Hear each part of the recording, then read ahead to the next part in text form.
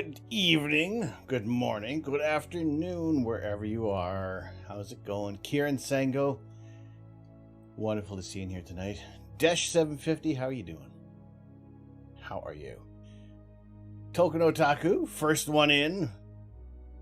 We don't count the bots, but good to see you in here. Andy, hopefully your evening is going well.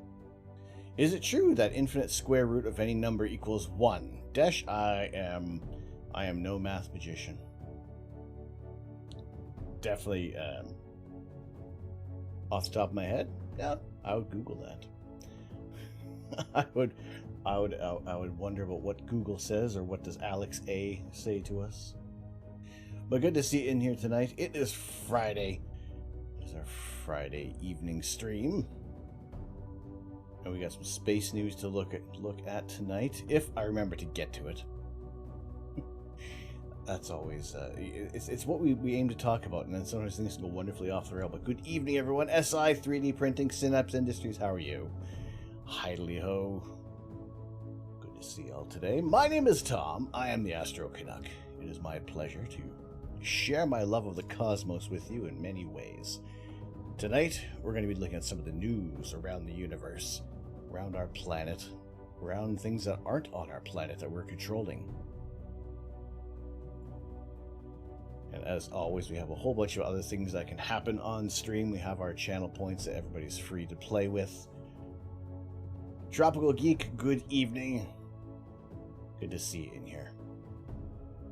Hope everybody's week has gone well and rolling into the weekend. You got some well-deserved time off, or if you're just kind of rolling into, well, getting busy on the weekend, you can get busy on the weekend too. That's fine. I don't care. If you are getting some things done, we have rain forecast for the entire weekend, and actually, tell a lie, the forecast may have changed. We have rain forecast for most of the night and some of tomorrow. The forecast has actually largely changed. Unfortunately, not for the better at the moment. This is still what we're dealing with. Although, surprise, surprise, we have this little tiny clear patch of skies tomorrow evening. I don't know how long that's going to hold up for. Actually, to be fair, this is like, 4 o'clock. I'll probably have to refresh this page. Let's see what we have, because usually we are taking some images of outer space. And one of our latest offerings was in the O3 region of our visible spectrum, just that little wavelength of getting some of the Crescent Nebula. Memorial Day looks like it's going to be colder and wetter than normal. Normal for Utah, which is actually a good thing for drought. I mean, I've noticed it has been fairly below seasonal temperatures, although it looks like come Sunday, Monday, we're going to be up into the 30s / I guess 80 Fahrenheit, perhaps. You've watched the last 2 hours of the deep cases amber side. Oh, the depth cases. Oh, okay. I am like so out of touch with that. It just seems that he's got a horrible rap on everything that he. Do I know the ins and outs of it? No. But hopefully it ends up as a favorable outcome for those who need it. You like the soothing sounds of the streams. I'm glad to have you in here today. Wonderful to have everybody joining us. It looks like later in the week, it's going to get warm. And then cool down a bit. Oh, holy potatoes. All right, so we have Tuesday. We're getting up to about maybe feeling like 30 degrees Celsius. And then Wednesday, getting down to 4 degrees overnight. It all over the place. I know. This is what we had from the O3 filter earlier. Caleb, how you doing? Quagsire Forth Smashwold, how you doing? Welcome. Good to see you in here. Thank you very much for joining us today. Welcome. Good to see you. ETEP, good evening to you. How are things? Good to see you tonight. Now, we did have the O3 filter in earlier. I will have to check the data, but I believe we got about 3.5 hours on the O3 channel. which is fantastic. Now that we have probably about like an hour or so of HA, so we could do probably a pretty good process of the of an HOO. So this is the website that we use for our initial forecasting. Actually, let me refresh. Make sure I'm looking at the right forecast. So pretty much everything that's green, that's what we want.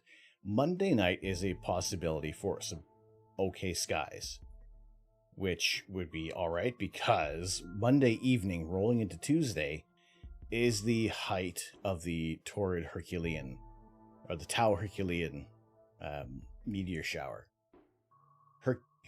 Herculeans. That's what we're going to be looking up for. You won't get the verdict until Tuesday. Well, okay, so they're coming up to a verdict. Things are all right. Excellent. Well, Quagshire, thank you very much for joining us today. It is always a pleasure to see everybody in. Now, tonight we don't have... I've managed to clear off the desk a little bit. And that is in preparation for absolutely nothing. It is just nice to have a clean desk space. We were working on the Metal Earth Hubble Space Telescope, and this is like the most complete portion that we have. If it wants to focus, there we go. Focus, thank you. So we will continue that. I'll have all the pieces separated for Tuesday, and we will complete this on Tuesday's stream because there aren't that many steps to go. Hey, Ron, Aaron, how's it going? Good to see you in here. ETAP, you doing well? Awesome, fantastic. All right, so there's a little bit of a comparison I want to do right now, and I'm looking forward to sunset even more than usual tonight. I'll give you 2 seconds.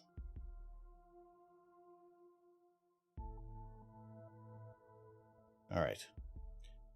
So it's the choice between this camera or this camera.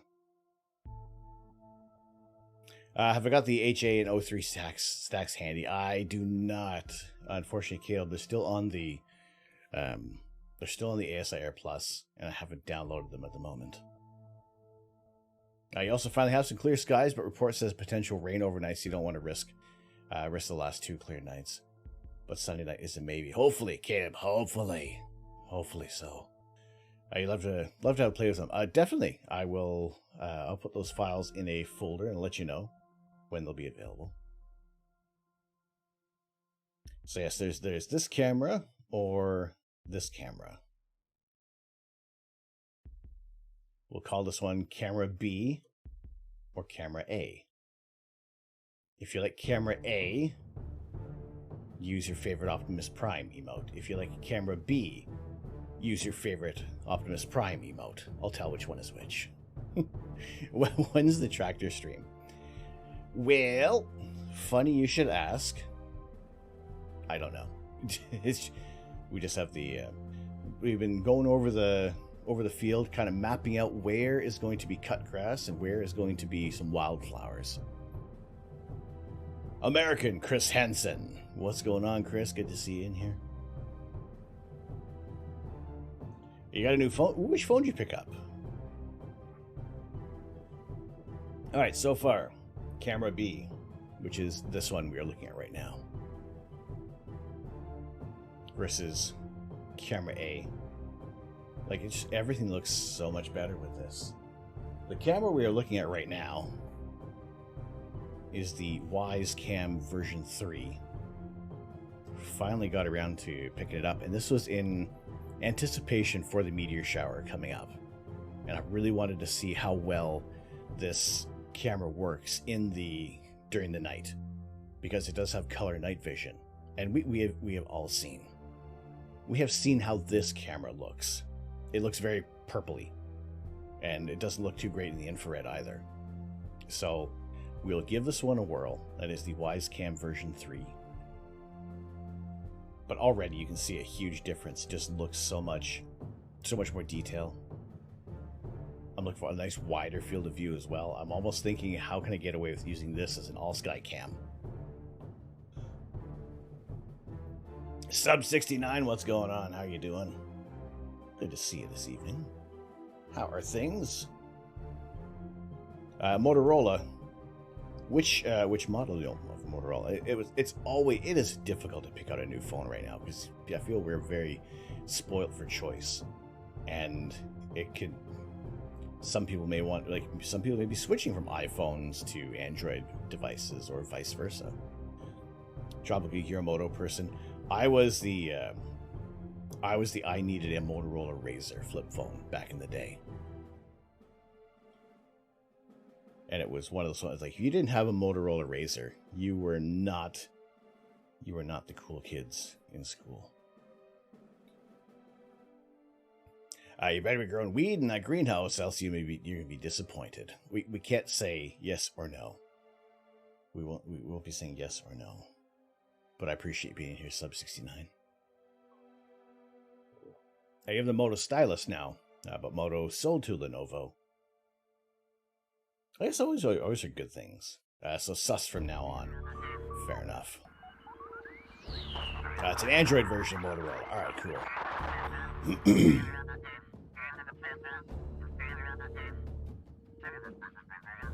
Man, the Wisecam picks up a whole lot of other signals.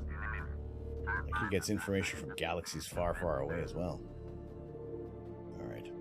Okay, so the real test will come tonight when we are going to we'll play around with the... actually, the sun really isn't going to be setting until about 10:30, 11 o'clock. So that's kind of as we reach the end of the stream, really. But we'll keep an eye on this camera. We'll play with the settings and see, because there are different levels of infrared you can use. So I will see what we have available. Like, what is the possibilities with this camera? Like, already compared to this, it is more vibrant. We have a much wider field of view.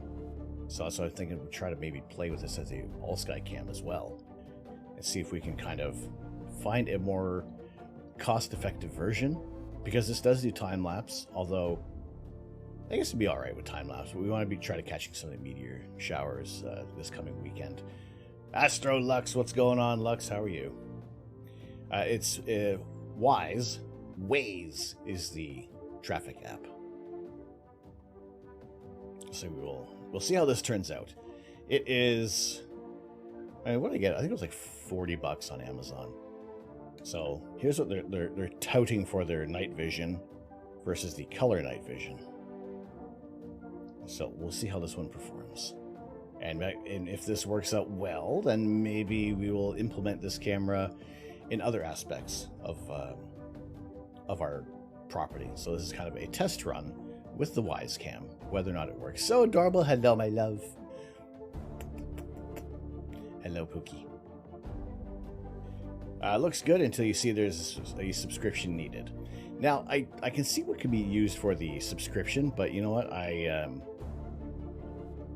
didn't have a subscription with the other camera, and really it is just we're recording on the memory card. I'm really not aiming to do anything fancy with it. You could, but I am not trying to do anything overly remote with this camera. It's hooked up to my network. We're looking outside. We're checking out the landscape. Are you doing the meteor showers while streaming? I will aim to. I will definitely, because right now the weather is looking to be slightly in our favor. Yes, if you get a subscription, you can watch the app with the camera saying, or what else is in there?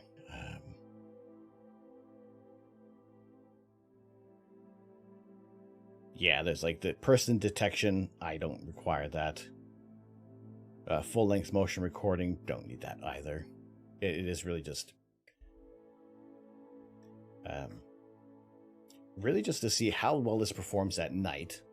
And if we can actually get a good look at the meteors. Better than we did before. Clouds came in, but you had 40 minutes of good North America data. Plus 4 near-Earth objects confirms. Oh, excellent, Lux. Awesome. Well, I have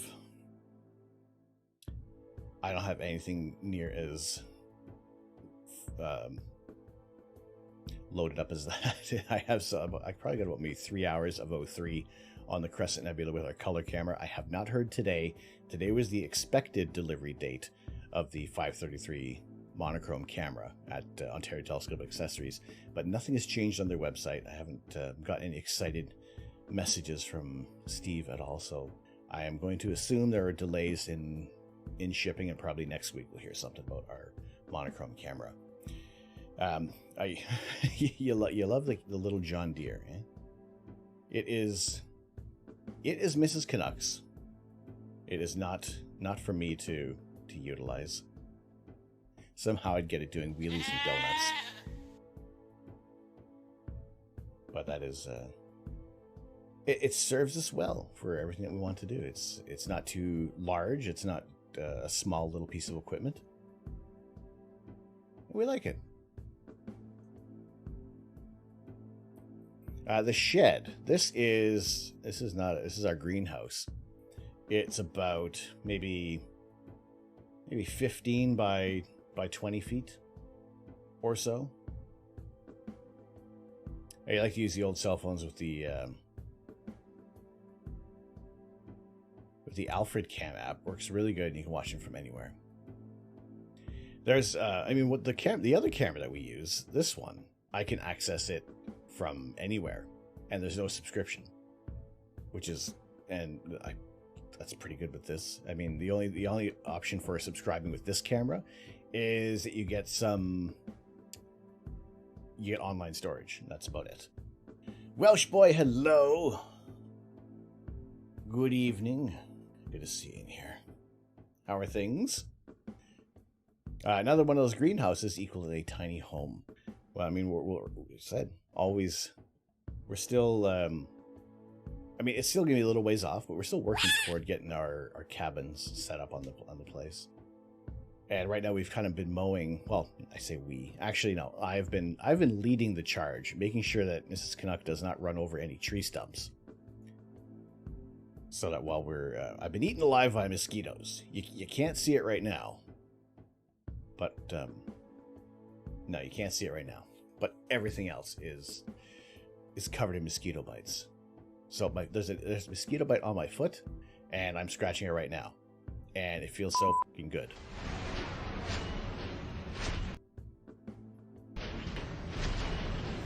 Good. Thanks for watching Star Wars Celebration. Extremely excited at what's coming.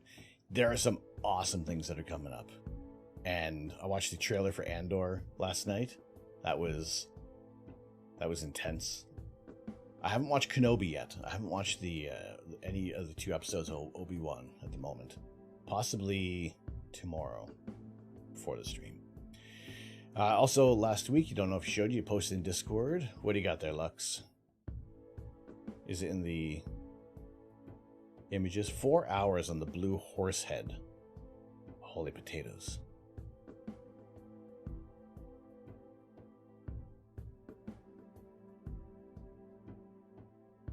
I would say that's really that looks very nice. We tried to go after the blue horse head a while back, but it was just a little too low on the horizon. So hopefully, as I moved the camera over on the deck as well, so we'll see how things turn out with that. Nerduino, good evening. How are you doing today? Good to see you.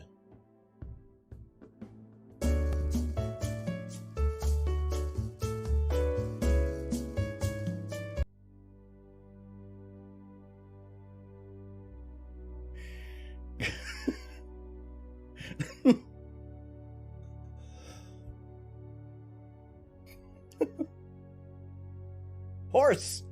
Horse! Horse!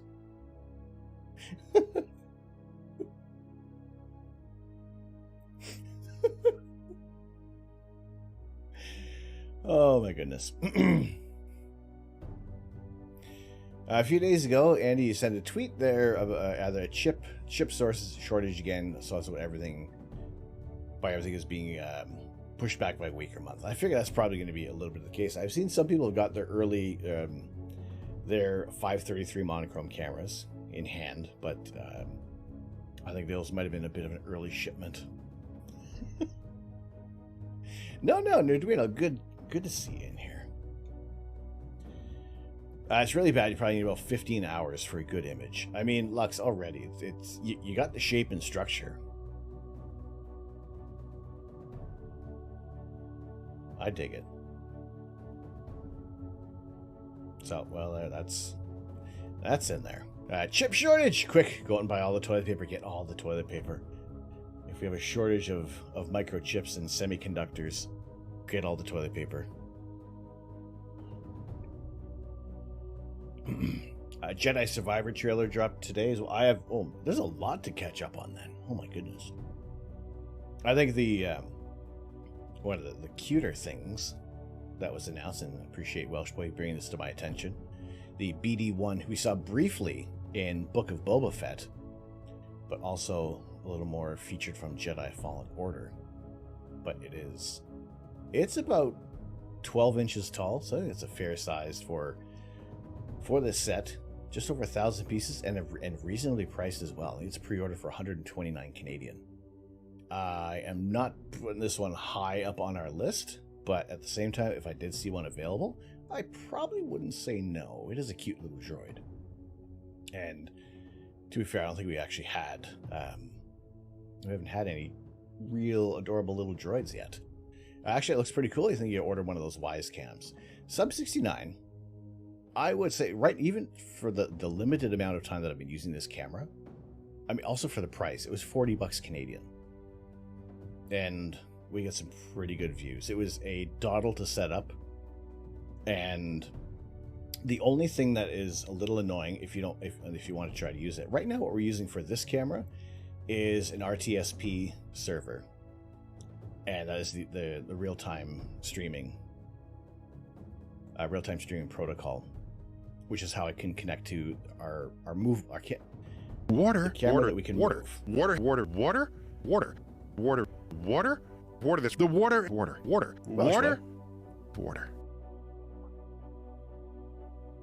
Thank you very much for the hydrate. Appreciate it.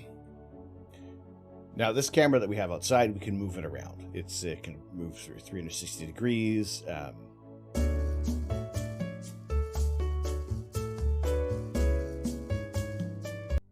give or take. This camera we can move around. The only downside to the Wise Cam is it's a stationary camera. Now, it's not to say that we couldn't get some other kind of rotating platform. The other thing I'm thinking of is utilizing this on top of the telescope so we can actually have it pointing out to the region we're looking at.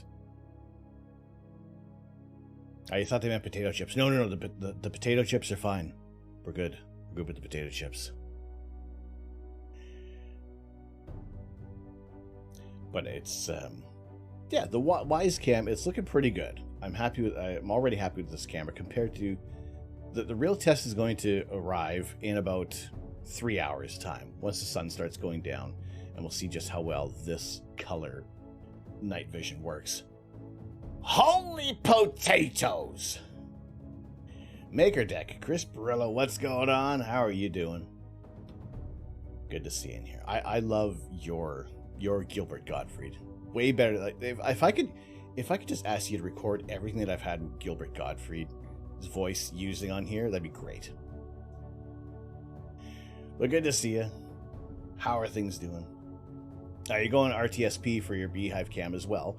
Just have to lay the new cable from the router to the camera.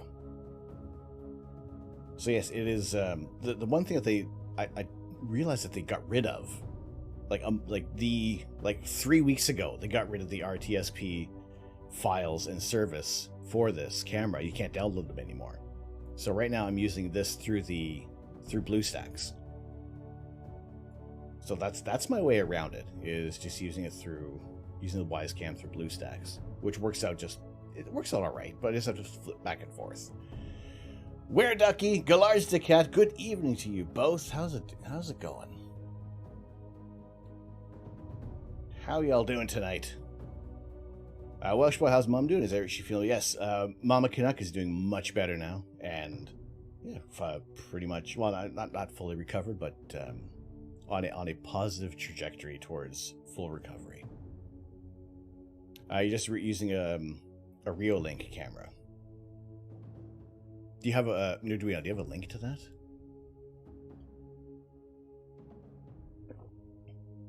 that? Shortage on delays in shipments because China is going back into lockdown.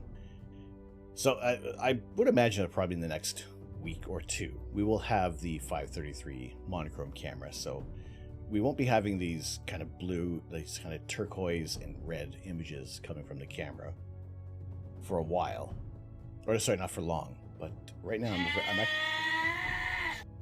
I'm fairly impressed with how this looks. You funkin' do it. How you doing?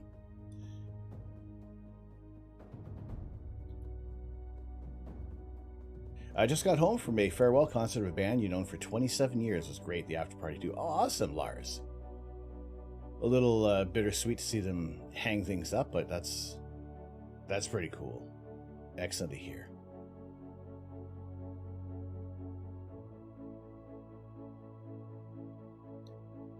It's good news. Trust so adorable as well. Yes, she is well on fantastic form. She's been busy. She's been busy outdoors with getting the just her and mother-in-law Canuck getting the outdoors prepared for what our vision wants to be for the future. So kind of outlining what's going to be cut grass, what's going to be more wildflowers. Your 40 minutes is bloody amazing for broadband. What's that for your Lux for the Horsehead? Caleb, you please do let you know when you do. Of course, I will be like the parcel will arrive, and I'll let you guys know when I'm going to unbox that bad boy. You can access it through their phone app and get the IP, and then stream it straight right into OBS. Does OBS doesn't do? Interesting. I never thought of trying that. NGC 7000, North American Nebula. There's a few videos on your Instagram stories. I will check out Instagram in a bit there, Lars. You need to come to witness that monochrome. The view of the monochrome. I'm looking forward to that. I think probably the first wavelength will be hydrogen alpha with the monochrome camera. All right, so this is what you are using. I don't know if I looked at this exact one, Nerduino, but I did see a very similar kind of camera kicking around.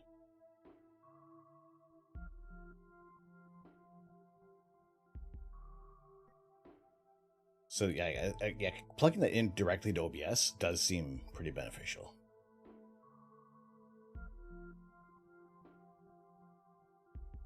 All right, Lux, if you can, obviously, happy to see the image shared on here. Here. That definitely supports RTSP. Yeah, the Wisecam, they cut off the RTSP support for the moment. They said they wanted to get it right. I'm pretty sure if I could find the file, the most recent file for the RTSP, then I could use that. But you do lose some features on the camera, and I think you actually can't use the memory card to record video. It'll all have to be stored onto your computer. So I think what we're doing right now with utilizing the utilizing BlueStacks to fire up this camera is fine. And by get it right, do they mean buy our subscription? It'll probably end up being on the subscription side of things. There's a fair chance. Is the bricks in front of the tractor, is that where the offering is made in an effort for clear skies? That is our clear skies altar. And so far, the only sacrifice has been a pine tree.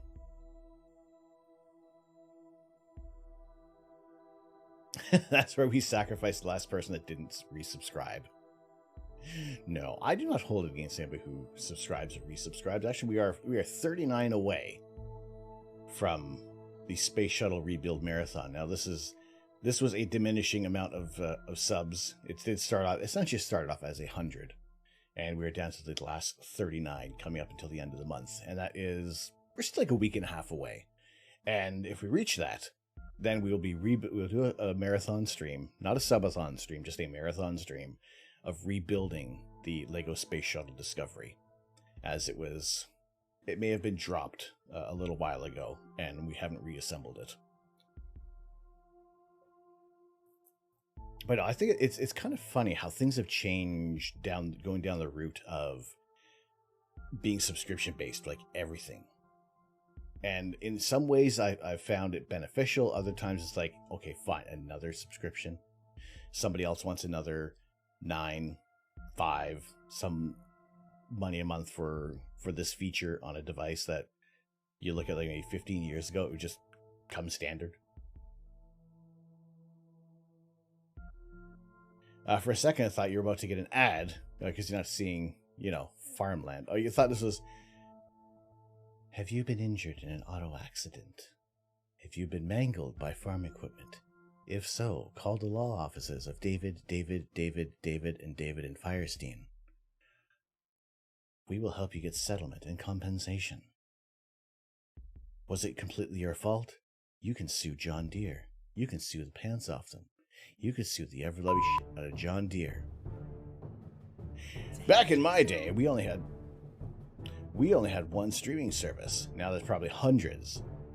It's largely almost gone out of control. Astro, you will find 1 credit for violation of the verbal morality statute. Well, Welsh boy. Towards the chilly effort. Welsh boy, thank you. Thank you very much for the 100 bits. Towards the chilly effort, yes. We are, well, as soon as the awesome sign from Macabuilds moves down, we'll see we're getting very close to that ghost pepper tonight. Yes, all right, Welsh boy, you get a bonus peanut. There'd be 2 nuts for you for this, but there's a nut and a half.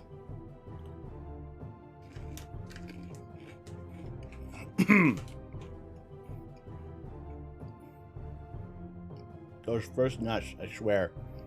Third Rock, how you doing? Back in my day, we walked to school uphill. Both ways. In the snow. Do you watch Linus Tech Tips? You've been watching them for years now. I have watched a few Linus Tech Tips videos. Some interesting things. There was a... Oh... You know when something... Oh my goodness. A subscription is out of control. How close? Asking for a friend.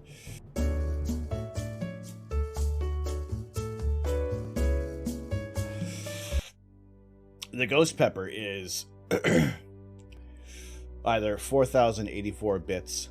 Well, it's 4,084 points. It is influenced by bits and subs on that life bar. When I were a lad, all this was swamp. I know, right? The service fi everything for $5 a month economy does not spark joy. They said it was daft to build a castle in the swamp, but I built it all the same, just to show them. It is. Here I am complaining about the service, the subscription services, and we're also saying it in the same breath. Here is our goal for the month. Anyway, I would just like to see something a little more cohesive for many streaming services, especially with you get there's HBO, but then with Canada you can get Crave, and then you can access a little of HBO and some other services. But if you want to watch this program, you got to subscribe to this one, and it's Netflix and Amazon and Disney Plus don't really talk to each other, so you kind of have to have all 3. The only benefit is that, okay, if my brother subscribed to this one, I can get in through there, and I'll subscribe to this one, and we kind of offset things like that. You're thinking about the Stream Deck. Price is amazing. £300 for the base module. Now, I would say I picked up a Stream Deck, and I wouldn't say it changed my life, but it made things a little easier for what we're doing on stream. But I'd say that I was getting on fine without it, but there's some of those there's pluses and minuses to a Stream Deck. It's something that you don't need to do streaming, but sometimes things like that can help out a little bit.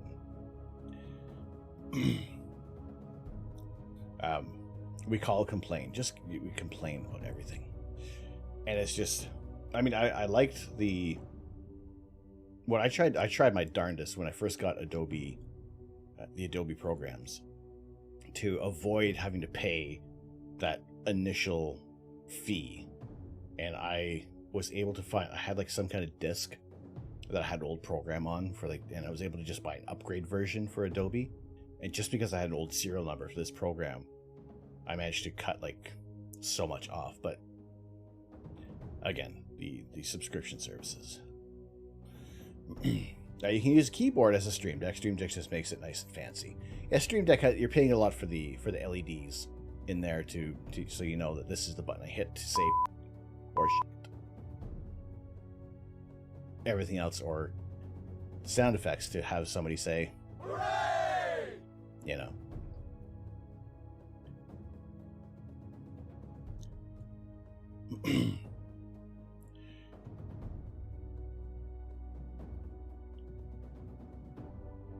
Focusing on infinity. Sean, how you doing? Good to see you. Yay, Wisecam, indeed.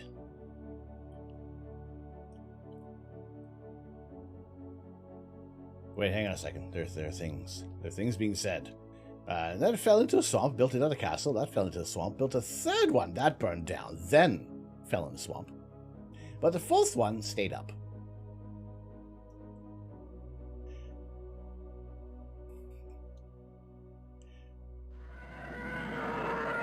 I use Touch Portal on the old Kindle, which is pretty good. Not as slick as the Stream Deck, but only $12.99. Exactly. I tried. The only thing was that with this is that you were able to do the monthly payments through Amazon, so it was like it didn't seem like that much of a hit. Yeah, good to see you in here. You might have had the album of the soundtrack of the trailer for the film Monty Python and Holy Grail in high school. You might have obsessively listened to it for about a year, and then you might have several scenes memorized in entirety. We have one homage to Monty Python and the Holy Grail in here.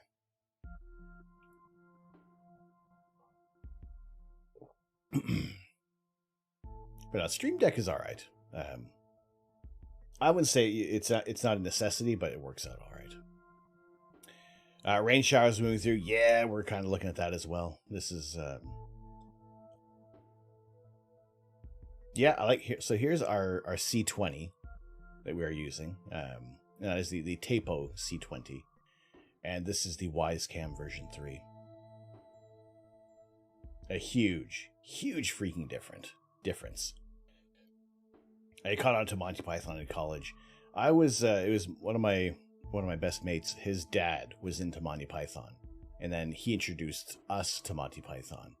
And oh my goodness, I think we were probably in like maybe fifth or sixth grade, and that has been like his obsession and my enjoyment of Monty Python.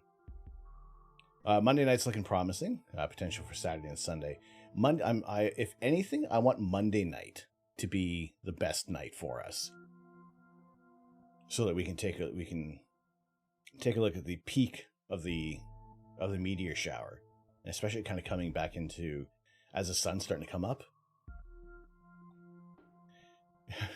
His wife, she's got huge tracts of land. I was in high school. High school history teacher shared the one scene. We say it's totally education example of the witch hunts. Exactly.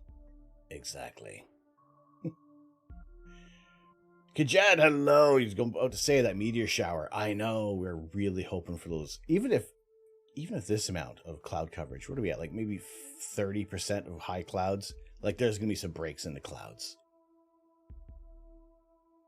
That would be a good option. Goddess of D's, hello, Goddess. How you doing? Good evening. Welcome. Good to see you tonight. How are things? How has your week been?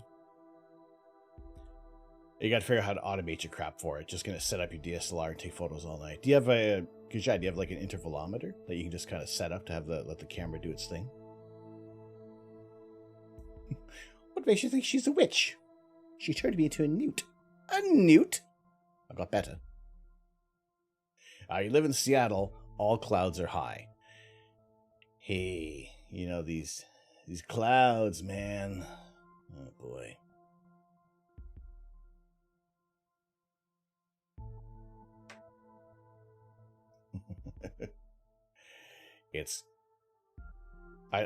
There's nothing I can say that Goddess cannot twist into something else. But good to see you in here. So this is what we're looking forward to. If the skies are going to be decent, we will utilize our new camera that I finally said yes to. It's like $40, and I think this is already like the best little bit of camera investment we've done in a while. Or mount on your wide field scope, that could work as well. Every star will die, including hello, our Jay. own sun. And eventually all that will be left is a sparse soup of particles and radiation. Even the energy of that soup will be sapped away over time by the expansion of the universe, leaving everything just a fraction of a degree above absolute zero. Tastes like cherries. But TGIF, am I right? You don't have enough field of view, so you don't know. It's some. I am inevitable.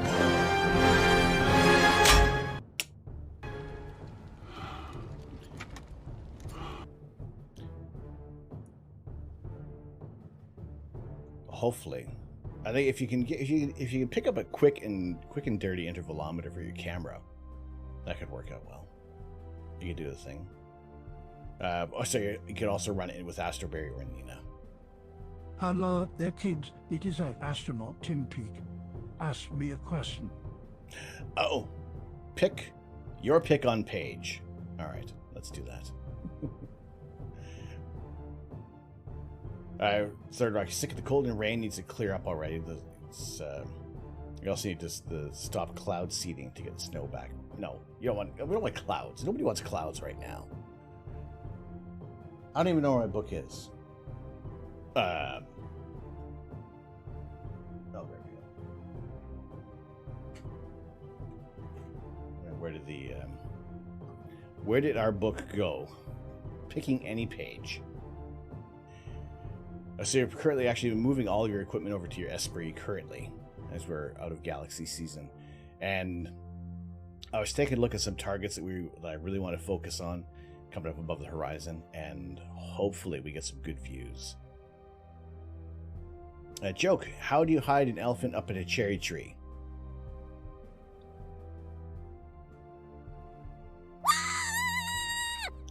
Paint its testes red? What? What's the loudest noise in the jungle? A giraffe eating cherries.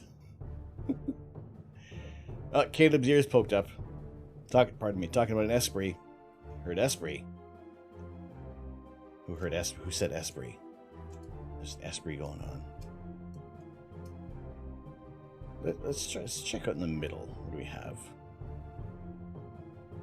Alright, here's one. Astro Printer Liam, how you doing? Esprit Club Unite. There you go. Hands up. Are you in the Esprit gang?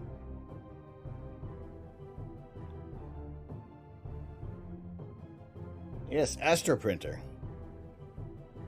Makerdeck is trying to get you hooked up with Science streams. The connection's made. Exactly. Always good to see Liam in here. So, question. In your photos of Aurora, is this how they appear to the naked eye, or are the colors more intense because of the camera exposure? For photographing the Aurora, I found that half a second exposure and a light sensitivity setting of ISO 6400 give a very close image to what we are seeing with the naked eye in terms of color and intensity. If anything, and I hate to disappoint you here, we see more spectacular image with the naked eye. The camera doesn't do justice to the aura eerily snakes and ripples. changing in both intensity and color from the darkest part of the night orbit until daylight approaches. We really need to see some aurora here. And I wonder if the WiseCam actually may be a good option with their night vision. Again, still checking that out.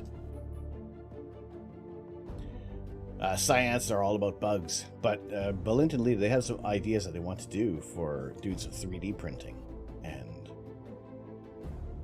possibly get in touch with you. The SCT is great, but with an F10 you need something wider. Oh, for your for doing some imaging for anything.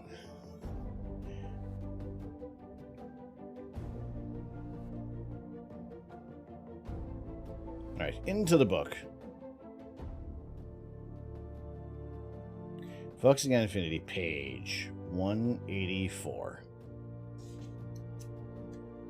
There you are. For all time. Forever and ever and ever and ever and ever, until the ink starts to fade, the paper starts to degrade. This is your page.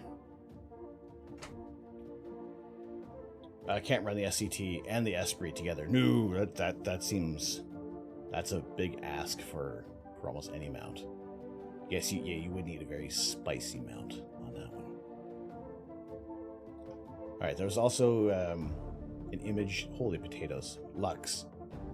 What was this? You said this was 4 hours on the North America Nebula and Pelican? That is looking nice. I'm liking the bit of the blues you're starting to pull out here. Something like just 55 pounds with just the two optical tube assemblies. Guide scope plus cameras plus accessories equals a great deal of sadness. My goodness. Alright, yes, also the lightning did scare the shit out of me. So, Alex, how you doing? How are you doing tonight? Good to see you in here. Alright, I have something different, but I don't know how to utilize it yet. I found something while I was cleaning up some boxes from my old man's office. And I looked at it and thinking, okay, first of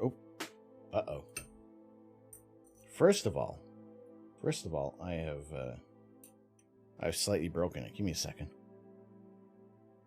I've dropped my balls. Oh, this thing could be anywhere. Uh-oh.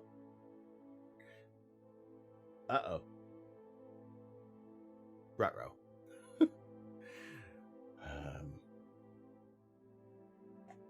Okay. Well, maybe I don't show it right now. There it is. Jeez, I'm dropping balls, dropping nuts. Every star will die, including our own sun. And eventually all that will be left is a sparse soup of particles and radiation. Even the energy of that soup will be sapped away over time by the expansion of the universe, leaving everything just a fraction of a degree above absolute zero.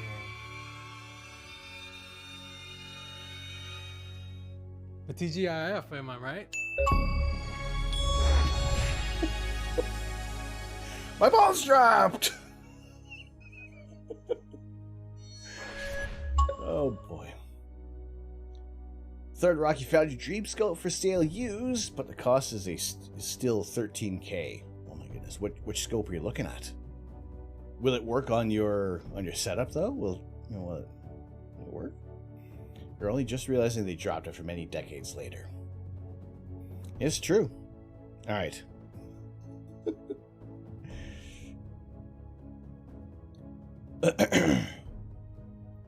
The ghost nuts are still doing some. Alright, let me move this. Actually, I'll just bring this camera down. So we have this little device. Water. This. The water. Welsh boy, thank you.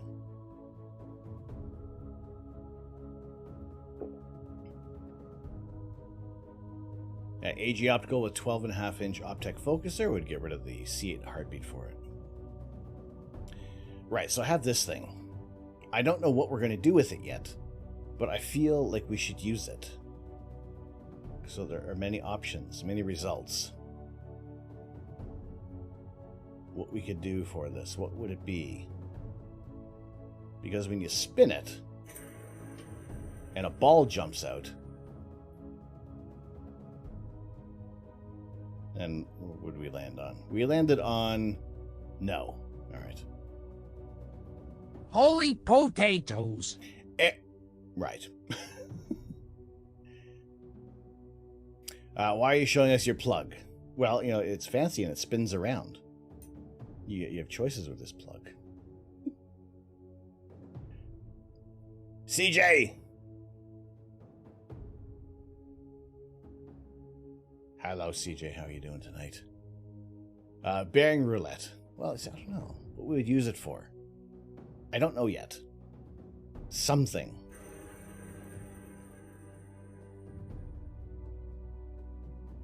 And clearly it always lands on what is facing away from the camera. So whatever it was, we have to buy something. I don't know. Anyway. Something to think about what we're going to utilize on the stream.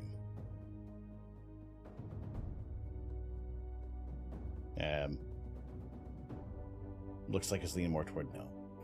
Buy Lego. Buy a filter wheel. There you go. Oh, wait. Not counting don't finish anything else. Yes.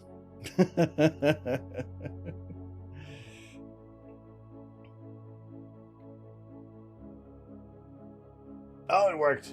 My hands were busy. I was unable to muck up the mosaic. So yes, what we're going to use this for yet, I don't know, but I would hate to see it go to waste. So something, we'll do something with it. Some kind of channel point redeem that will have to spin the wheel. To what end? I don't know yet.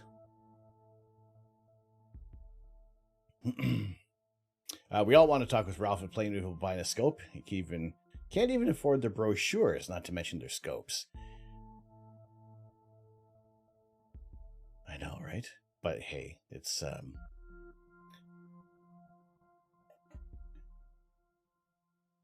always we can dream, can't we? Imagine having to sell something. I know, right? Only the numbers seem useful. I know, it's yeah, because the options don't lend themselves well to what to. Maybe it's like, not if you want to know what you want to do, and it lands on yes or no. Then that's how. There's a little bit of thinking you need to go on. You need to go with this.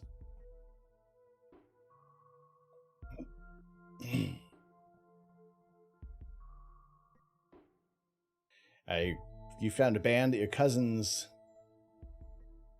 Your 11th theory, your cousins are going mad over it. Like they're going like positively mad, or are they angry at the band that you like there, Andy?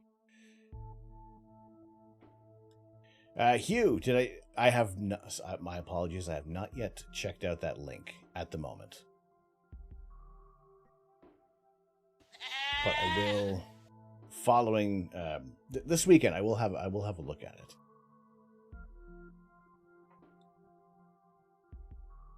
See what we can.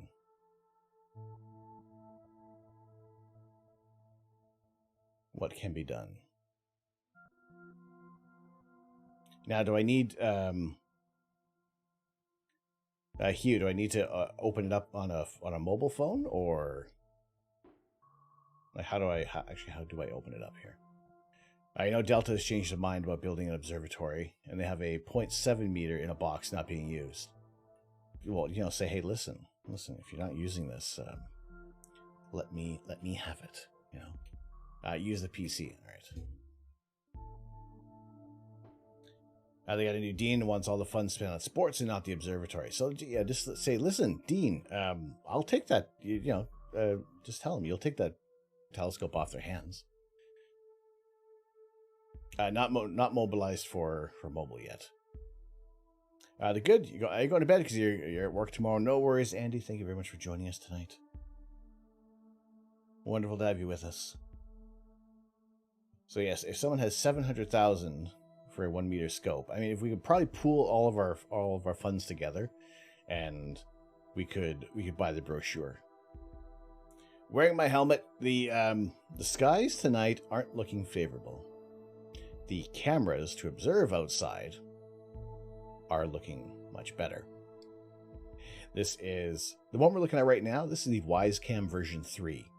Bit of a step up, I believe, from the current camera that we are using. Now, the only advantage that this camera has is I can adjust where it's looking, whereas with the WiseCam, we are stuck in a single position.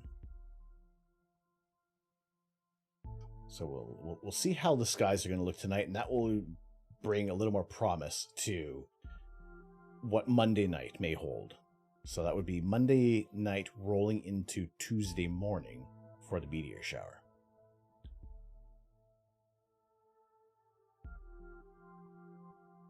If you offered to home their scope, they can use it for your backyard. Exactly. Just say, come on over. You don't have to knock. Just let me have it in my backyard.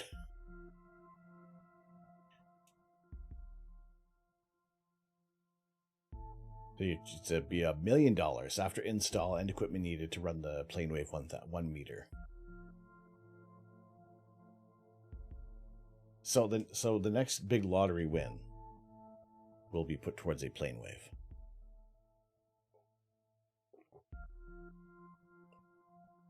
So yes, if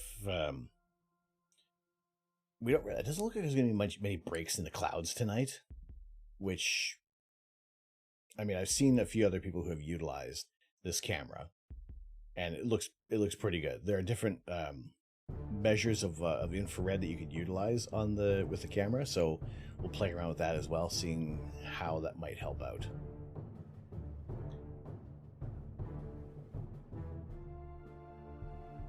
But no, this already looks like a huge improvement over what we have, and now this one will probably end up relegating this camera to just staring at the telescope, and we'll utilize this camera more for, I guess, some fixed points in the sky, but I'm also thinking about getting a second one to put on top of the telescope as well, so it will look out in the direction that we're imaging.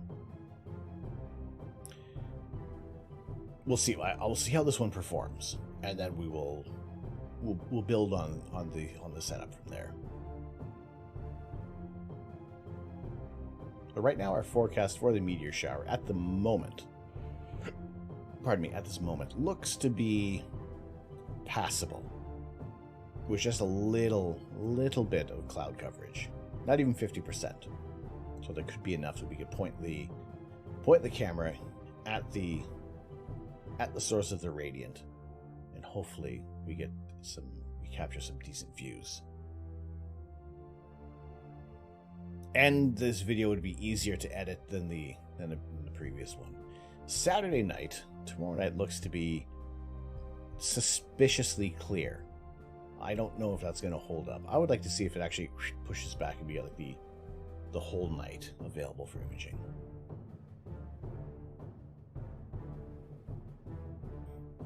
Helmet, you're part of a club that inherited a university scope, and they spent a huge chunk building a shelter to mount. Not to mention the control hardware and the software banging setup, though. And it's just all of everything else that comes, like, yes, the scope, but then there's all the other elements that come with this hobby. It isn't just one piece and done. Maybe we can get all astrophotographers around the globe to pitch in, and we get 2 1 meters, one in the north and one in the south, in Portal 1 skies. And then have it hooked up with the absolute best internet. Video frozen. Which one? Mine? Oh, maybe the internet's going to start doing some weird things. You got good and bad news. 37 Celsius next week. Bad news is it's all clear, but you ain't at the observatory. Oh, dear. Danger zone. Macabuilds, what's going on, sir? How are you doing? welcome. Welcome in. So how many times now that Top Gun Maverick is global, how many more times are you going to see it? Good to see you in here. You want to click on that link, go check out Maca Builds. The biggest Top Gun fan that I have ever met, and a fantastic Lego streamer. Chilled stream to hang out in.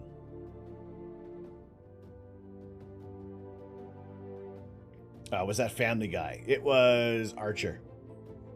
I've seen it twice now. Third is definitely on the cards.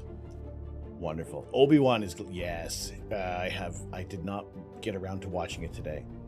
I will hopefully check out Obi-Wan tomorrow. And as of today, there's been a great deal of Star Wars news announced, a lot of programming, and yeah, like also the upcoming release. There's a pre-order available already for BD1. We saw him briefly in Book of Boba Fett and featured more prominently in Jedi Fallen Order. But again, it's a droid that's about 30 centimeters, 12 inches tall. I think that's a fairly decent size for a Lego set. And not that it hasn't rocketed to high on our list, but I wouldn't say no to it.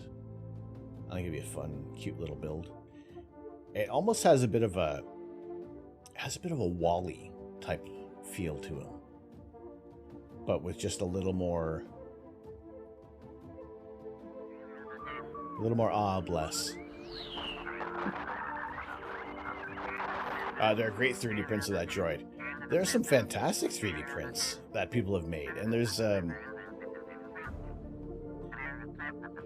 little like a little pick apart assembly. Liam, did you print that as well, or like I've seen people have made little quick build kits for BD1, and some are radio controlled.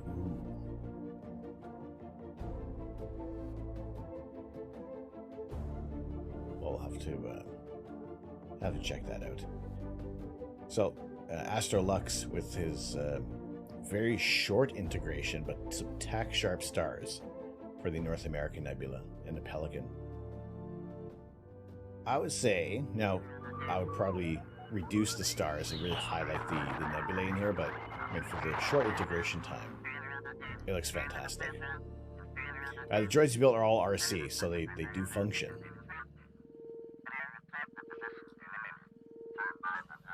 It's one of those things, like, you've always, like, having your own, like, R2-D2, like, that was, like, the only, to my mind, like, for the longest time, like, the only droid that anybody really wanted, you know?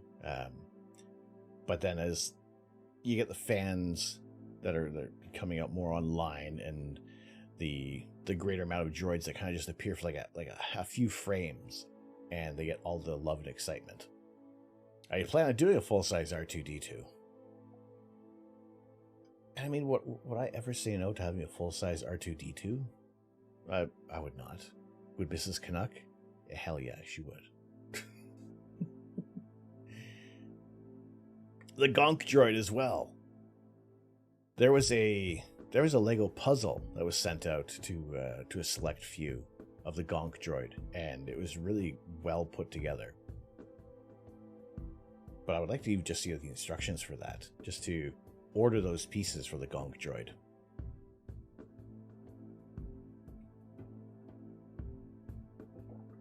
So right now, what we can see is pretty much a direct comparison between our two cameras. This is the WiseCam version 3, and this is our Tapo C20 that we've been using for quite a while now.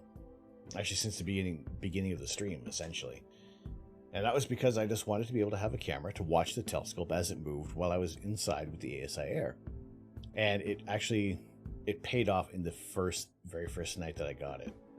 This is at the time when the ASI Air was having the problems as they went on holiday, and I went to do a meridian flip with the telescope, and it went in the wrong direction. And it started going like way in the wrong direction, so I was able to quickly cancel the movement. And then that was it.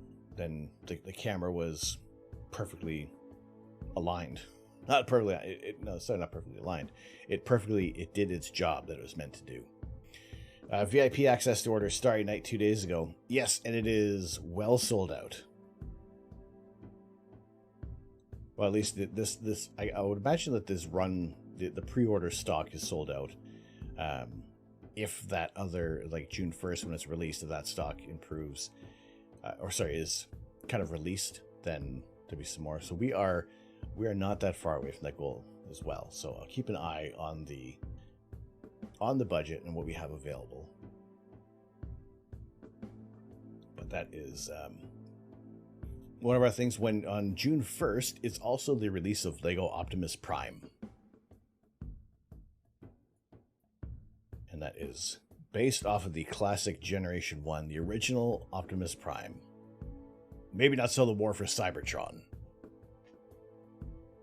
But we are still going on with the voting for our Optimus Prime emotes. Whichever one has the most votes, whichever one gets the most usage, at the end of the month will become our new animated emote. A monitor cam is mandatory. It is. It's just to make sure that nothing's getting caught, nothing is, and just to watch the telescope move and know that everything is doing what it should. You've thought of getting more wise cams through the observatory. See, what I want to do is I want to see how this one performs. I want to, although I'm pretty darn sure that I'm going to be happy with how everything looks. The idea would be to have one of our a stationary cam, which, whether it's going to be looking at the telescope or looking at the sky or something like, I haven't decided which one is going to be which. We'll still keep this one in use for something, and then also having a camera on top of the telescope pointing up toward roughly towards where we're imaging. It's going to be very, very wide field of view, but just to be able to have we have our view of Stellarium this way, but to have our own personal kind of Stellarium with the wise cam. You managed to snag a Starry Night. Gonna surprise the wifey. Shh, do you want me to delete that message? I can delete that message for you just in case.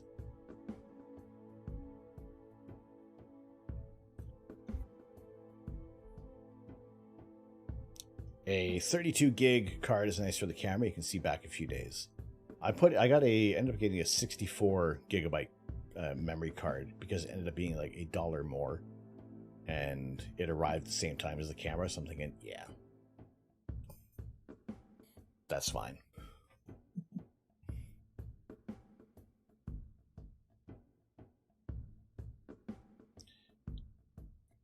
She isn't on here. Changing the sun. No worries. You're a beta tester for Starry Night.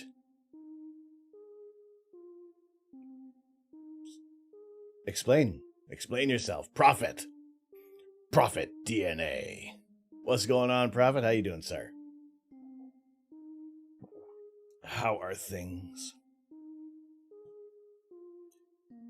Good to see you in here tonight. We're looking at two cameras right now. We're looking at our original camera versus our new wise camera. And so far, so good. I'm happy with that. I signed up with them years ago. Should have gone for the head. Not crap at a cracker. Only one can know me, ahoy! Au revoir.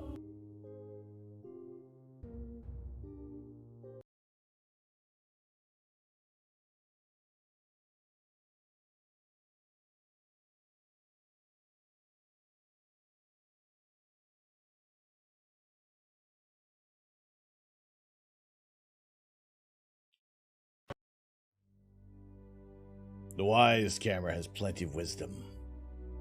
It is pretty clever.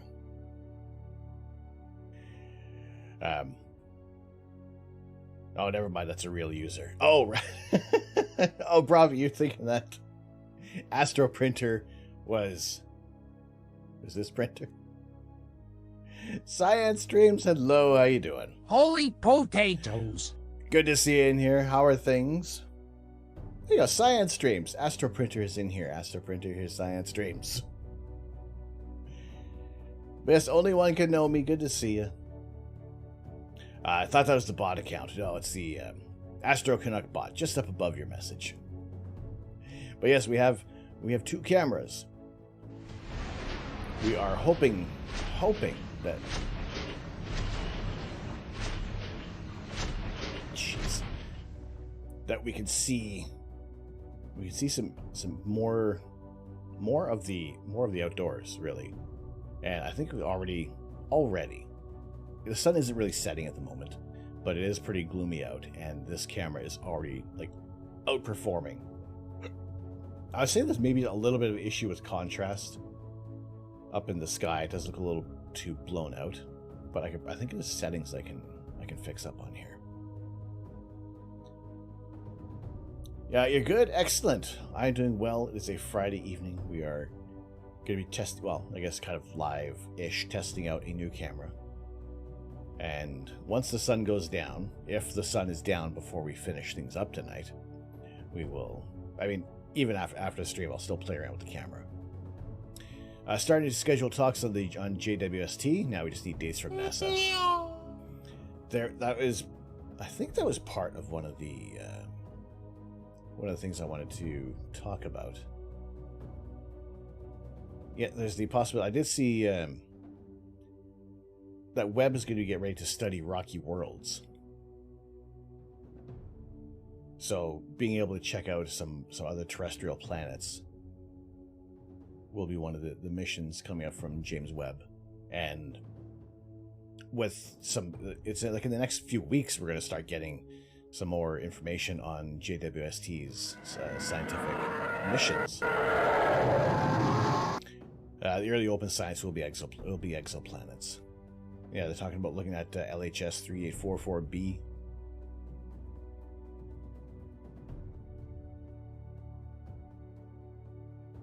So that would be very interesting. List of the first year's missions are already published. Where are they published on? Still quite bright there. How long until night? We are... What are we at right now? Friday. It is currently 8 p.m. Civil dark doesn't start until 9:30 p.m. Nautical dark beginning at about 10:18. Astro dark not commencing until 11:15 at night. Origining. Thank you very much for the follow. How you doing today? Glad to have you in with us. You may need to get a link. No worries. I appreciate it. Now, there was So earlier today, they're talking about the wet dress rehearsal for Artemis, for Artemis 1. For NASA's Space Launch System rocket, the Orion spacecraft is targeted to return to Launch Pad 39B at NASA's Kennedy Space Center in Florida on June 6th for the next wet dress rehearsal attempt ahead of the Artemis 1 mission. First motion is currently slated for 12:01 a.m. the morning of the 6th, with tanking operations being no earlier than June 19. The rehearsal is the final test needed before launch and calls for NASA to load the propellant into the rocket's tanks, conduct a full launch countdown, demonstrate the ability to recycle the countdown clock, and drain the tanks to practice the timelines and procedures that will be used for launch. So it's looking to be another 3... Is it 3 weeks or 4 weeks? June 19th. Yeah, we're pretty much looking at like another... Just about like another 3 weeks. Sorry, 4 weeks, essentially, to checking out the wet dress rehearsal. So as we had, they did have to bring everything back into the vehicle assembly building earlier on, and they're kind of hoping they didn't have to, but it was necessary to bring it back in and find out exactly what was up with that. Was it with the fueling tank and the plate? You're still incredibly psyched for Artemis. I am as well. It's kind of getting pushing towards what is going to be missions toward the moon.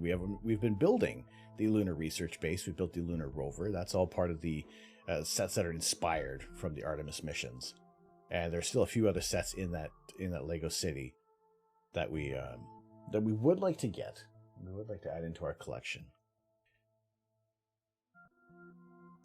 And coming up in the next little, what I would like to be able to do is kind of keeping it in line with the actual launch of the SLS, is going to be building the rocket launch center from Lego City. Here's the link to the approved proposals for the first year of James Webb. All right, we'll check that out in just a second.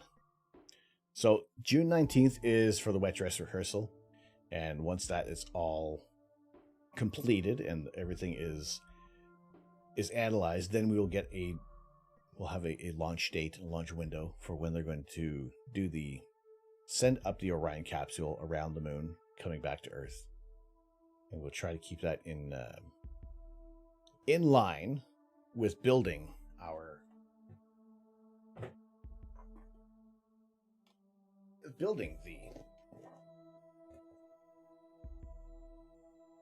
the rocket launch center.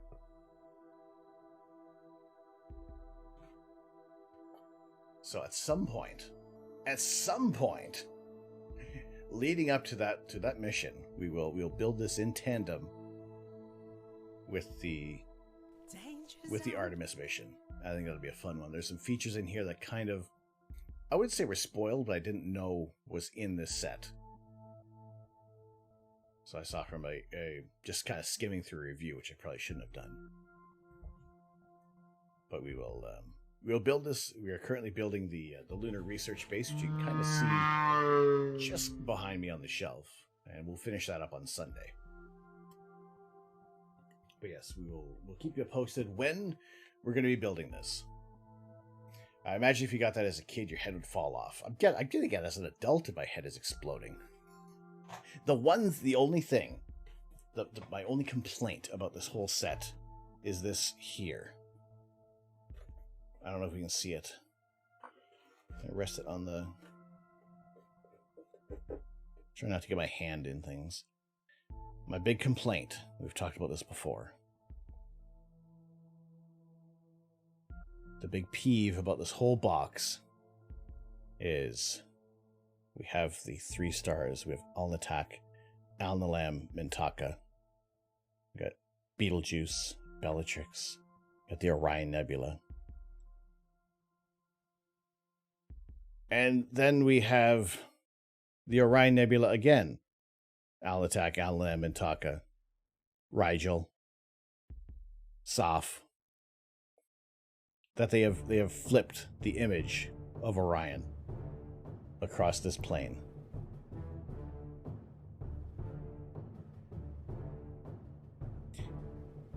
If this is my only complaint about the set, then let this be it for them utilizing they're just flipping the same image twice. That's a very massive gripe. It's the Cordis is the backup Orion Nebula in case the one gets lost. Very thoughtful of the universe. I think it's time to call them out on Twitter.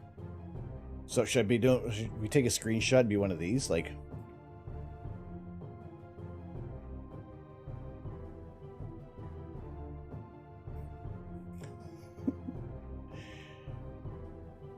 yeah, seriously. Like, hey, Lego.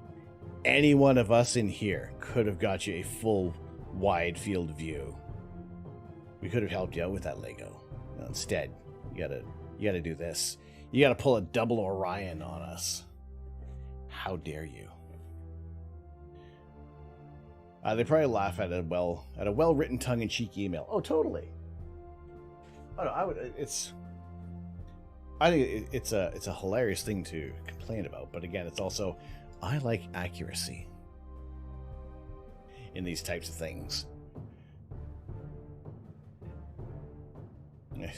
Criminal, naughty designer. Clearly that's the only stock photo they had available, and it just wasn't enough to cover the whole background. But other than that, start with, hey, dumbass.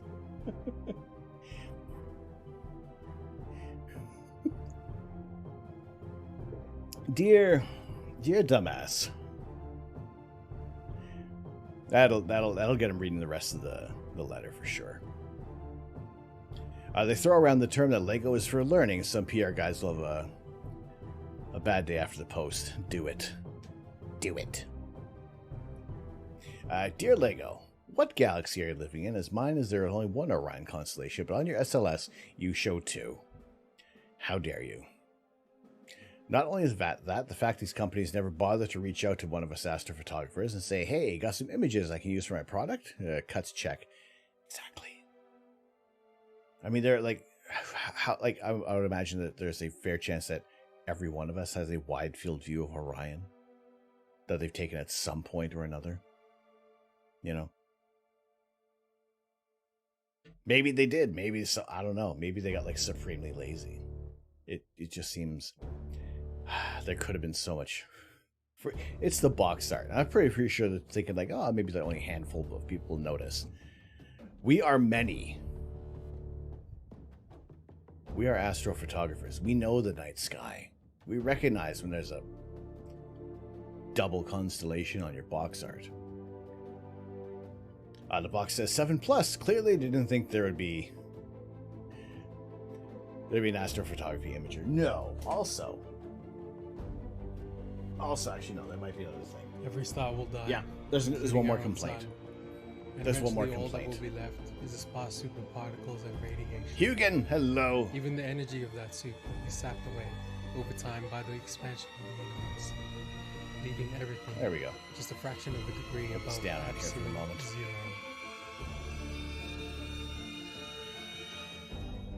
For TGIF, am I right?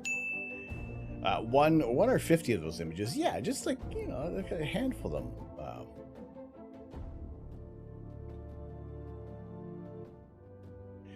A handful. But okay, another thing on here. Hugin, also good to see you in here. All right, let's move this out of the way for the moment. One other thing.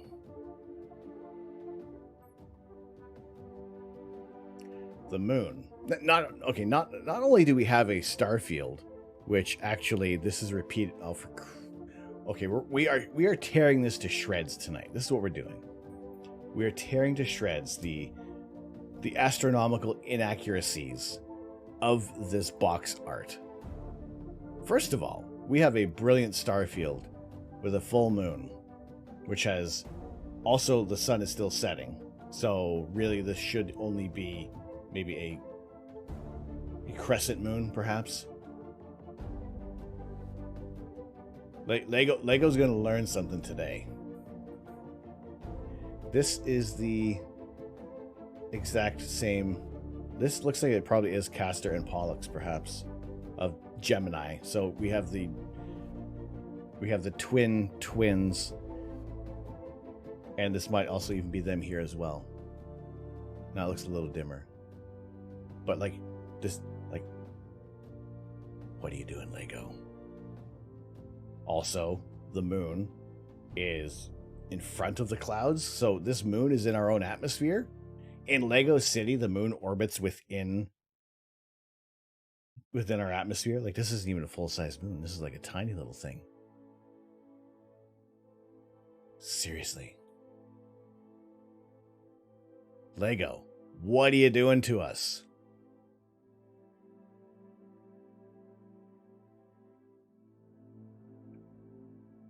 It's a Lego moon. At nearly a perfect line. Maybe it's just some Starlink satellites flying by. I think I'm a one messed up tide in the Lego world. It's bananas. To be fair, even like I never noticed this until just now. My original complaint, my only complaint on the front was going to be that the moon is in front of the clouds. But no, now there's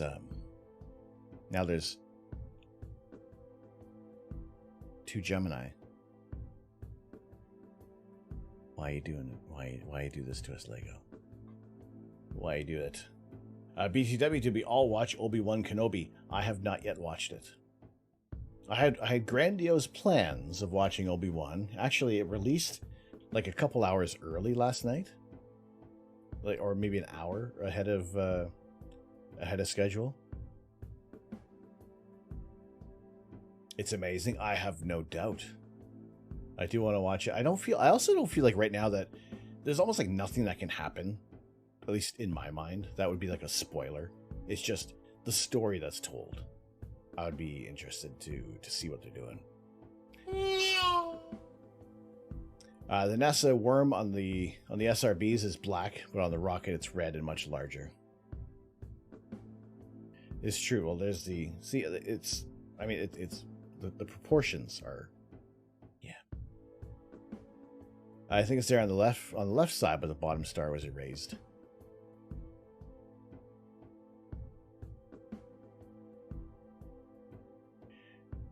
Over here, right? Yeah, there's a good chance.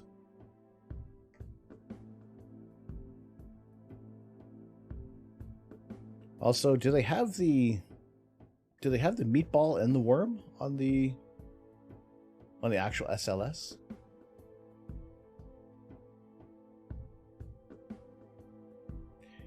We're gonna rip this thing to shreds. No comment on the minifigures, but microfigure scale of the rocket. It is, I guess, again, because it's also 7+. That there are some limited. It's not like this isn't the UCS SLS yet. But oh my, peas and rice. My eyes! My eyes! And do my eyes deceive me? Quiglius, hello! Hello, how you... Holy potatoes, how are you? How have you been doing? Lights are working. Oh my goodness.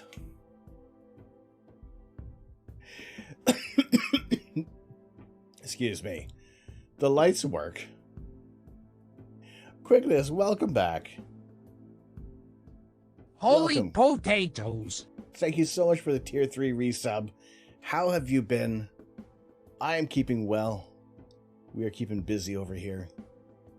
Yes, onto the spike of appreciation. Wonderful to see you in here today. My goodness.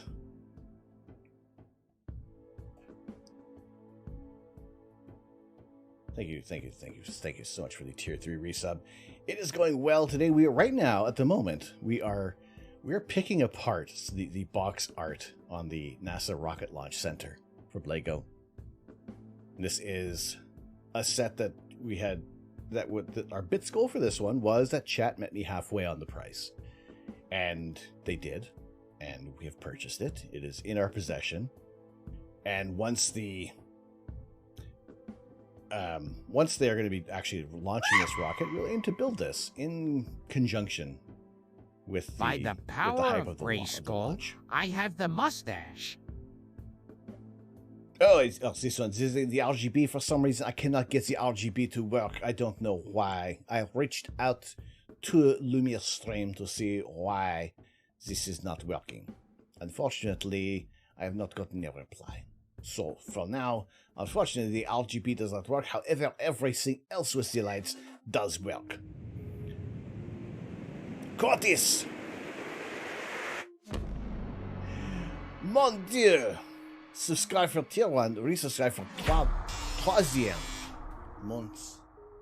Months is not the word I was looking for. But thank you. Thank you very much for the resub. Greatly appreciated. Let's bring us up here. On to our spike of appreciation for you as well. Thank you so much for the resub. Now, you also may have noticed that that this jumped up considerably. This counts for the sub points and This is Apollo Mission Control. Flight Director Cliff Charlesworth's team is on station here in Oh the my Mission goodness. Operations Control Room, ready to assume the control of this flight at tower clearance. Hype train. Hype train. Not a Apollo hobbit. Saturn launch control. We're now less than 16 minutes away from the planned liftoff of the Apollo 11 space vehicle. All still going well with the countdown at this time. ETEP, thank you very The much. astronauts aboard the spacecraft have had a little Thank you very chance much for to rest over the last few minutes gonna move or this so. up At least well. they haven't been busy with We're good right procedures now, with the but thank you spacecraft very test much. conductor. For the In the meantime, prime we have resub. been performing Thank final you so much checks on for- the tracking for beacons that, and the you could instrument chosen unit, which is used as the hundreds guidance of system during thousands the of powered others phase for your of flight. prime sub. Once we get down to the 3-minute and 10 Thank you very second much. mark in the countdown, we'll go on an automatic We have kicked off, sequence. and then we're starting As at far tier, as the launch vehicle is at a concerned, level 2 all hype train. aspects from there on down I will be greatly automatic, appreciate it. run by the ground master computer. This is Apollo Kajad! 11. Now 5 minutes and counting.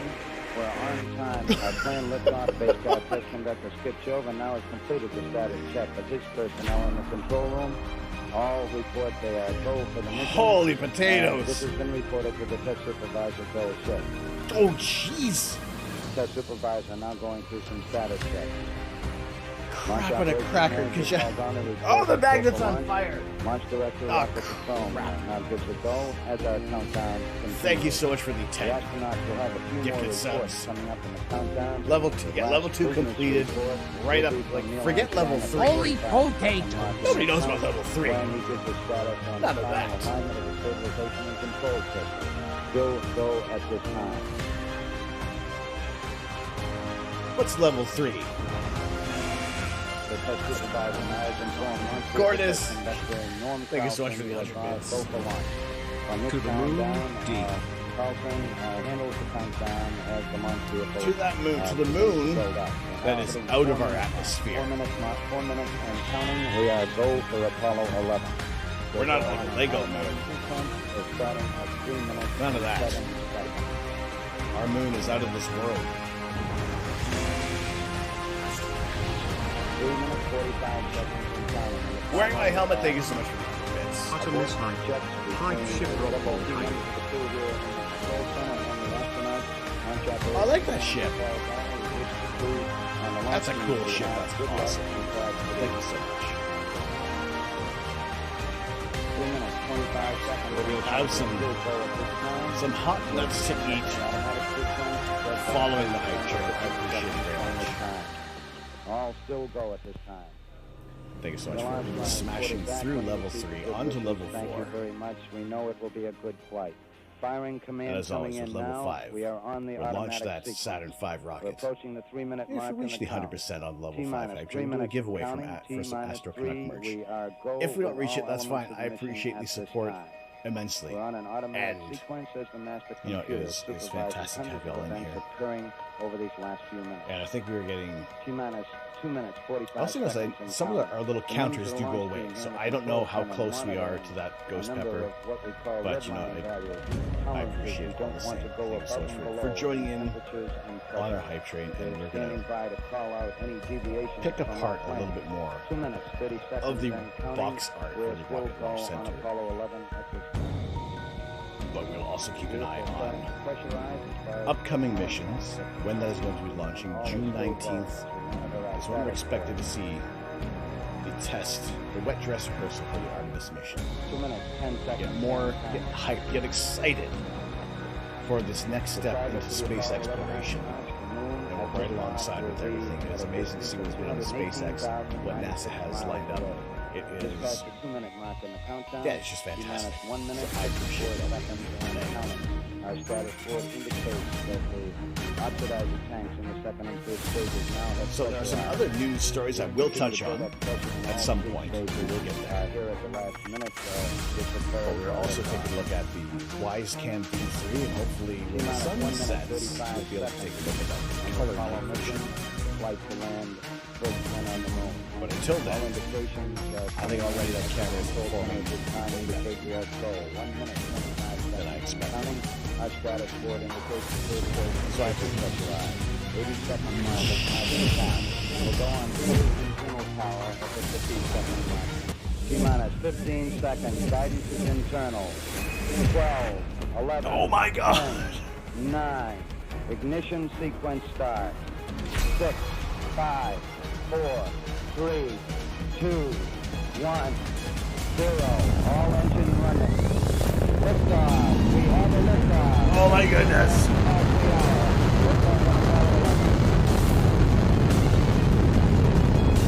Tower cleared. Here we got a roll program. Holy crap, Neil I'm a Armstrong cracker. reporting the rolling pitcher program with push Stop it. 11 on proper head. Holy potatoes.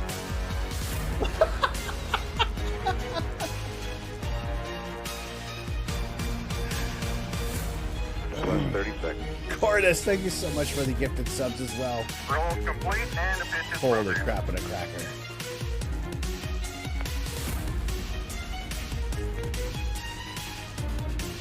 Oh my goodness.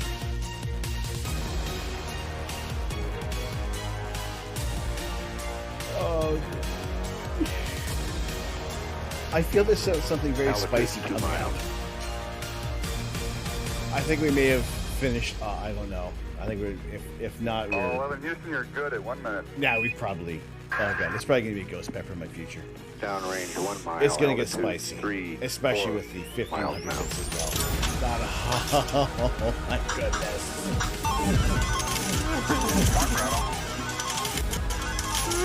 One Bravo is What did you say about outdoor control spice? mode. All of it. All the spice. Velocity Saint Azazel, how low are you doing? feet per second. Oh my goodness. Thank you, thank you, thank you. Everything can go, Ralph. Love it. Thank you very much for the gifted sub to Saint Azazel. We're through the region of maximum dynamic pressure. Holy jeez Louise! We're 1350 in the start block. Oh boy, I don't know what's gonna happen here. Velocity 4,000 feet per second. Quickliest! Stand by for remote 1 Charlie. Things are gonna be going, oh my goodness. Oh, it's melting now. Houston, you are go for staging. I don't know what's gonna happen here. Oh. Inboard cutoff. Inboard engine. Hello? Hello? Anybody? Somebody? Stuck. Downrange 35 miles, 30 miles high. Standing by for the outboard engine cut down now. Holy potatoes, quickness, thank you so much. Oh my goodness.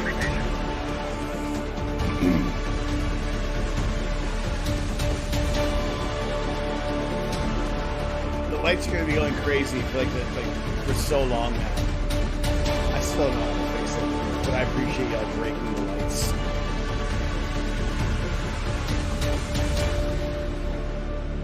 Oh my goodness. Yes, if you have the screaming potato, drop it in chat. Holy potatoes, oh my goodness. Don't forget to refill the printer paper soon. At 3 minutes, downrange 70 miles, 43 miles high, velocity 9,300 feet per second. No. There's that ectoplasma coming out of the printer. It was, the whole thing was melting. Just melting all over the place.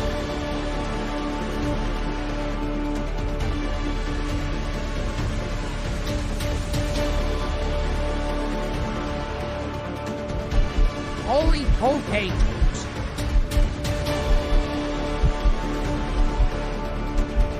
Oh my goodness. 229% of a level 5 hype train. You're all fantastic. We have blasted through a bunch of goals tonight already. Thank you.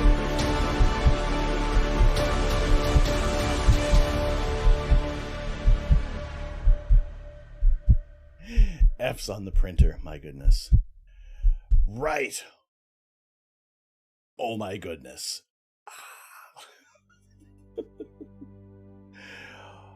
Oh my goodness. The lights are going to be doing... This is...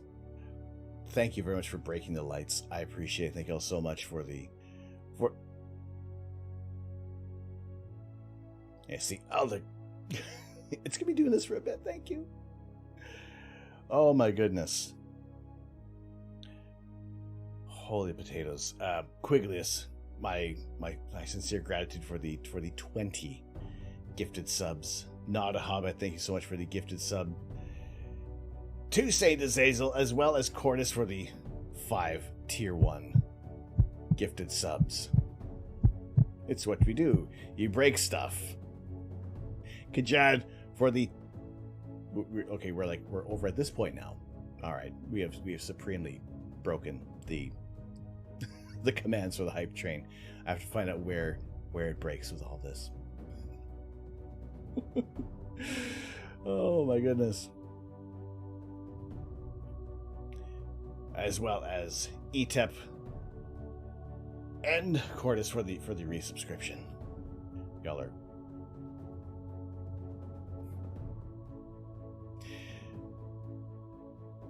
fantastic. Right, this is... What has happened? What has happened? The Ghost Pepper, the everything. We've hit everything. Like, we've hit everything. Get in the beard.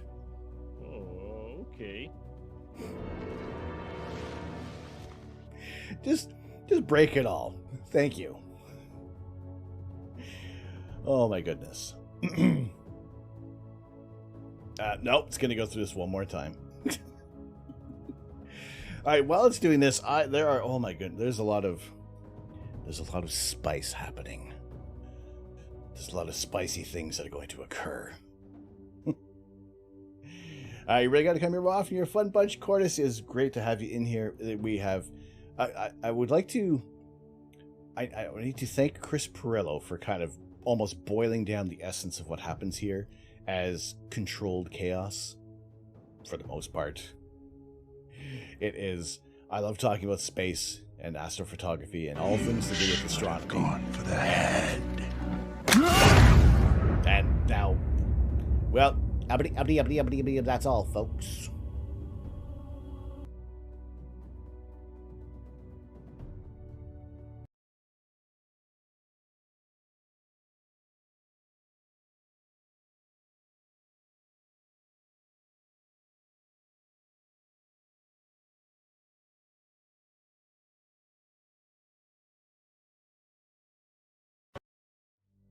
Two for three. Gandalf's head would be exploding right now. What are we eating with the pepper today? Well, it's a very good question. A lot of everything. Okay. I'm gonna move the. We're gonna focus on the box art in a little bit, but there is some spiciness. There is some spicy essences to take care of at the moment. We're not done with this yet. We're coming back to this. The astronomical inaccuracies. That which is the Lego City space set. All right. So what I think I'm going to do is we're going to have to build up to everything here. It's just going to get progressively hotter.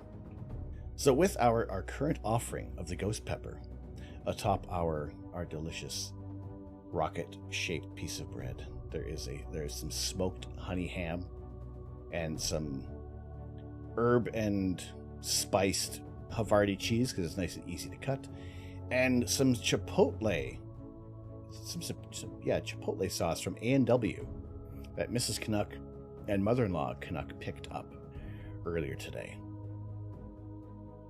And they figured, oh, you gotta try it out. I'm like, okay. So for starters, we'll pull the pin on our Ghost Pepper. And I did try some of this earlier. It is actually pretty darn good. I think it'll be a nice complement to the sheer pain with the Ghost Pepper, as well as the overall flavor. So we'll also prepare our bowl for the Oh, for all the pain. We have Mr. Pain, as well as our 7-pot chocolate douglas, which, funnily enough, somehow I actually have a separate bowl. So there is the trifecta of spice for the thanks from all the support, and because I had this idea of many options for spice. Bicept. Thank you so much for the follow. Get shredded. Get your guns. Get a ticket to just get these bad boys out. How you doing tonight? Right. What we do with our spicy sauce is add it to a little bit of flavor. These taste pretty good. There's a little bit of hint of lime in there. It kind of helps things out. Now, yeah, actually, we'll get a curved chip for Mr. Pain. Mr. Pain, I have adjusted slightly for my health. It still hurts, but I do 1 chip for Mr. Pain. But we still do 3 chips for our 7-pot chocolate douglas. Because Mr. Pain contains oleoresin capsicum, which is the same active ingredient that you'll find in pepper spray.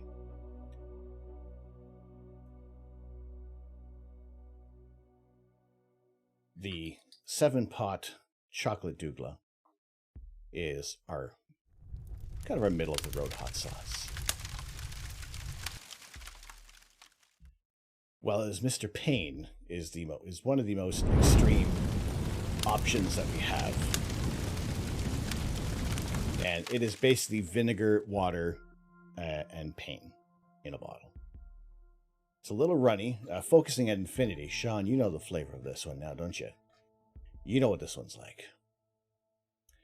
I had to tap out before the meatballs a few nights ago. Were they invoked? The meatballs were not invoked. That is all right. The meatballs is kind of like one of those. Every now and then, I do have harebrained schemes, but that's okay. They were still consumed. They're still wonderfully delicious.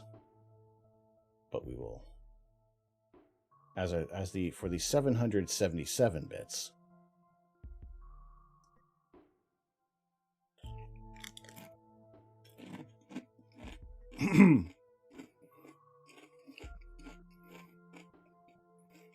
You do?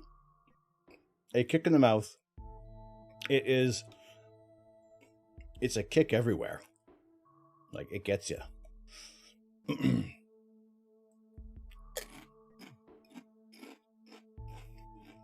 Oh, I feel like the hiccups are going to come on.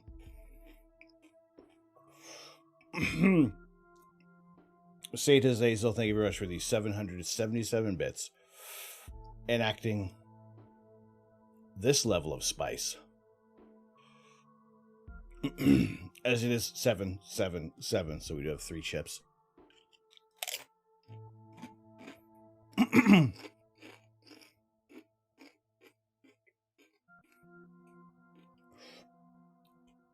I mean, it's a... Oh, Chris, thank you. Thank you. Thank you. I appreciate it.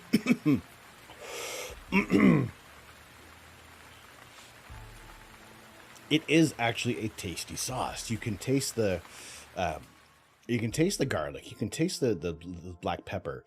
The peppers themselves have a unique flavor. Hello, there, kids. Water. It is Water. an Water. astronaut. Water. Water. Water. Ask me Water. a question. Water. Water.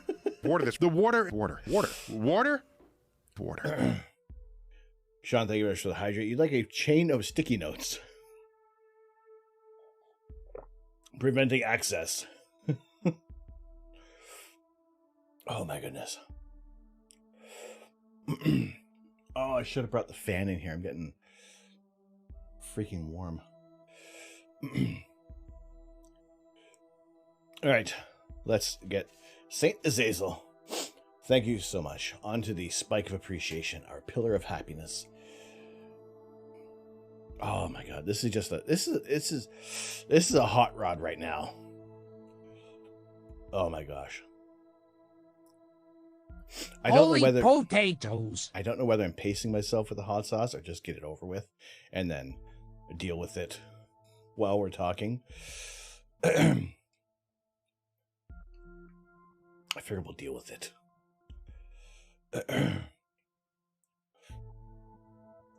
Oh, this one's gonna be this is a tough one. Because the sauce is very runny. And it hits you in the face. Alright.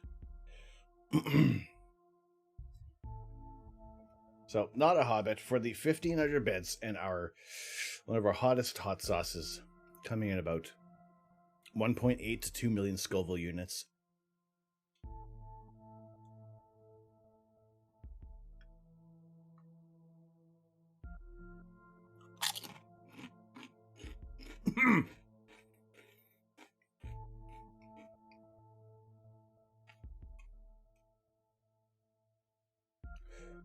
There is that little quick hint of flavor, and then it's all gone.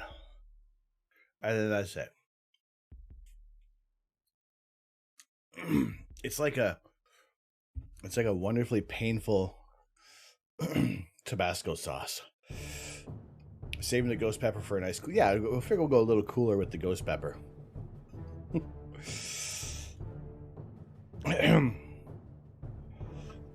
Oh my goodness.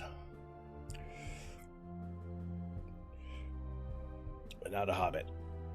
Thank you very much for the 1,500 bits.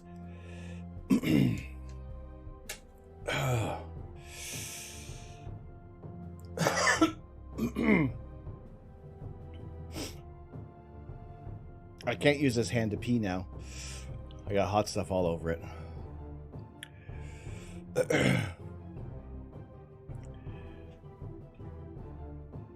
All right, we'll cool things off with a little bit of some ghost pepper peanuts in between for the 100 bits. But Cortis 77, not a hobbit, wearing my helmet. Thank you very much for the pardon me, the corresponding bits. Water, water, water, water, water, water, water, water, water, water. This the water, water, water, water, water.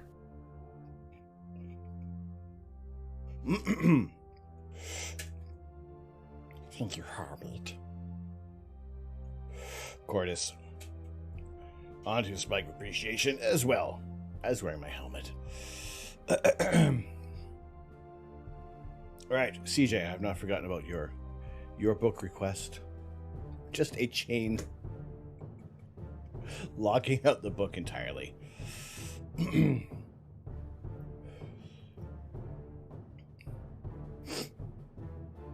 Alright.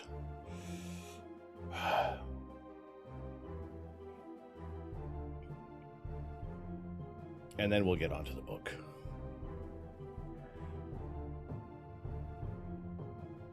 Why do I never start with the hot end first?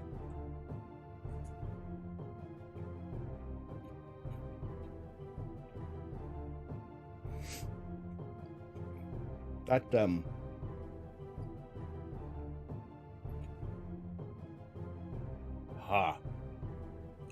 that chipotle sauce is delicious. This freaking burns though. Oh my goodness.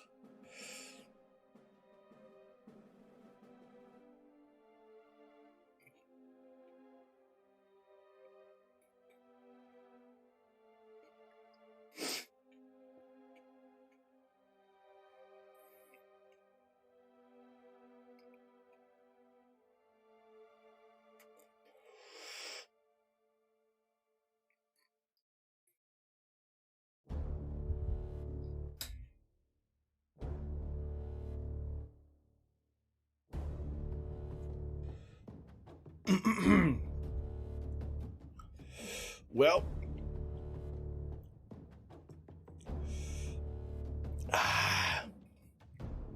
You ever feel like you could breathe just actual fire? Oh my goodness.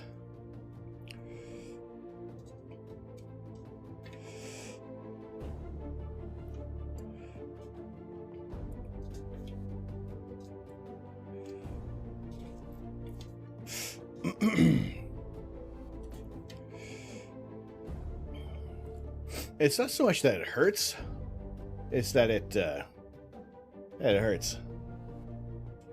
All right, CJ. It's for real if the back of your eyeballs burn. So far, the eyeballs haven't started to burn, but all right, CJ. As best of an impenetrable wall of Post-it notes with the crappy amount of glue that they have on them.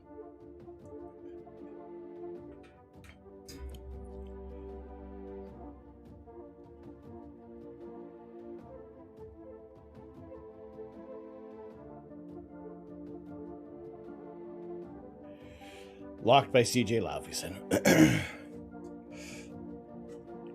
It's not that it hurts, but it really hurts. I know hiccup. This is kind of strange. It's kind of strange that the hiccups haven't occurred. They don't seem to always be guaranteed. All right, CJ. As long as these hold up, which they're not going to. If this book only knew what was going to be happening to it when we started doing this.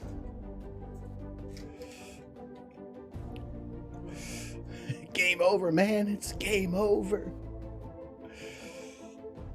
All right, while everything still burns, while everything still hurts in my face, I gotta thank everybody who has who contributed to our level 5 hype train. Oh my god, we crushed a level 5 hype train. That also means it's giveaway time.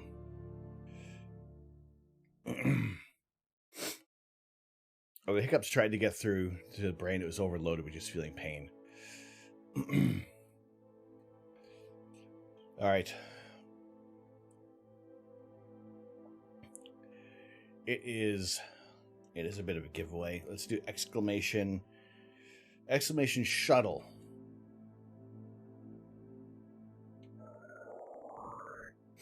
Because we reached a sub goal and smashed a sub goal, we are going to be doing a marathon rebuild of the Space Shuttle Discovery. So if you do exclamation point shuttle,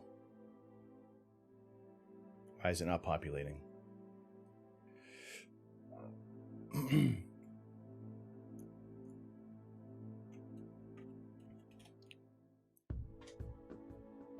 Why? Chat offline. Why is chat offline? Reconnect. Ha! Give me a second. Why? What's going on, Ray? How you doing? Let me log back in. Authorize. Success. Now you can close this page. Fabulous. Welcome, Astro Canuck. Okay. There we go. Okay. There it is.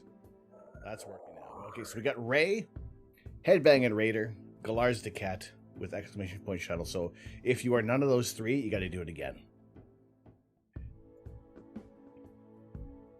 But good to see you in here, Ray.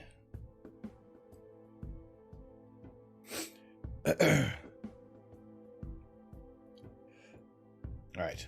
There you go. So if you don't see your name in this list, you're gonna have to do exclamation point shuttle one more time to get in on the giveaway. And we will run the giveaway after we place the final sub on our spike of appreciation. CJ, you have entered the super duper secret contest where we send you one single square of toilet paper. All right, so there you go.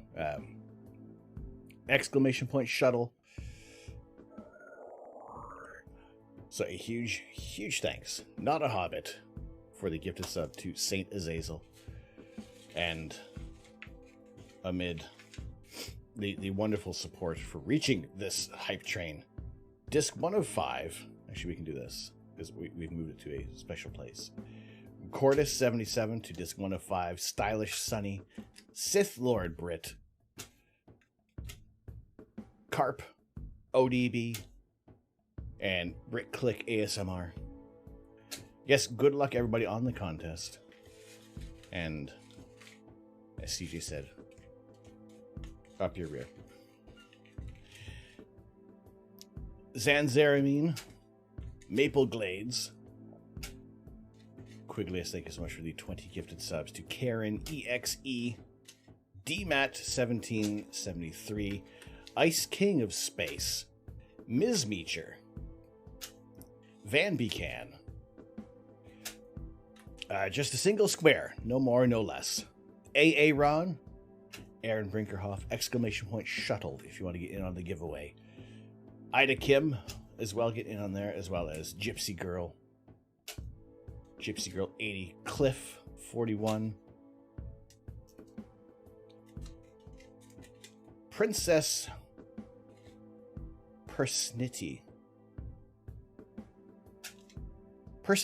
sorry, Lurtsy,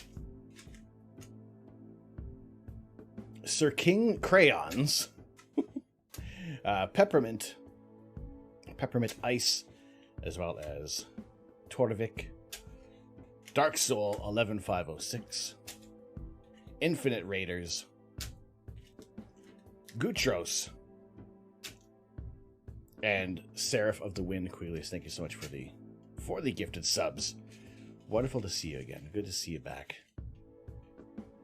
And Kajad for the 10 gifted subs. To Veen's Crew and Electric Learner, Trash Boat D2, Vince Rants, Entropic Universe, CM Bennett, Bassoon Girly, hello, how you doing? Yes, exclamation point shuttle, C Astronomy or Castronomy. And also Kajad to Kenny, 4091, Brosafoles, and Alpha Sierra Delta Foxtrot. And last but not least, ETEP, thank you so much for the 2 months of the Prime resub. Thank you. Almost time for a new Rod of Love. It is, it's getting there. We still have like another 2.5 centimeters, maybe like another inch, maybe 3/4 of an inch left on this. So again, I thank you so much for the support. So there you go, exclamation point shuttle. You want to get in on the giveaway?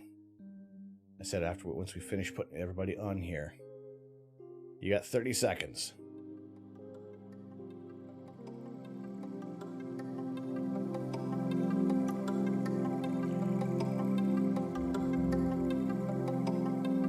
Charlie Mike, Whiskey Tango Foxtrot, exclamation point shuttle. If you haven't gotten in on it yet, we're going to run this as soon as the music is done. You got 10 seconds to go. We got 12 entrants for the Astro Canuck merch giveaway, and here we go.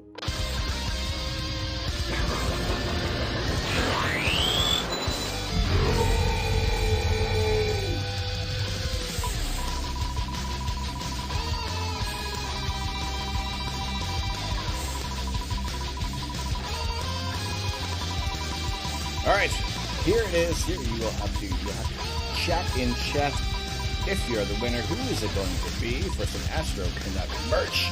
It is CJ!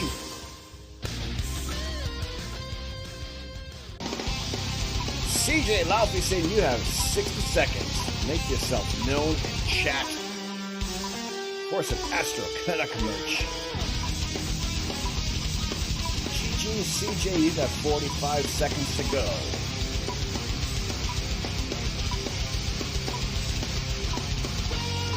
Rigged hacks is it going? According to what we saw, CJ wishing good luck to everybody.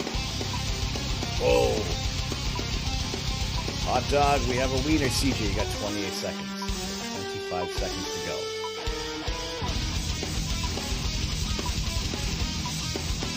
Oh, we're going to have to spin again. You're getting it down to the wire. CJ!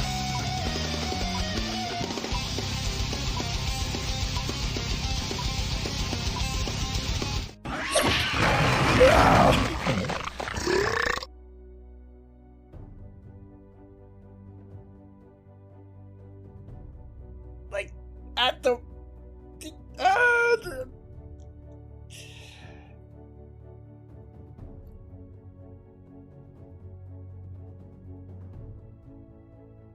You came in with the seagull at the very... like half a second too late. People were congratulating you before the stream showed it. Alright, here's what we're going to do. Because we hit 200%. CJ. We'll talk about it. You're in. You got it. Forget it. We're good. Because we hit 200% of a level 5 hype train. I'm going to give you guys another 45 seconds. You haven't put in your name. ! Shuttle. We're going to do one more giveaway. We're going to do one more. For some Astro Canuck merch. Be it a t-shirt or a mug and sticker pack. We'll let you know what the choices are. ! Merch. ! Merch will do the thing. And yes, we will do one more giveaway. I'll give you guys another 40 seconds. You get 40 seconds. You check out the merch for 40 seconds. Get your name in. SC Head Rush, hello. Welcome. Steve L3D, what's going on, Steve? ! Shuttle. We'll get you in on the giveaway.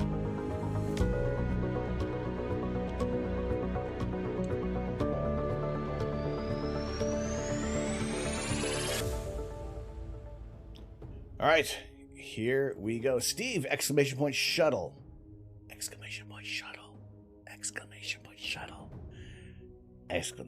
Shuttle if you want to get in. I'm hovering over this.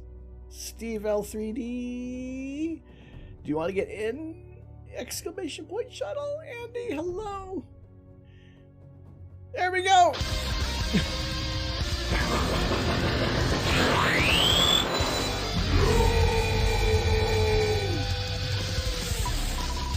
But yes, we hit 200% of low 5 hype gem. We're doing 2 giveaways tonight. Who is it going to be for some Astro Canuck merch? I will ship it out to you through Stream Elements. It is going to be the Bassoon Girly. Bassoon Girly, you have 60 seconds in chat. Let it be known. Let me know you're in here. Congratulations, Bassoon Girly. For some Astro Canuck merch.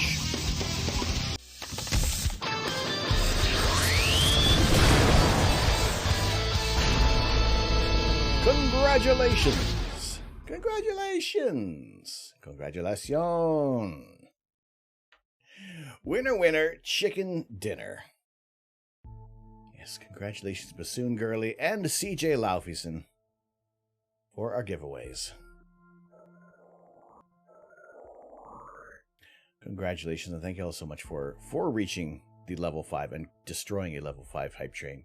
And I have new goals. I don't even know what we're going to do right now. We're going to leave these up for right now because I don't know. I'll let it marinate over the weekend. But no, I appreciate it. Thank you all so much. Glad you could be in here today for our astronomy chat. We have talked a little bit about space. My mouth still hurts. But as always, we do have, like, there you go, as Ray dropping those emotes in for Optimus Prime. Whichever Optimus Prime gets the most votes will be our new animated emote, and this is all in celebration for the release of the Optimus Prime Lego set, being available on June 1st. And as soon as we can, we'll aim for that Lego Starry Night as well.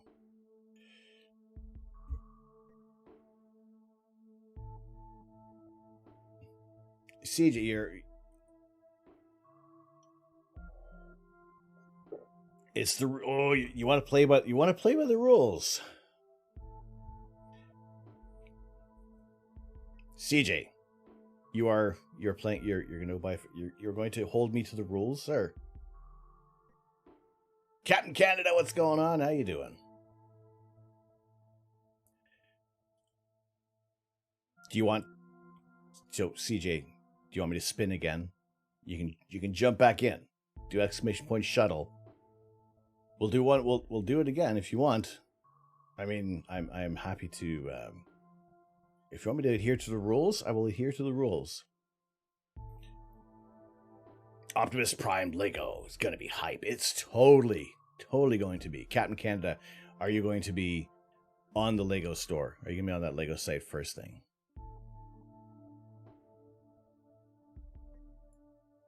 All right, CJ, you got to give me the word. If you want to say spin again, we will do it again. If CJ does exclamation point shuttle, I will spin it one more time. Absolutely. All right. CJ, you want to get in on it again? Exclamation shuttle. Exclamation point shuttle. Try your luck again. I appreciate your integrity, sir. I appreciate the integrity. You want to do exclamation point shuttle as soon as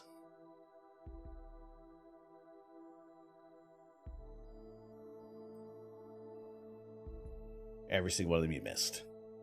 Well, look, do exclamation point as soon as CJ puts in exclamation point shuttle. We're going to kick it off one more time. I'll give the opportunity. It's happened before. You saw it happen with Upstate Dave.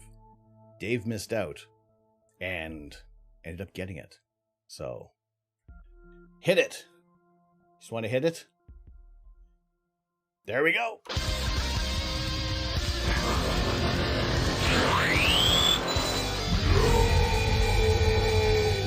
I have absolutely no control over this, which is probably why CJ is going to win it again.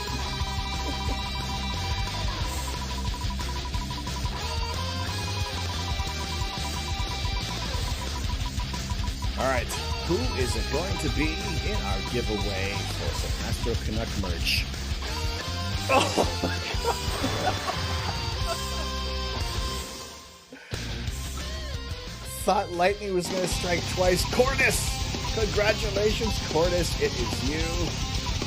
Let it be known. Let it be known in chat. Cordis77, are you here? Give us a sign.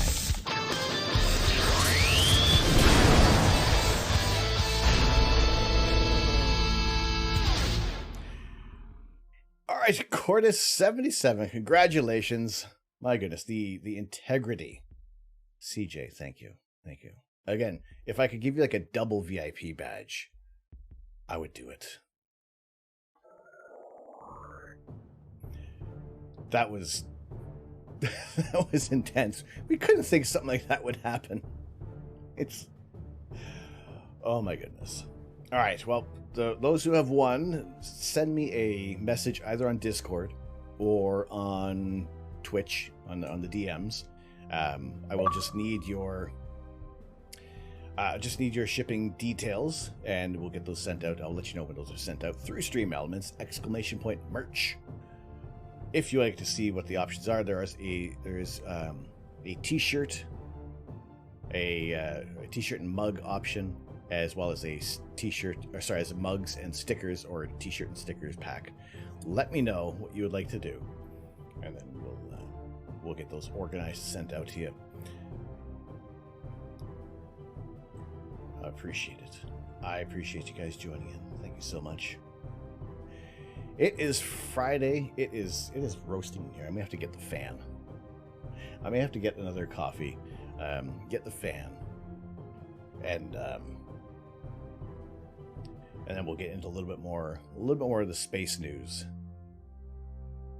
coming up, what we're excited for, and also still picking apart a little bit of that artwork on the Lego box. Oh my goodness.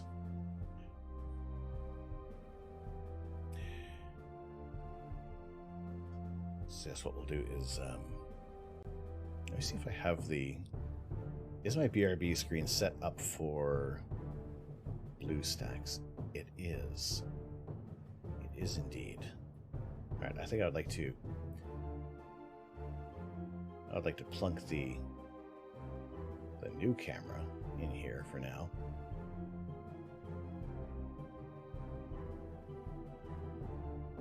All right.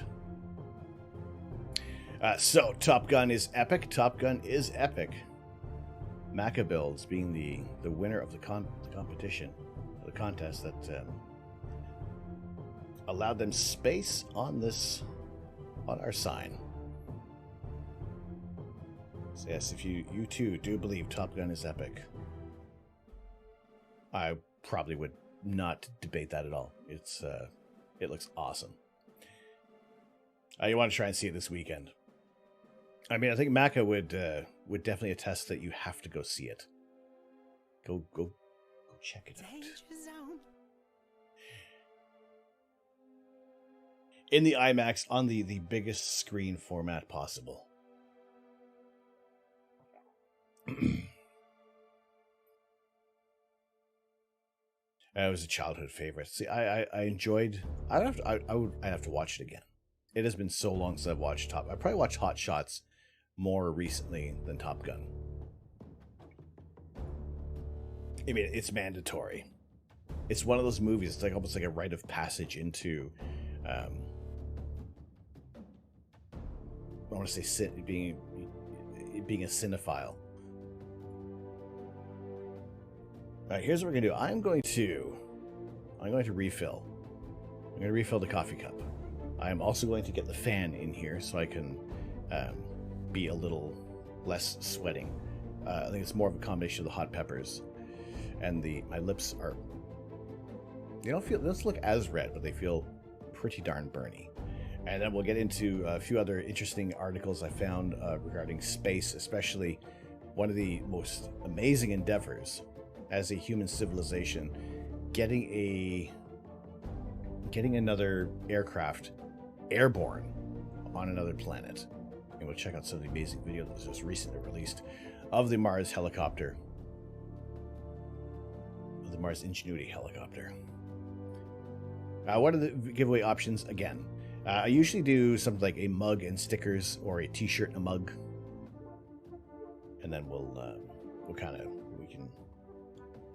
we try to kind of keep it at about like the mug and stickers, or like somebody wanted to do a mouse pad instead, so exclamation point merch will bring that up, and then we will chat in the messages. We can get it all sorted out, but I appreciate it. I'm happy to do some giveaways. So we are going to take a very quick break. I'm going to get a coffee. I'm going to get a fan, a physical fan in here, and we'll send it over to the BRB screen. Jay Brinker, how you doing? I'm going to turn on the drop game for BRB. So if you don't want to do an exclamation point drop every 90 seconds, I probably won't be longer than like 4 or 5 minutes. You can do exclamation point drop right now. And 98.5 or higher will get you a gifted sub to the channel. So feel free to do that. We'll be back in just a few minutes with a little bit more astronomy news. Back in a few.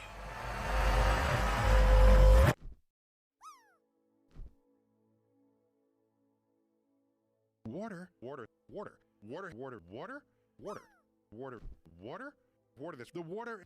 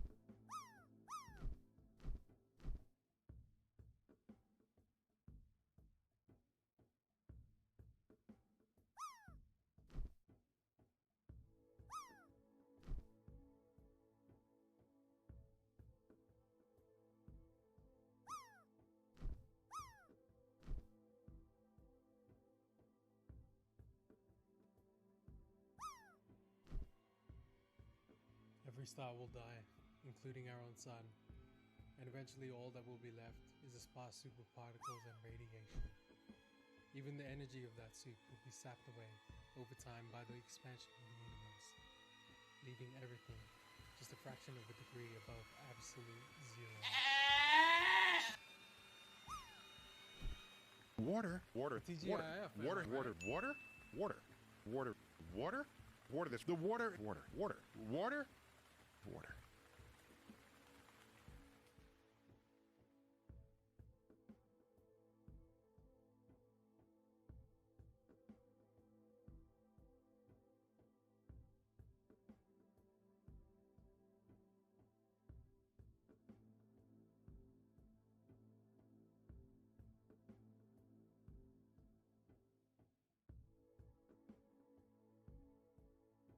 What is your name?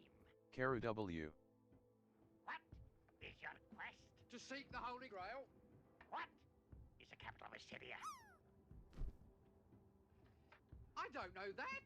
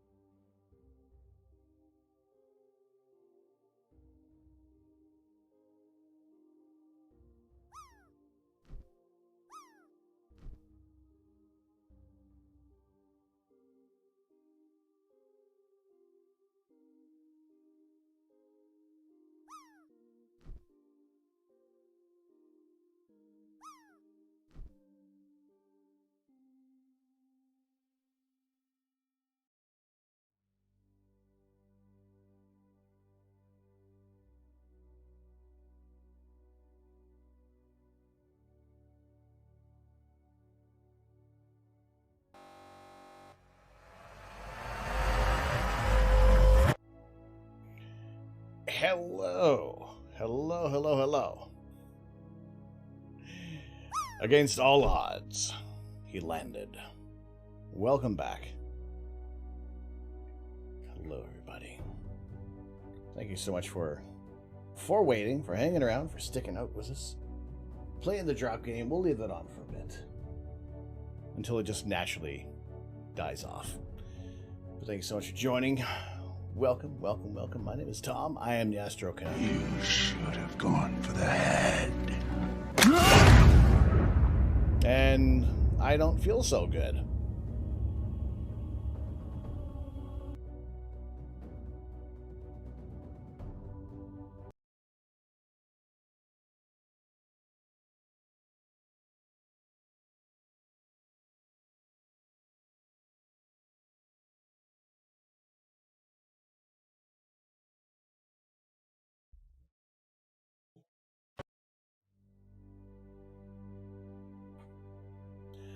Oh boy.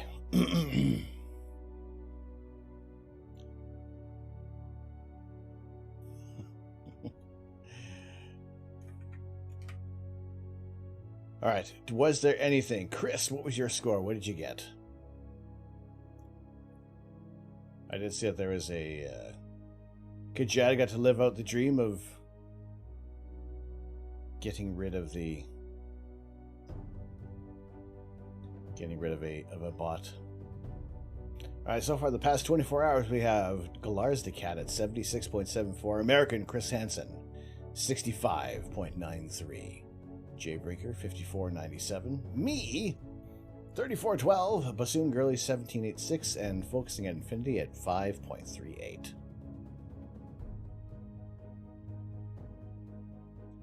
It was all you ever wanted and more. I did see that Jeb was in the way.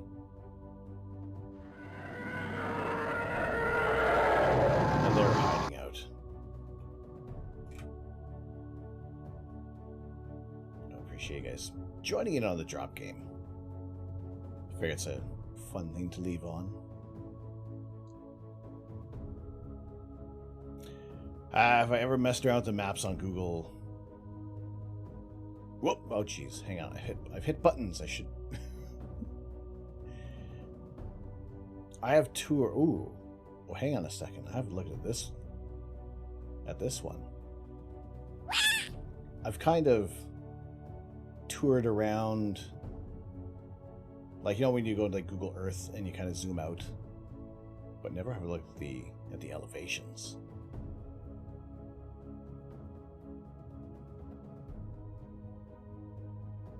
That's pretty cool. That's very cool.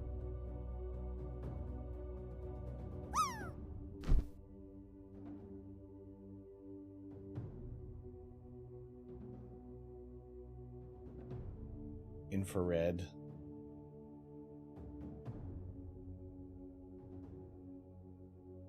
Mars is awesome. It is so freaking cool. What else is awesome about Mars right now? Is the fact that we have a helicopter on Mars that we can see.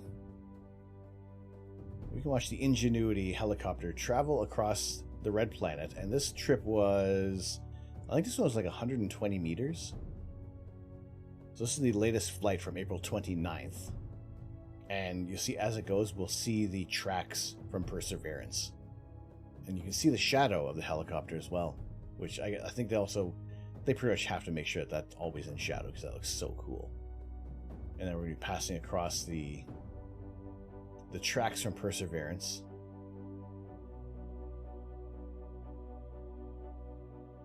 So there they are. For the tracks from Perseverance as the Ingenuity comes in for a landing for its, was this the 19th flight? Or sorry, the 28th flight. 418 meters or 1,371 feet at an altitude of 33 feet or 10 meters.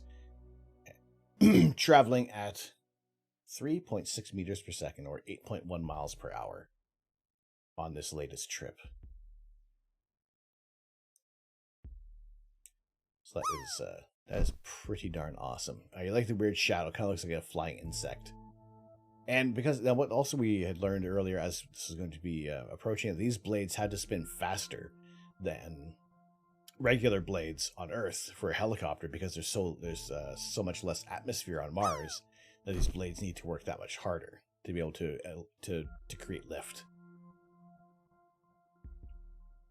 So again, to see this on the a flying craft on another planet, that we have achieved flight on Mars, is again an absolutely incredible thing to see. So just watching all the time, watching the videos that come in from Mars, the images that we're seeing from it, it's weird because it's like, okay, it almost could seem like Earth, but it's not. It's an entirely different planet altogether. We get these images.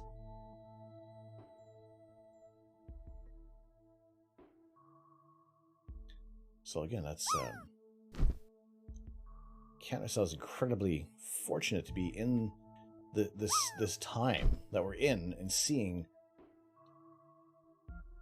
what's occurring on another planet. So right now, what we're looking at right now is, let's pause that a little bit. It's just the way how the sands on Mars have been impacted by the wind. So just as it's crossing the terrain, this little bit on here, those would be dust motes on the camera. Kind of like how we get donuts, and because they're not focusing, not having such a long focal length on the camera, they get this little motes of dust. They don't get donuts on Mars. So, which is why there's a shortage of Dunkin' Donuts at the moment.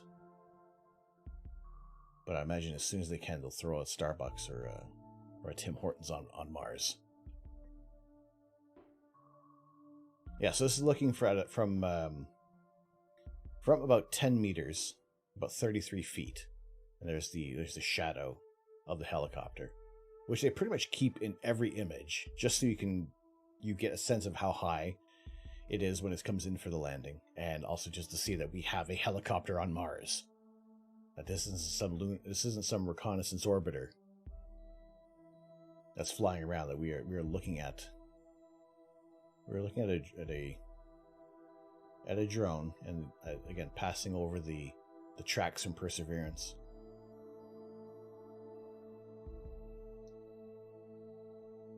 And then it comes in for the landing.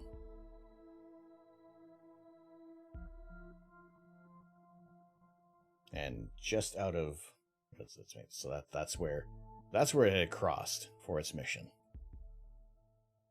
So this is the chopper's eye view of Ingenuity's latest flight. NASA's Mars helicopter Ingenuity cruised above some tracks made by its robotic partner on the most recent flight, as footage captured by the rotorcraft shows. The 4-pound, 1.8 kilogram Ingenuity conducted its 28th Red Planet flight on April 29th, covering 1,300 feet, or 418 meters, while staying aloft for 2.5 minutes. Pardon me. That's all the hot peppers. The sortie took the little chopper over tracks made by NASA's Perseverance rover, which you can see in the video, made up of images snapped by Ingenuity during the flight. Ingenuity and Perseverance landed together on the floor of Mars' Jezero crater in February 2021. Ingenuity quickly aced its five flight technology demonstrated primary mission, which was designed to show the powered flight is possible on the Red Planet despite its thin atmosphere. The helicopter is now serving as a scout for the car-sized Perseverance, which is hunting for signs of ancient Mars' life and collecting samples for future return to Earth.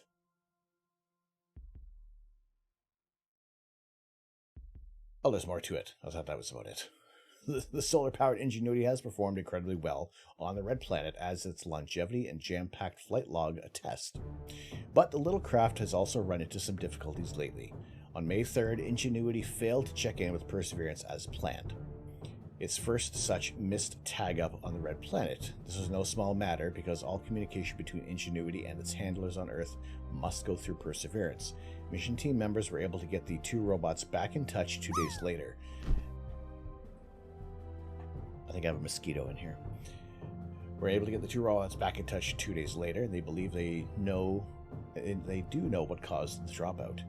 Downlinked data indicate that an anomaly was a result of the solar-powered helicopter entering a low power state, potentially due to seasonal increase in the amount of dust in the Martian atmosphere, which we're also seeing with the Mars InSight rover, that this is not boding well for that mission as well. The Mars InSight will eventually shut down in the next couple of months, I believe.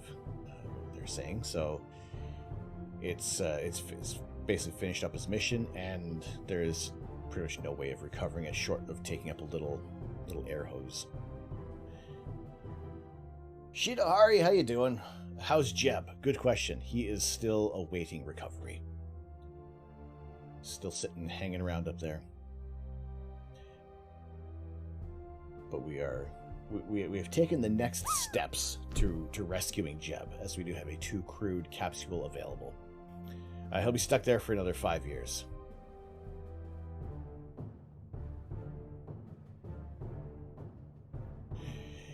Downlinked data indicate the anomaly was the result of a solar-powered helicopter entering a low-power state, potentially due to the seasonal increase in amount of dust in the Martian atmosphere and lower temperatures as winter approaches. The dust diminishes the amount of sunlight hitting the solar array, reducing Ingenuity's ability to recharge its 6 lithium-ion batteries. The Ingenuity and Perseverance teams have worked out a plan that they hope will get the helicopter flying again in the near future. They've sent commands that lower the temperature at which the Ingenuity's onboard heaters kick on, potentially allowing the helicopter's batteries to hold more charge. And if you had more points, you would snap. Lily, how you doing? Good evening. Good to see you in here. Yes, we were just taking a look at you can see the tracks made by Perseverance as the Ingenuity helicopter does fly over. Click here for more videos. No, just refresh. Just show us the video again. That's what we want to see. We want to see a helicopter flying on Mars. I don't think it has worked so many times. I don't think it's going to work a 5th time in a row tonight.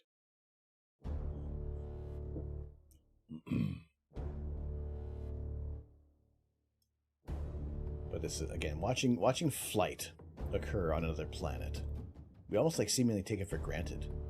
And now seeing that there's the tracks from Perseverance. Watching this little helicopter do its thing on Mars is an incredible sight to see. Ooh, if this is the one that I think, yes, okay.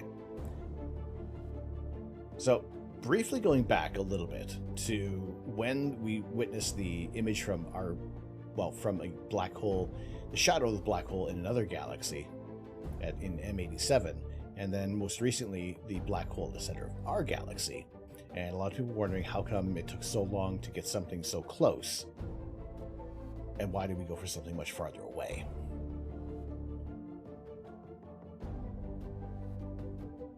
So in this video, it does illustrate just how much larger the black hole is at M87 compared to ours, which is much more active. It's spinning much more rapidly. It's closer by. And again, you look at the size of our galaxy compared to M87, some 55 million light years away. But if you're to bring it up to the same distance as our black hole, you can really start to see just how large, just how much more massive this black hole is compared to ours. And how it just basically dwarfs the entire portion of our galaxy. So if you were to bring it up to 27,000 light years away. So here is, if you're to put the sun at the center of the black hole, it would reach Mercury's orbit, Sag A star. You're to put the sun in the center of M87, essentially it is engulfing our entire solar system. So this is a much more massive black hole, which is why it was a little easier to image than the one at the center of our galaxy, which is interrupted and blocked by so much more light and gas and dust and frequencies, to cut through and discern what they're looking at was indeed the shadow of our black hole. So again, that size comparison of the two side by side, where it just looks like M87's Event Horizon is just a straight line compared to our tiny little black hole.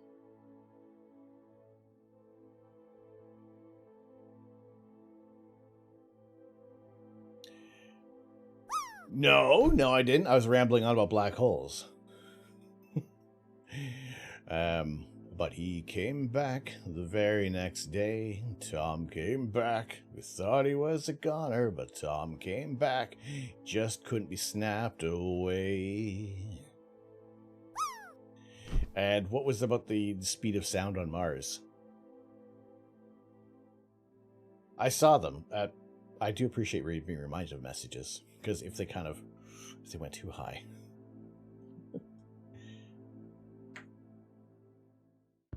The Event Horizon is probably larger than the inner and outer solar system. Yep. It is like, or what, well, sorry, it was in this image. Here is our black hole in the sun. And yeah, the Voyager 1 would probably not make it out of the black hole. There are two speed of sounds. Really? Okay. Tell me more. Tell me more about this.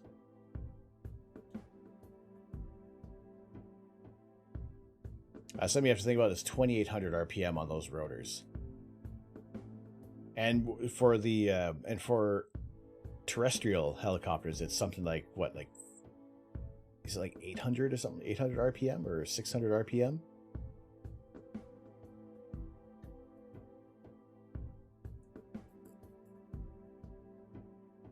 But yeah, just kind of like,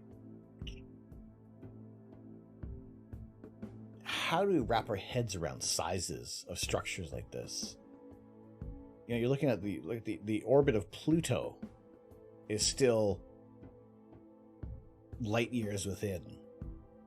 There's still hundreds of thousands of hundreds of millions of miles within the center of M87. You know, it's things like that. That is absolutely...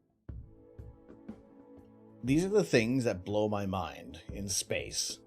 Learning more about the cosmos, learning more about what is around us and how fairly insignificant we really are, but incredibly fortunate to know more about the cosmos than we have even 100 years ago.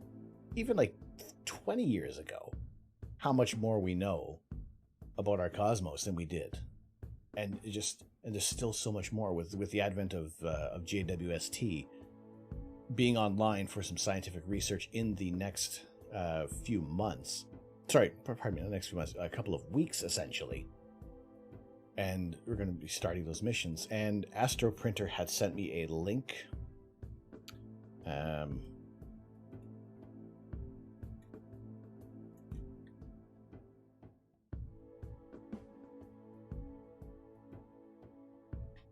Let's see if I can get that. No, I want to bring his messages up. Where are the messages?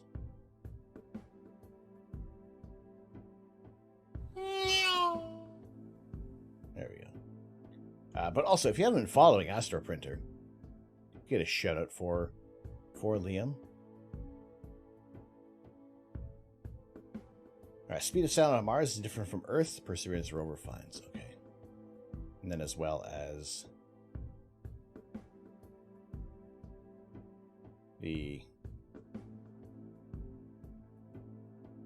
everything coming up for Webb. There we go.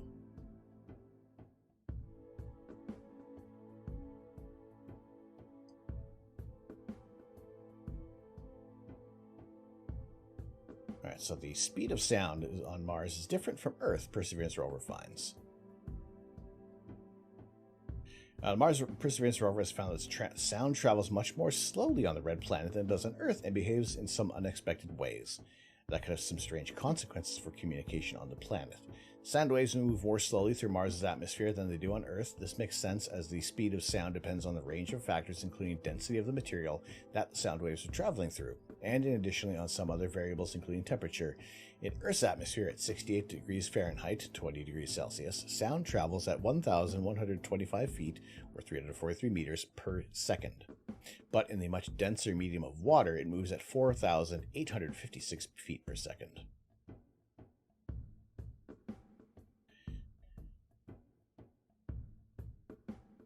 But look at those outrageous wedding. Where are these outrageous? All these things.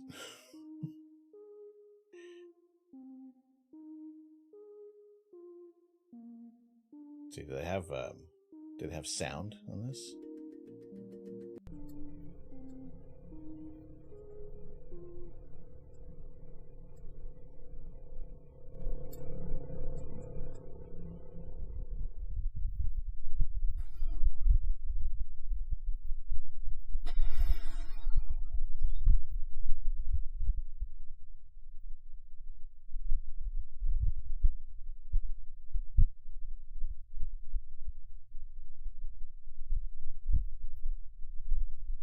That's cool.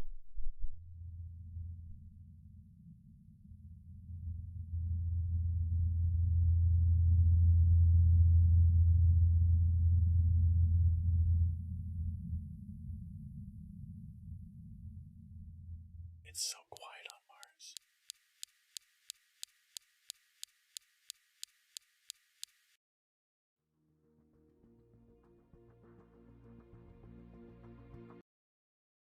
That is so cool.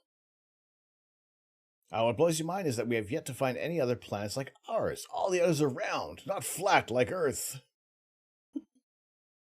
So disc-like, a giant frisbee. I am inevitable.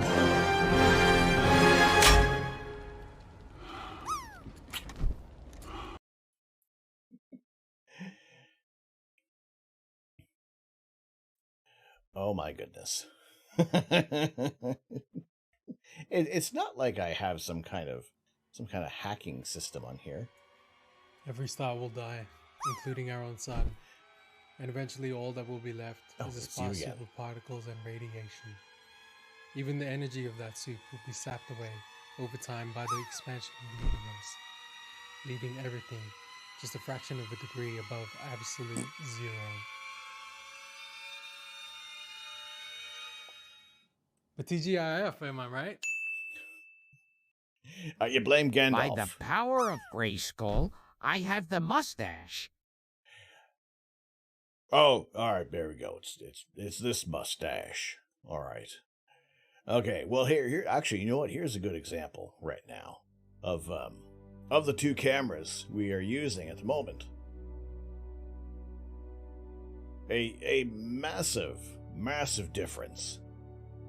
So here is the traditional camera we've been using for quite a while now. You're all familiar with, but we have started to utilize the Wisecam V3, and it just looks absolutely completely like holy potatoes. Seriously, it's a wider field of view. The color is much better, and also if the clouds are going to like, remain like this, then water, start to see some stars. That'll be pretty cool as well. Really put this camera to the test. Water. There we go. Lily, thank you very much for the hydrate. Greatly appreciate it. Hope you're keeping well on this week's end. By the power of Grayskull, I have the mustache. And it's this one. Okay, so the camera that we are looking at right now is this one here, the Wisecam V3, and we just it was delivered yesterday. I got it all set up today, and so far, like I said, it's looking very promising for getting some better outdoor shots. It has different infrared settings as well as the color night vision, which I think is going to be largely beneficial to everything that we're trying to do here.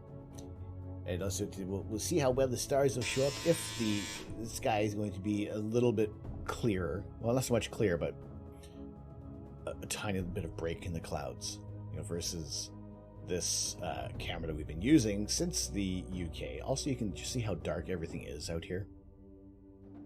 How much more difficult it is to see the ground, and then with the Wise Cam, it's handling light and shadow very, very well, to the point that the tractor is illuminated.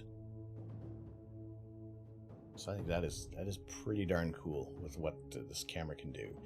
And yeah, now it's like it's completely, there's almost like there's no more comparison anymore. It is just like here's the great camera, here is the old camera that we'll still utilize. It still holds up. Where is our flashing red light? Peeping Tom is pretty much blocked now. The trees have become, well, they're fuller. They're much more leafyish. It's like going from the old tube TV to a new OLED. Yeah, so unfortunately, Peeping Tom is hidden for the next half a year, till the leaves start to fall off of the trees, and then we get our little blinky red light back. Now, also, it's not to say that maybe we may not see it in the infrared. It may also be, maybe we can see it in this one, a tiny bit at all, a little glimpse, perhaps. Time to cut him down just enough, just a little hole in the tree, which is apropos for the blinking light. But perhaps when we throw it into infrared, it might cut through the trees a little bit. It's like that door just automatically opens up. I thought I would nailed it shut. I thought we had it. I thought we had it licked. Unfortunately, no. So what time is it? It is 10 p.m. and we are approaching nautical dark at, what time does nautical dark supposedly start? Not supposedly, when it actually starts. Nautical dark begins in 18 minutes. And then astronomical dark will begin in about an hour. So I'm pretty sure we could probably go for like another hour. I think we're good for that. Just so we can take a look at what this camera can do, how much of the night sky we can take a look at. So we'll continue with the drop game, because if I turn it off at this point, that's just mean, isn't it? If you want to get a chance to get a gifted sub to the channel, I'll talk about a little more what we're going to be doing in the future.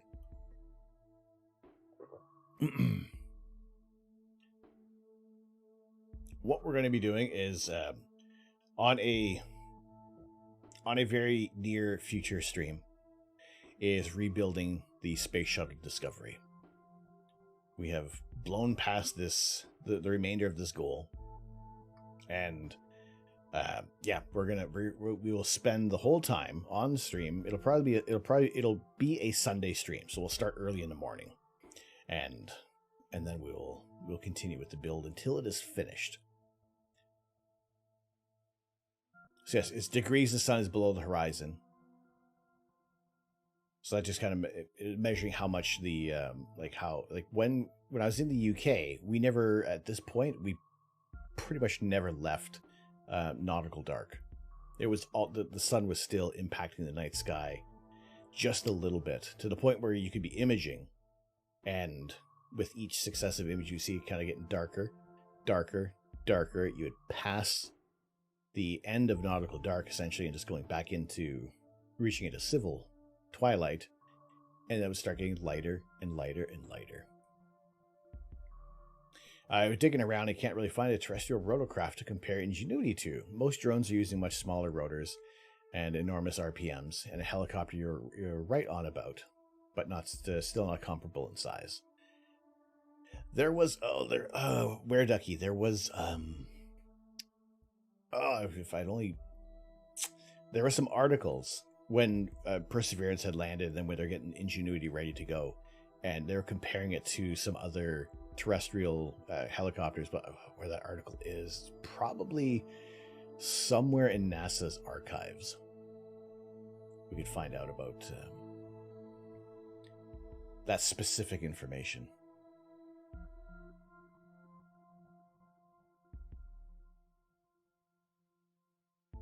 All right, so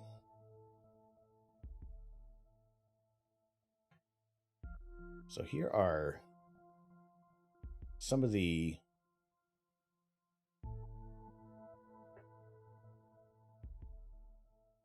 programs for James Webb.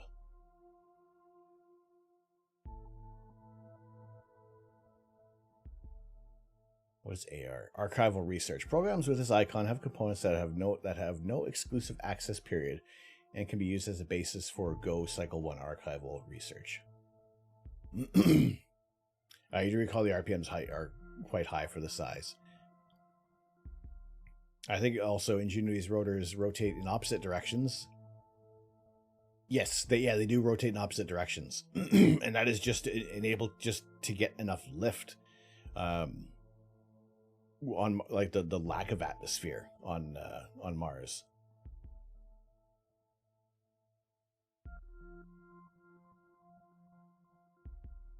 All right, so there are. See, what the camera I'm interested in is the MIRI camera, because that is essentially giving us kind of those classic views that we are used to. And I have that tab open somewhere with the images from the MRI. Yes, this one, the MIRI camera, because that's bringing us a lot of the dust and nebulae in the infrared.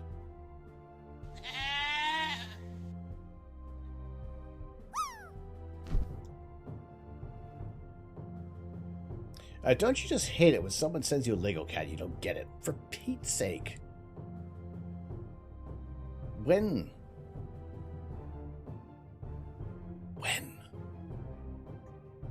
is it going to get there? Yep.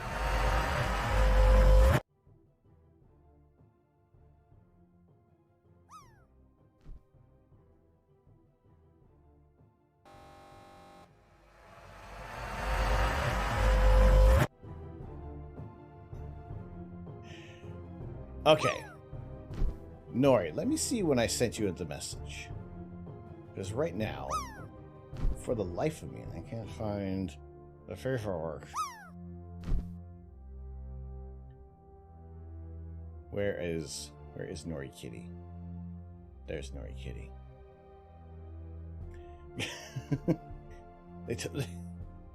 If they told you to cut all your hair off, would you do that? Would you do the same? Okay, this was sent the 11th of April.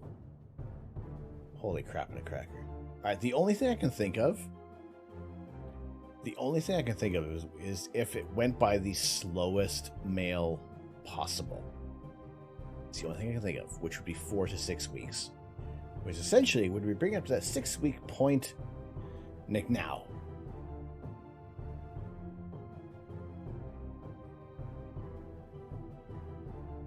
Dangarang.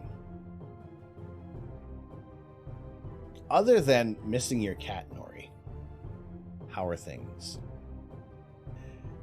Okay, so the new camera has gone into infrared, and there's also a spider web across the new camera. Naturally. All right, let's see what we can. Yes, I'm gonna have to use this one.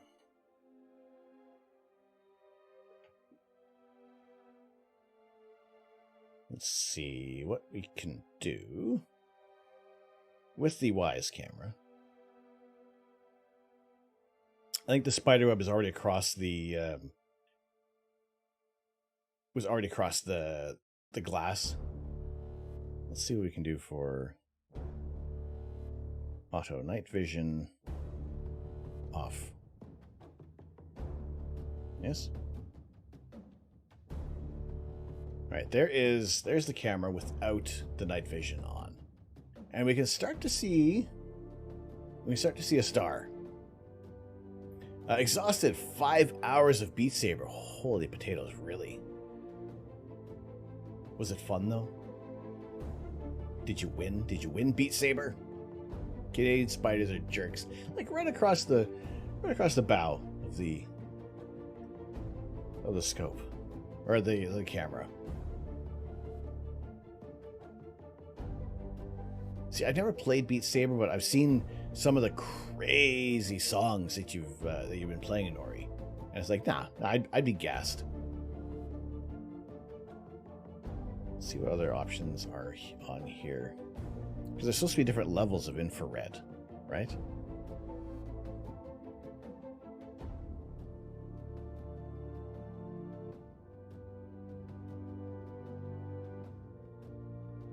Loading advanced settings. Then, yeah. Advanced night vision. Okay, this is far. We're looking at 850 nanometer wavelength for far. Wavelengths for long range or outdoor use. Forward lights may be seen on the camera. What about near? If we do near, that's our near infrared at 940 nanometers.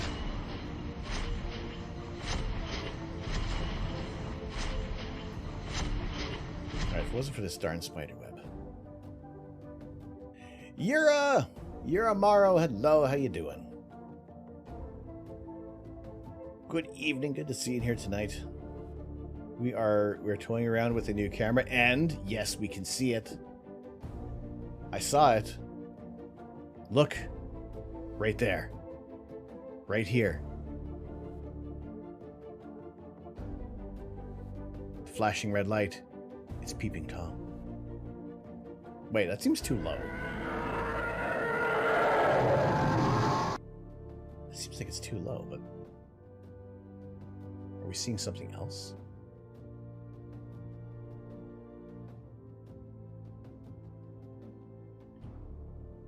Okay, so far infrared kind of ruins a little bit of the... Let's move back to near infrared. Maybe it's just an actual peeping. I'm a bit broken down from the heat and not sleeping, but you're fine. I'm right there with you with the heat. Right now it's kind of cooler outside, but it's gotten warm in here today. It's Ron. It's Ron. Ron's called. Ron has found us. All right, so we can see we can see a star up here. This is the star we're already seeing at 10 past 10 p.m. Eastern Time. We're already seeing stars. Turning on the infrared. Yes, Ron! Ron, our beloved long-lost rhododendron. Okay, so if we're looking north, the star we're seeing could...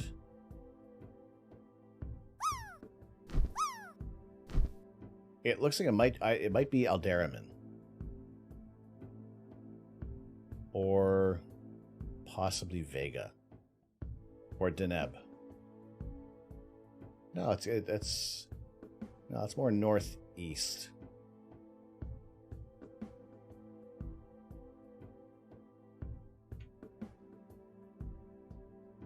I think it's getting washed out because of the glass. All right, let's see if we can... So it looks like that is the... Or maybe it is... I mean, it could be Vega that we're seeing at the moment. No, I see two. No, I see one. I see Wiener. Alright, maybe if we turn off the infrared. Holy crap on a cracker!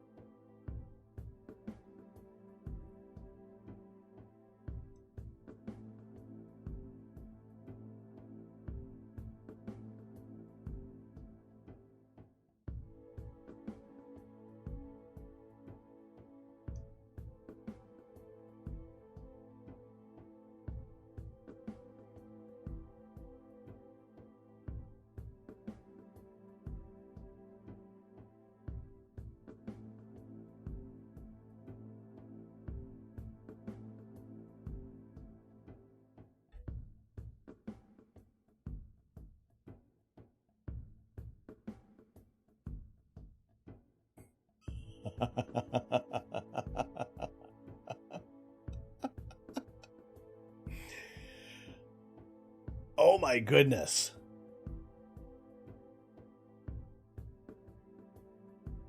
All right.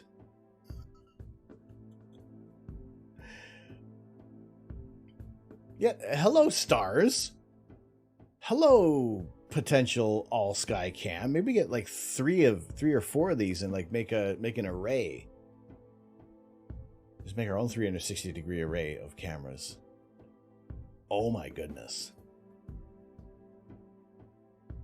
Yeah, that's it. We're doing it live.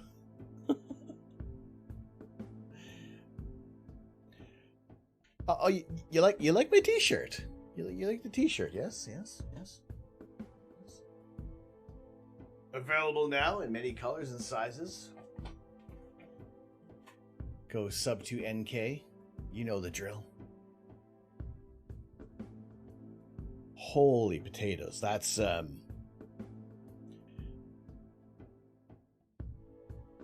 awesome. All right, so the Wisecam V3 for about $43 Canadian. We have enough stars to send a photo of Lego so they can tile it on. Yeah, exactly. We have enough stars. Oh my goodness.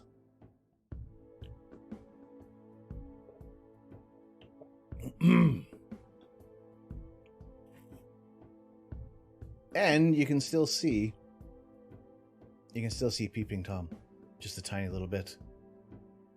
Yeah, it was like 40 some odd bucks and change plus tax. Like, I'm seriously considering about getting another one to use it for just pointing it straight up. Maybe put it on the roof. Wow. Like, okay, compare, like, here's the old camera. The old camera.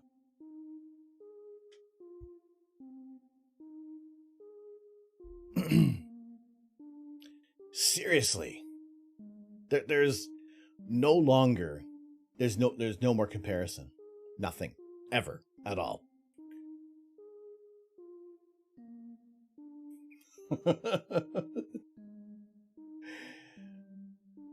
Oh my goodness.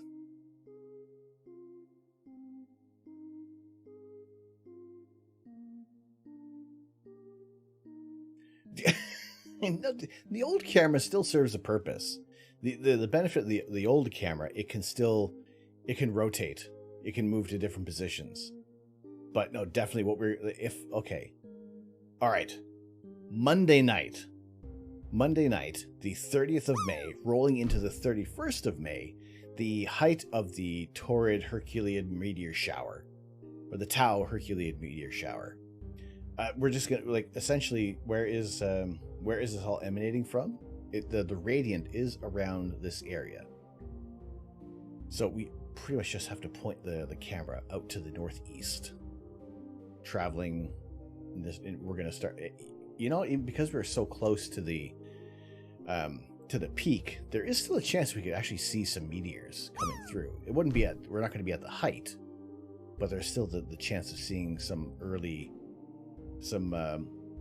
heralds of the Tau Herculean meteor shower. But oh my goodness, this camera is awesome. This thing's tremendous. This camera has totally mucked up my wording. Do I know how to speak properly? Not really. There's excitement.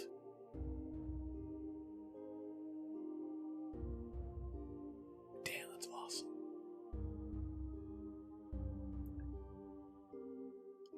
That's incredible.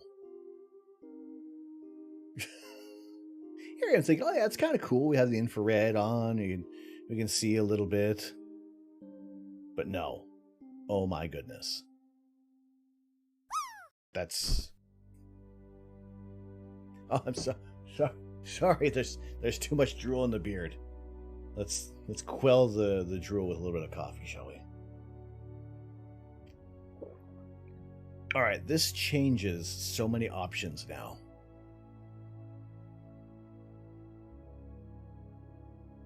So yes, I am very confident that even with the... What is our cloud coverage saying right at this very moment?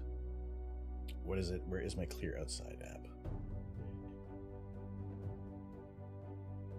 So right now, it's saying that we're pretty much at almost 100% obscured high and low clouds. Unfortunately, the glass really reflects too much of the IR emitter. What I will do is I can screw this on top of my, the thing, the device. It's the tripod. I can affix this to the top of the tripod and get it above the railing, so that we don't have. So you can see the glass in the corners a little bit. Plus, there's a hidden spider web in front. But we'll definitely get this above the glass. The other thing I was thinking about doing is, if we were going to get a second one, was to put it on top of the telescope, so we're looking exactly in the vicinity of the night sky where we're going to be imaging. In the thing at the place, we'll put the thing on top of the stuff, and then we'll do the whatchamacallit, and be perfect. Be great.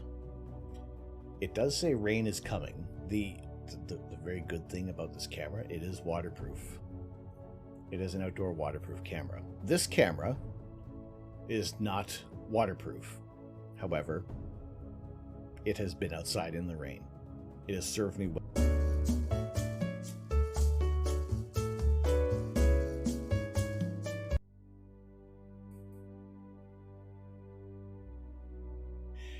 It has served me well, but this camera is clearly the successor. And I actually wonder if I kind of get it above the glass, that the signal may improve for the wireless. But this is awesome. This is so cool. The fact that essentially on a cloudy night we're seeing a bit of stars. We can still see the sun is still setting. If you had more points, you'd make you have phrasing. Phrasing fail.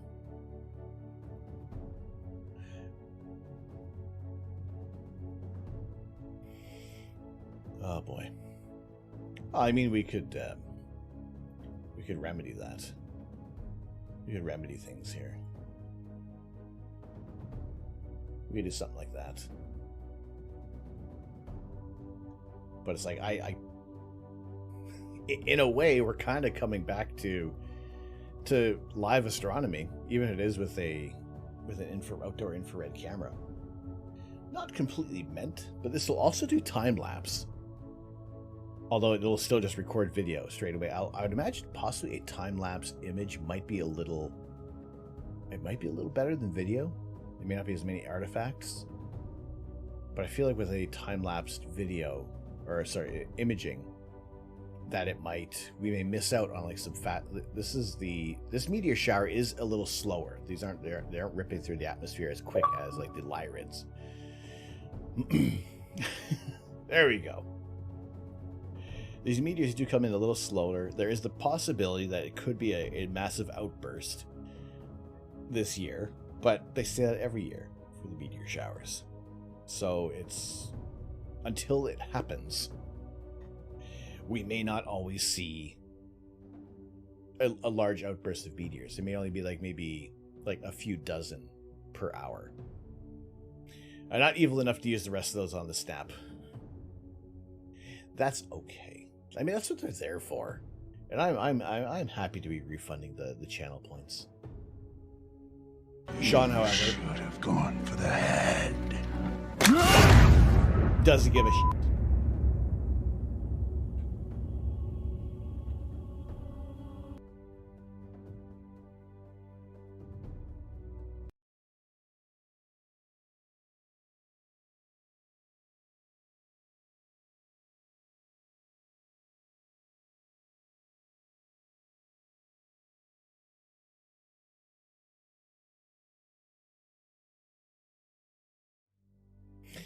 Oh no, we just have to go watch them every time. How awful. I know. Excellent.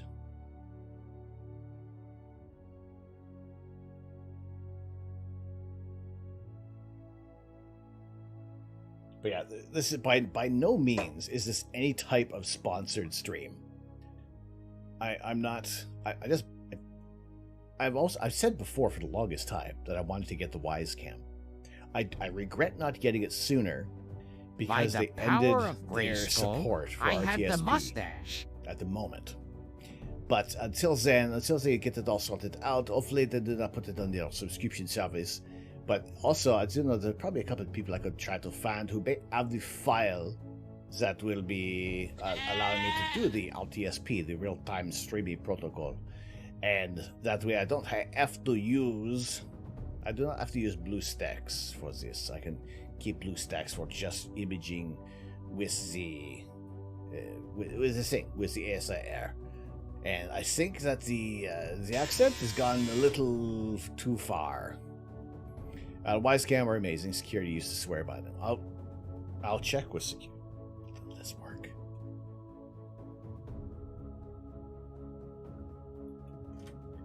Will this work?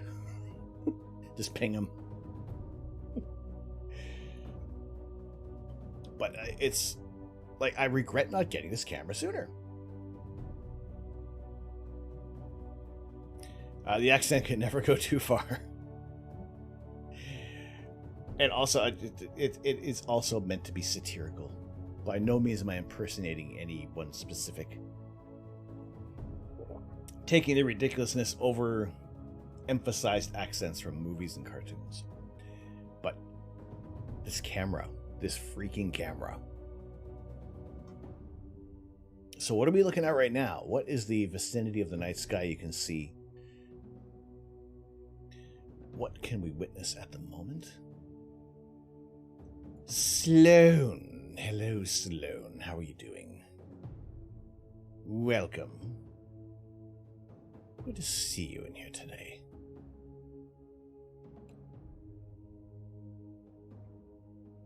We are currently taking a live look at the night sky. This is utilizing a new camera. And it is rather glorious. Where are my constellation labels? There we go.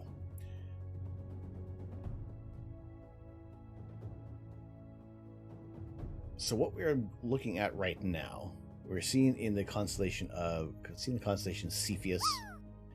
Up in this general area is the constellation of Draco. Polaris is...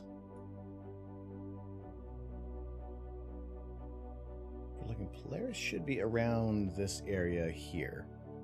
And that bright star we saw initially was Alderamin with a portion of... We don't quite have Vega in shot. But we are seeing a bit of Cygnus the Swan over here. But just Sloan, good to see you. Good to see you in here tonight. We're using the Wisecam version 3, which is a massive step up from this camera that we used to just see a bit of the tree line with. But now we're seeing cloud details.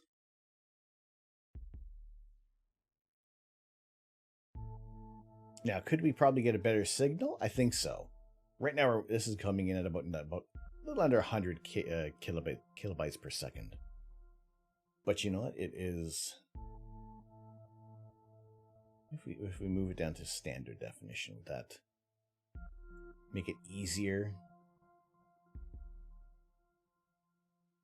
Not really.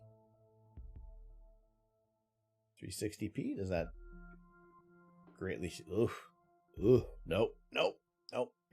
Back to HD. Take up all the bandwidth. Let's do that. Says we could have lights on, the infrared lights on, but then we get the spider web in front. We turn the infrared night lights off, and it's just the sky comes alive.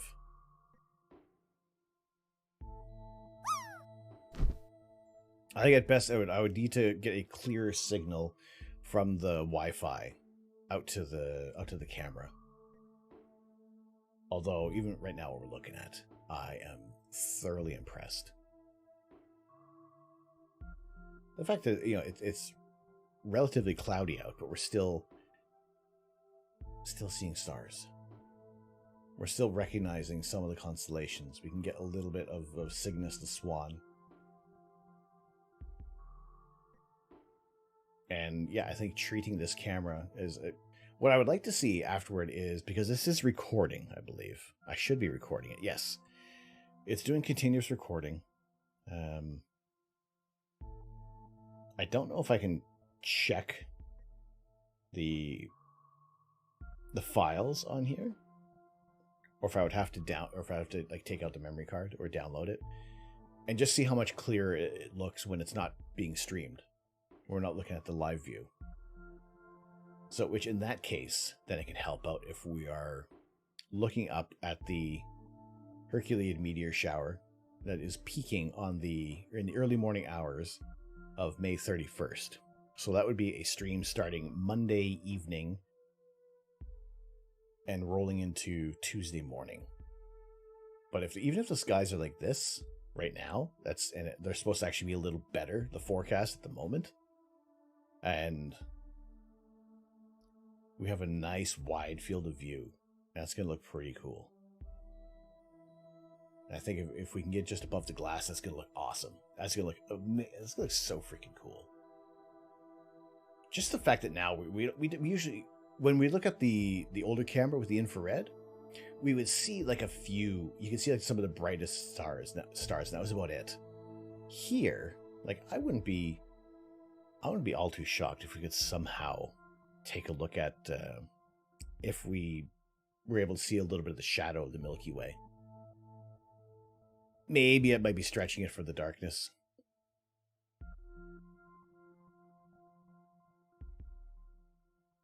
Well, let's see. Let's turn this on. Let's turn that to...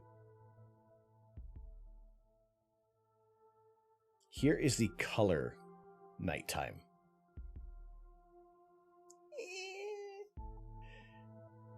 This seems to be at about the...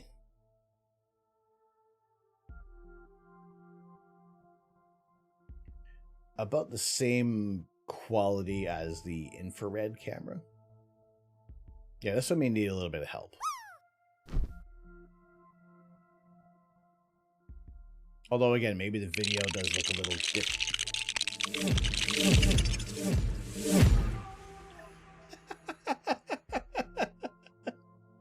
Slow. Okay, now it definitely needs some help. Here's the mouse. What if we did this? Turned on the infrared. Danger zone. It took me a second. We did manage to find Cepheus. It's fine. It's fine. Everything's fine. Quick drop while the stream is bricked. We'll never know. Never know what the score is.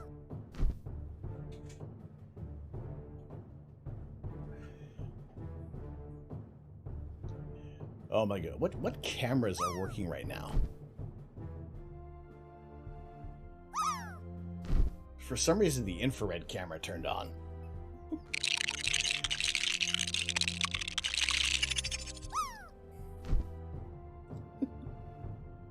No, more lag. All the lag. What's this? I don't know what that is. Sloan, thank you very much for the 250 bits. Thank you. On to the spike of appreciation, and for you, you landed for point 100, 250. There we go. Let's a couple of bonus nuts for you, Sloan. Thank you so much.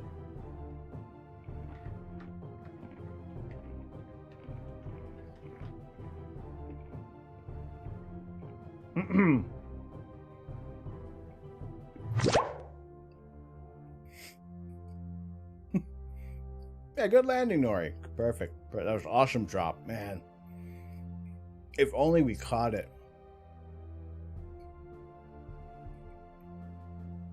If only we saw it.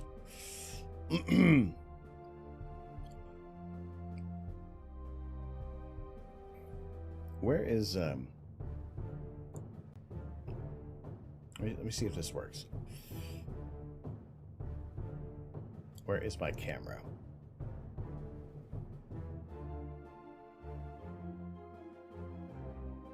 There we go. Infrared camera on both.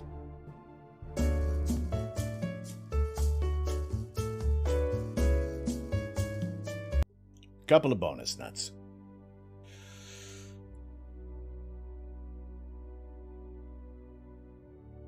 Infrared camera's a little weird. My God, I got a giant vein in my forehead.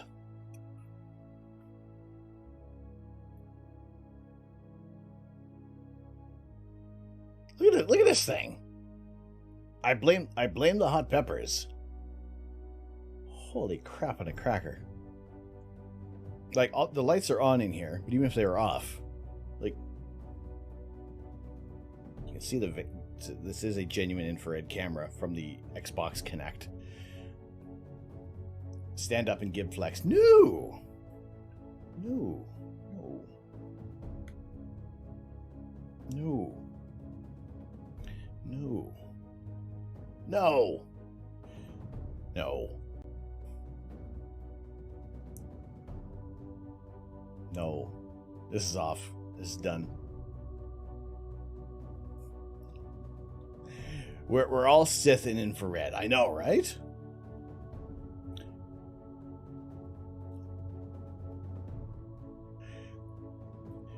Got a little bit of flex. Look at this. Look at the night sky. Yeah, it's kind of cloudy, but you know what? We're still. I can still share a bit of the night sky with you right now. And I am super happy about that. So much so that I gotta turn this off for a moment because there's more stars. There's more stars we can see.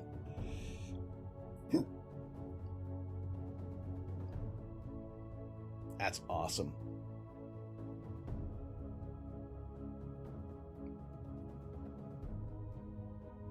So it's getting a little cloudy. So we are kind of losing a little bit of definition of Cepheus and Draco. You can still see a little bit of Cygnus the Swan.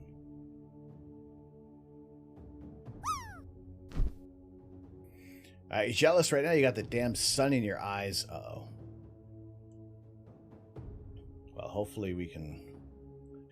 where Cygnus? Cygnus here. Oh, sorry. Cygnus here.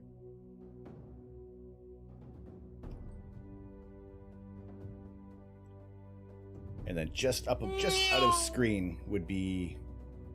Just out of the shot would be Vega.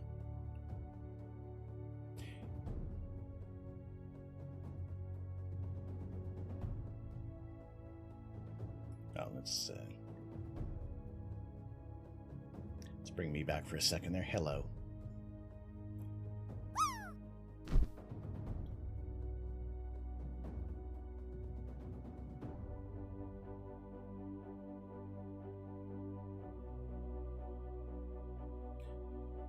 So yes, we can see. So there's Deneb. So there's part of Cygnus the Swan.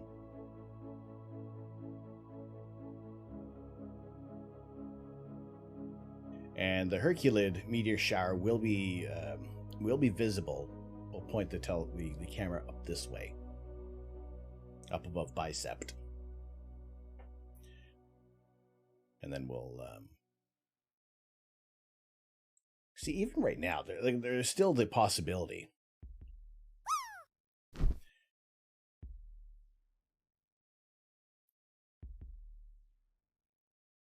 A little test for Astro, see if he pays attention to your streams.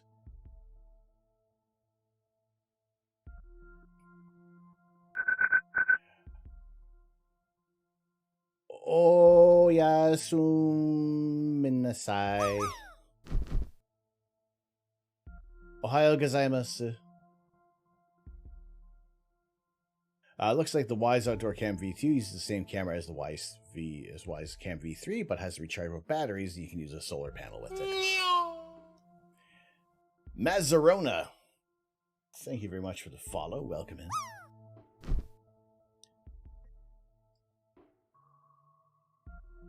Good to see you in here. Thank you very much for joining us in the observatory. We are taking a live look at the night sky right Water, water, water, water, water, water, water, water, water, water. This the water, water, water, water, water.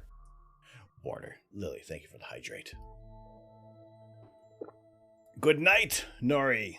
Have a good sleep. Have a good snooze. All right, if this week your cat does not show up, I will put in the formal requisition for claiming for the package being lost. It should not have been. But yeah, AA Ron, we're looking up at the night sky right now. We're using the WiseCam V3.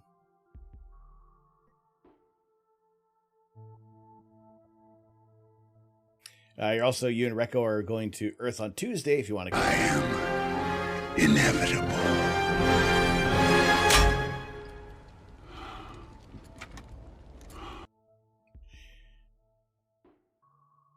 I may join you Hello, there, before kids. the stream. It is an astronaut, Tim Peake. Ask me a question. Rip CJ's sticky notes out of the way and open to a random page. This book has vanished. Oh, there it is.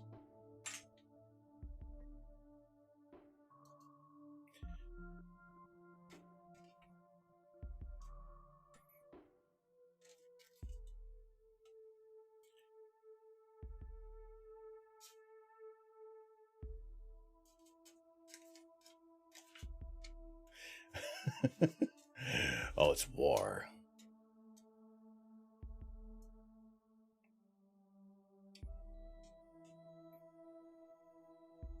Well, let's continue on from page 184. Question. Can you see stars and planets from the space station? And do they look different? Hang on a second. What is this?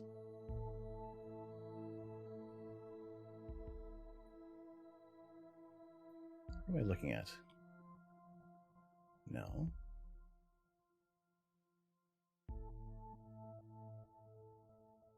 No.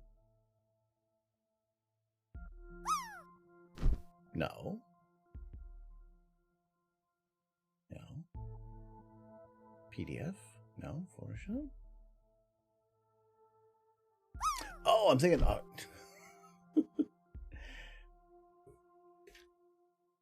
It's this camera. I'm thinking, what am I seeing that's weird? All right. There we go. El Taco Meat, what's going on? How are you doing? What is up? I'll tell you what's up. You're taking a look at the night sky with a new camera in infrared. Pardon me. That's the hot peppers. Oh my gosh. All right, open up to a random page. That was page 184. So yes, kind of falling in line with what we were doing right now, taking a look at the night sky. So yes, astronauts can see stars and planets. In fact, from space, we see them clearly as steady sources of light, as opposed to the twinkling starlight that we often see on Earth. This is because turbulence in the Earth's atmosphere causes most of that twinkling, as it refracts the light in different directions and makes the stars appear slightly less clear than when viewed from space. This is the reaction you would find many of the world's...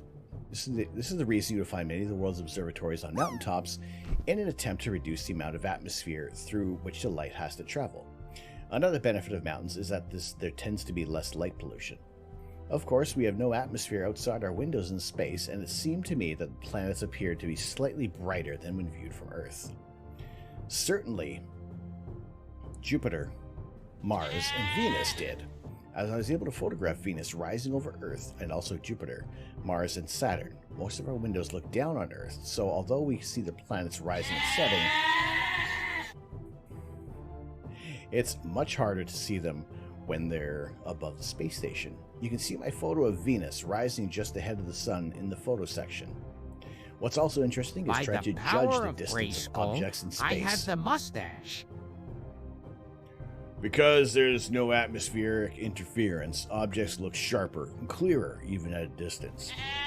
When Cygnus, a commercial cargo spacecraft, departed from the space station at a resupply trip during my mission, we had the most spectacular view of it disappearing.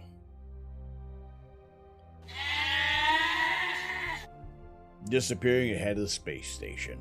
Of course, it got smaller as it got further away, but still looked incredibly sharp, focused, and well-defined, despite the increasing distance from us, which made it very hard to judge exactly how far away it really was.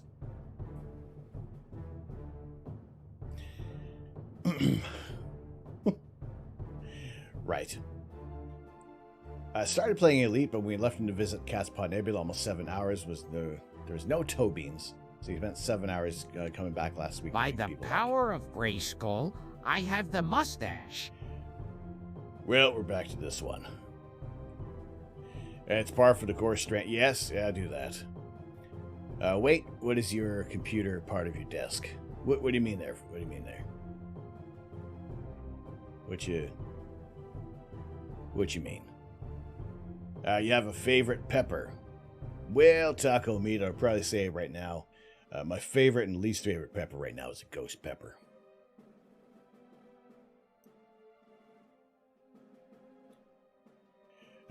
You will not strand me. I will go on without him. It's his own fault for logging off. Yes, that's true. I should not have logged off while on a fleet ship. I don't know how to elite dangerous. I am not elite. I am not dangerous. I am me.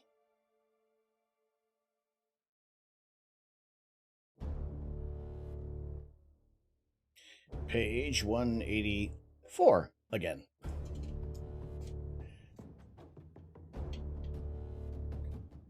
There you go. Breaking through. You are... I am Ron Stoppable. Nori is Kim Possible. That's right. Fear me. There are post-it notes everywhere.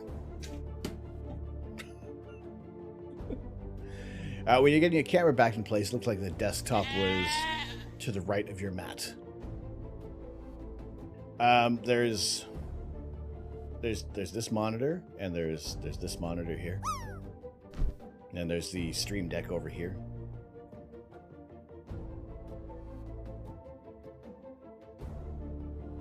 Hugh, when you were little, used to think the stars were twinkling and crickets were cricketing. And crickets cricketing was the same thing. You kind of associated them with, like, when the crickets were chirping, that was what was making the stars do their thing.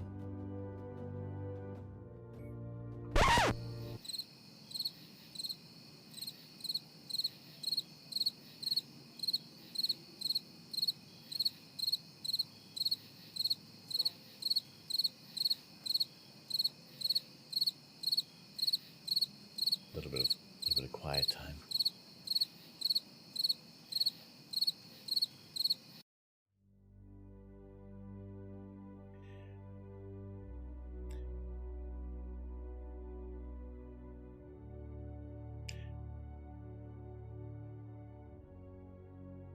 Mo Buttholes? Mo Buttholes? Mo Buttholes? How am I mispronouncing your name? Mob Utilis. Mob Utils. Mob Utils. Mob Utils. Mob Utils. Did I get it? Did we get it? Mob Utils. Aww. Close enough. Mob, hello, how are you doing? Right. So how am I liking the Wise Cam? I'm liking it a lot. Thank you for joining in today.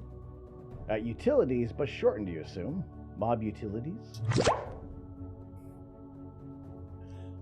Foch, hello, how you doing? My internet has gone for a dump at the moment. What's happening here? Why are we losing frames? Why is this happening again? Taco, mo buttholes, mo money. That's how you get it right. Except in Africa, it's like a choir of crickets.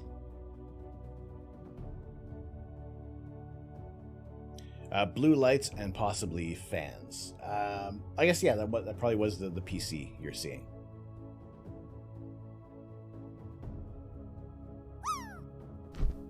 So you got... It seems like a... Like that? Is that what we saw? A little bit of... No, that didn't help.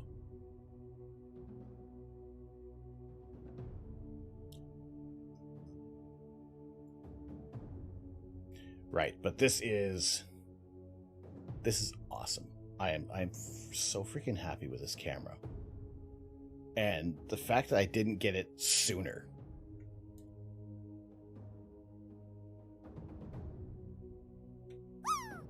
That we didn't get this thing sooner has annoyed me greatly. That we could have been looking up at the sky much more, like, much earlier. This is fantastic value. And it's like, it was, again, one of those things that I'm like, okay, forget it. Like, we're approaching a meteor shower. I wasn't happy with the way the previous camera was imaging. You can go on with my shortcomings in Elite Dangerous, but you don't want to embarrass me on stream. No, by all means. I am well aware of how terrible I am at Elite Dangerous. And the fact that we're probably going to end up stranding a couple more Kerbins before we rescue Jeb. I'm pretty sure there's probably going to be some other missions where we're going to... If I can successfully strand somebody in space, if I don't kill my Kerbal, I will let the mission progress. I'll let things progress and we'll build our story from there. But if I kill a Kerbal, we don't want to... I'm saying this is a one-time mission.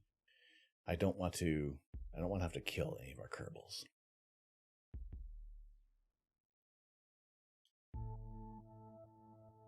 Name one kitty, I'll get him. Anyone. I don't know.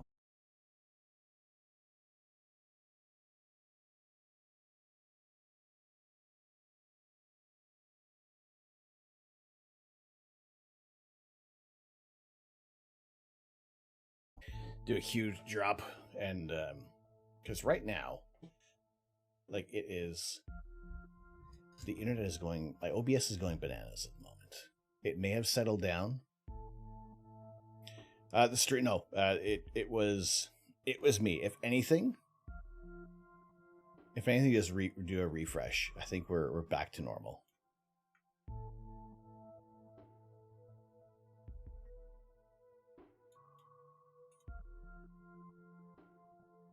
I know you're supposed to be going to bed, but, you know. Land Cruiser 300 TTV. Can you ask a physics question, or is it too irrelevant to this channel? Land Cruiser, you may ask away for your physics question. If I have the answer, then I will answer it. If not, then maybe there might be somebody else who may have some ideas. But while you're in here, exclamation point drop. Exclamation point drop. Continuous, yeah, but stream stats says it's 10 FPS. We should be back to normal. If you refresh, everything should be back to normal. But yes, no, usually we are doing some live astrophotography. Right now we're doing a little bit of just looking up at the night sky with a brand new camera. Usually we're taking images of the night sky, such as the Crescent Nebula, in oxygen 3 wavelengths, in hydrogen alpha wavelengths. But we'll also take a look at other galaxies and the star clusters and the moon. So no, it is astronomy focused, and sometimes things go all over the place with questions. So if I can't answer it, I'll aim to answer it as best as I can. If not,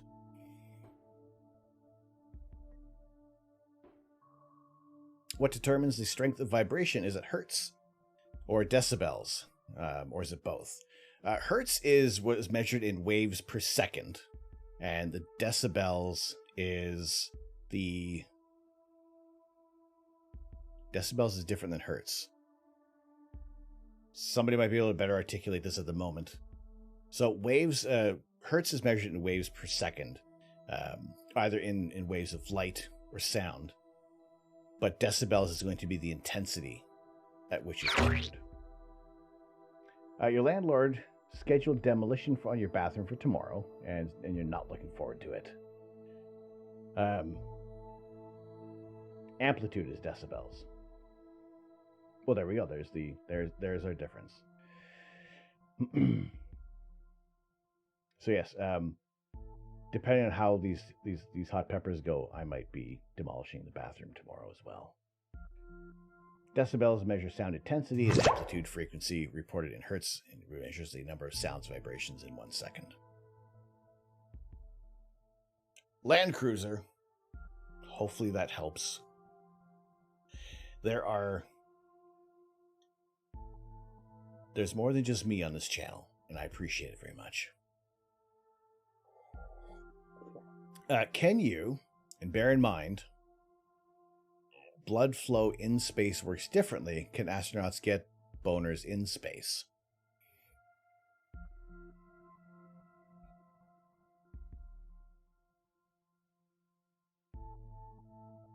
Now, CJ, when you notice that when you look at astronauts and they kind of look almost shruggy and they look a little swollen,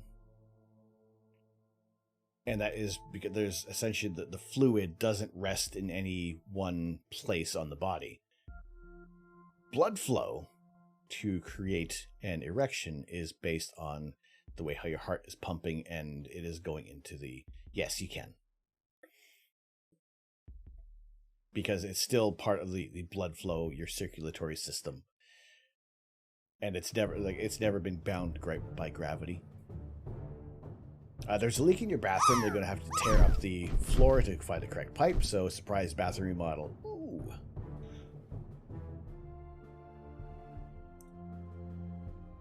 Alright, what's it going to be? Is anybody going to land? Anybody going to land for... It looks like 91.23, 91.78, 72.91, 51.17. Nobody landed.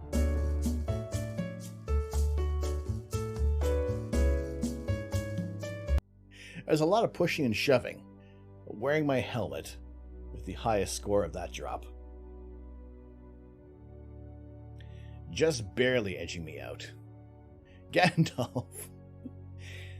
This is exactly when you tuned in, wasn't it? We start talking about space boners. This would also be like a perfect time for a raid. Talking about can you get an erection in space? Well, I mean, if that view is gorgeous enough. What is your name? Gondolfa 2000. What is your quest? To seek the Holy Grail. What is the capital of Assyria?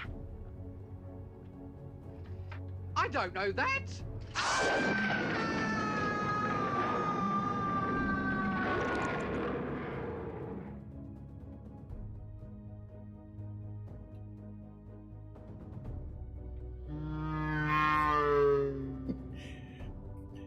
Azure. Yeats. You'll trust the answer, but you also ask NASA Chris Hadfield on Twitter. I mean, it is a perfectly valid question, depending on how you phrased it. Oh my goodness. Yes, you tuned in just as I said you can get a boner in space.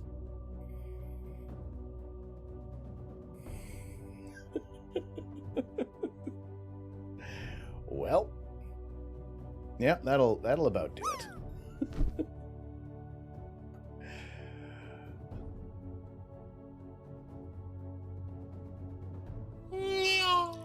Lily, you're asking, is there any known instances of sex happening in space? To my immediate knowledge, no. I have off the top of my head, and nothing that we've been reading in Tim Peake's book. Believe me, there is a book underneath all these post-it notes.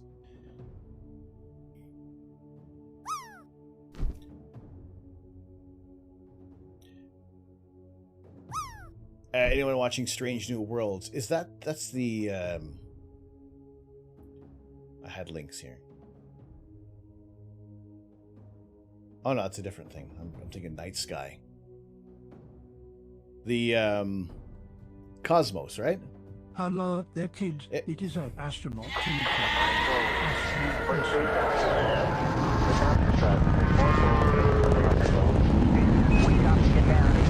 Oh, Star Trek. By the power of Grayskull, I have the mustache. We copy you on the ground. You got a bunch of guys about to turn blue. We're Well, freezing again. there we Thanks a go. lot. No. The no doesn't. Am I watching Strange New Worlds? No, I'm not, but I know other people are.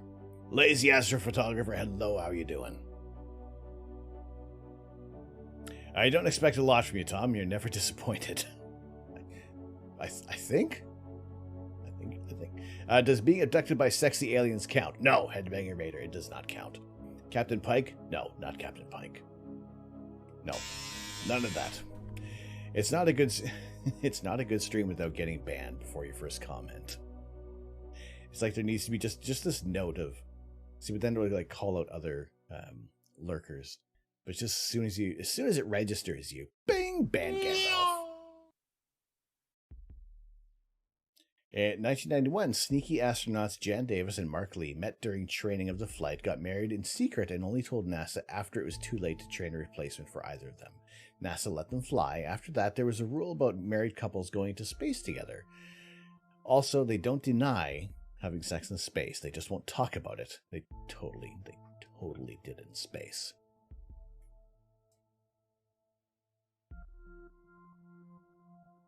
Pray for sunshine, prepare for rain. There you go.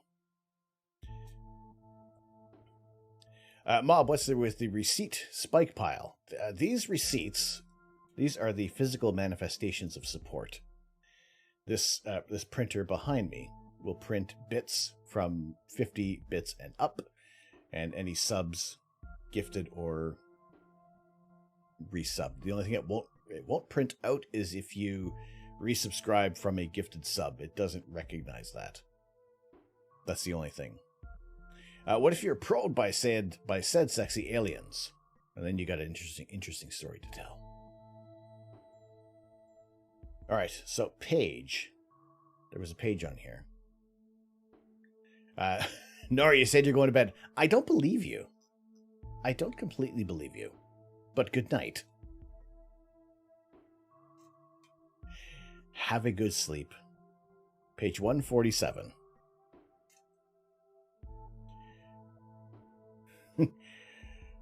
Sweet dreams, you filthy animal. All right, page 147.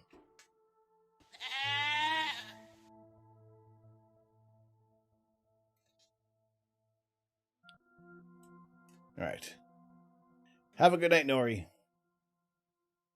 Have a very good sleep.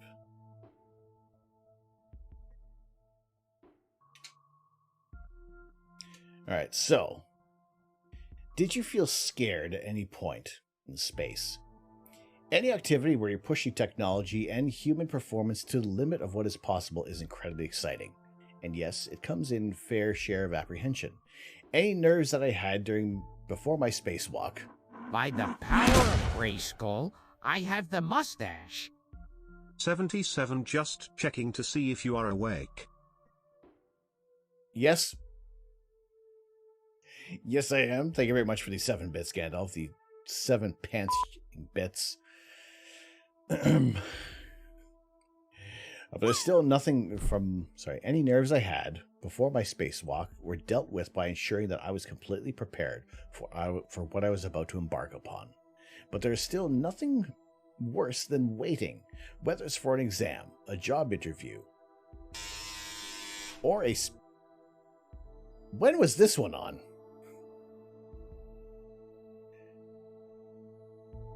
All right, let's give you another mustache. By the power of Grayskull, I totally have missed the that mustache. Oh, there we go. There. Free one for you, Lily. I've always found that action brings a sense of calmness, and the moment I felt any apprehension disappear was when Tim opened the hatch to space. Night was approaching, and the sun was low on the horizon. I remember the sunlight suddenly flooding into this depressurized airlock, thinking, finally, my time to get to work. No matter how relaxed you may feel about stepping into the vacuum of space, you will need to remain extremely vigilant against something going wrong.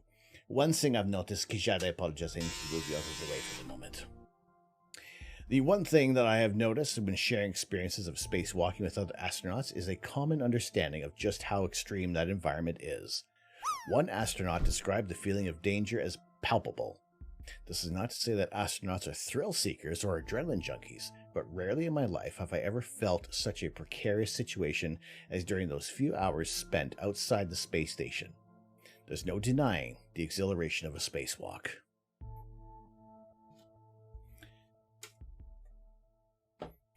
Lily, thank you very much for the redeem. For our book, to have your name indelibly etched on a post-it note for all time, as long as possible. And page 147, come 148. I'm in danger. There we go. Thank you very much. All right, so I've left the drop. We went on a break earlier, and I've left the drop game on. We'll leave it on for the remainder of the night. The important thing is the vastly, wildly, crazily, wonderfully important thing right now to take away from everything that we're doing is, excuse me, Jeb. Mate, what are you doing? He knows. He knows that we need to rescue him. We need to mount a rescue effort. What we have at the moment is a comparison of two cameras. We have the traditional Tapo C20 camera that we can move around and point it in different directions. However, it is very poor at processing light. Recently delivered, and which I finally bought on Amazon, and it was delivered yesterday, and I set it up today, is the WiseCam V3. A completely huge, massive improvement in our night vision. So much so that even with some cloudy skies, we can still see some stars. We can see a little bit of Cygnus the Swan. We can see a tiny portion of, we can see the W of Cassiopeia. We have Cepheus hiding just behind the clouds over here. Night and less night difference, exactly. So I wanted to make sure we finally added this into our repertoire of cameras, because coming up on the 30th, in the early hours of the 31st of May, is going to be the Tau Herculeid meteor shower. And there have been a few articles saying, is this going to be the largest outburst of meteors in a long time from this meteor shower? Is it going to be the best meteor shower we have seen in ages? Or is it just going to be a few little plips of light passing across the night sky, and people are going to be like, oh, I missed it. I didn't see any. I looked up, but I didn't see a damn thing. I had the whole night, froze my balls off and everything. Did see a damn meteor. Better to see shaking what your mama gave you when you adjust the telescope.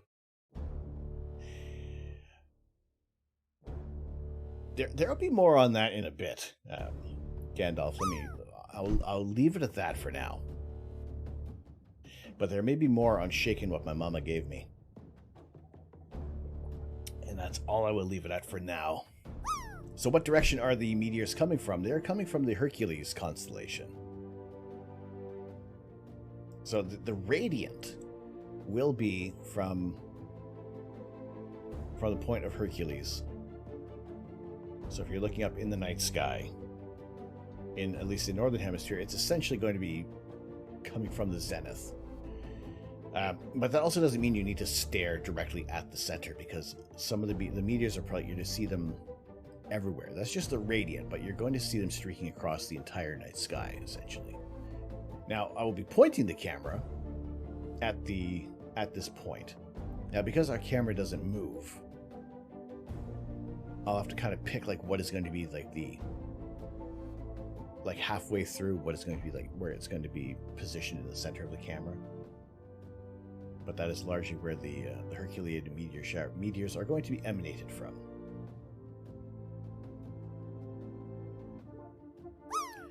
And it'd be cool to see a meteor like the one they had in Russia for the Chelyabinsk meteor. It would be kind of cool, but it would be still pretty scary, the fact of how much damage that small meteor did cause. But again, things like that, those are the size meteors that just never land on the tracking, that can't be tracked. It's just they're going to bust through our atmosphere and hopefully not cause too much damage.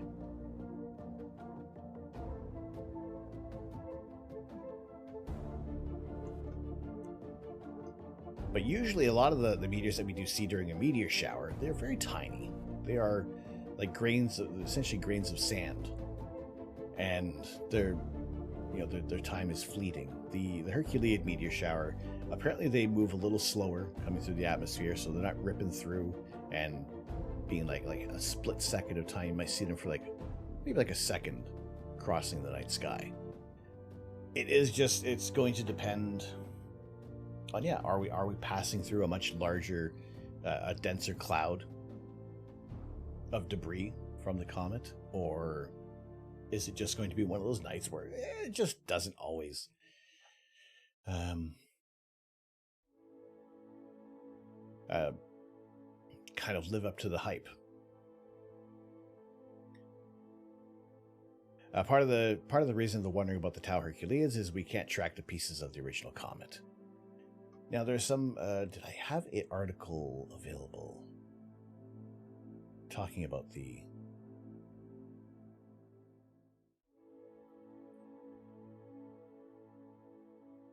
You've seen some fairly fiery meteors in your time.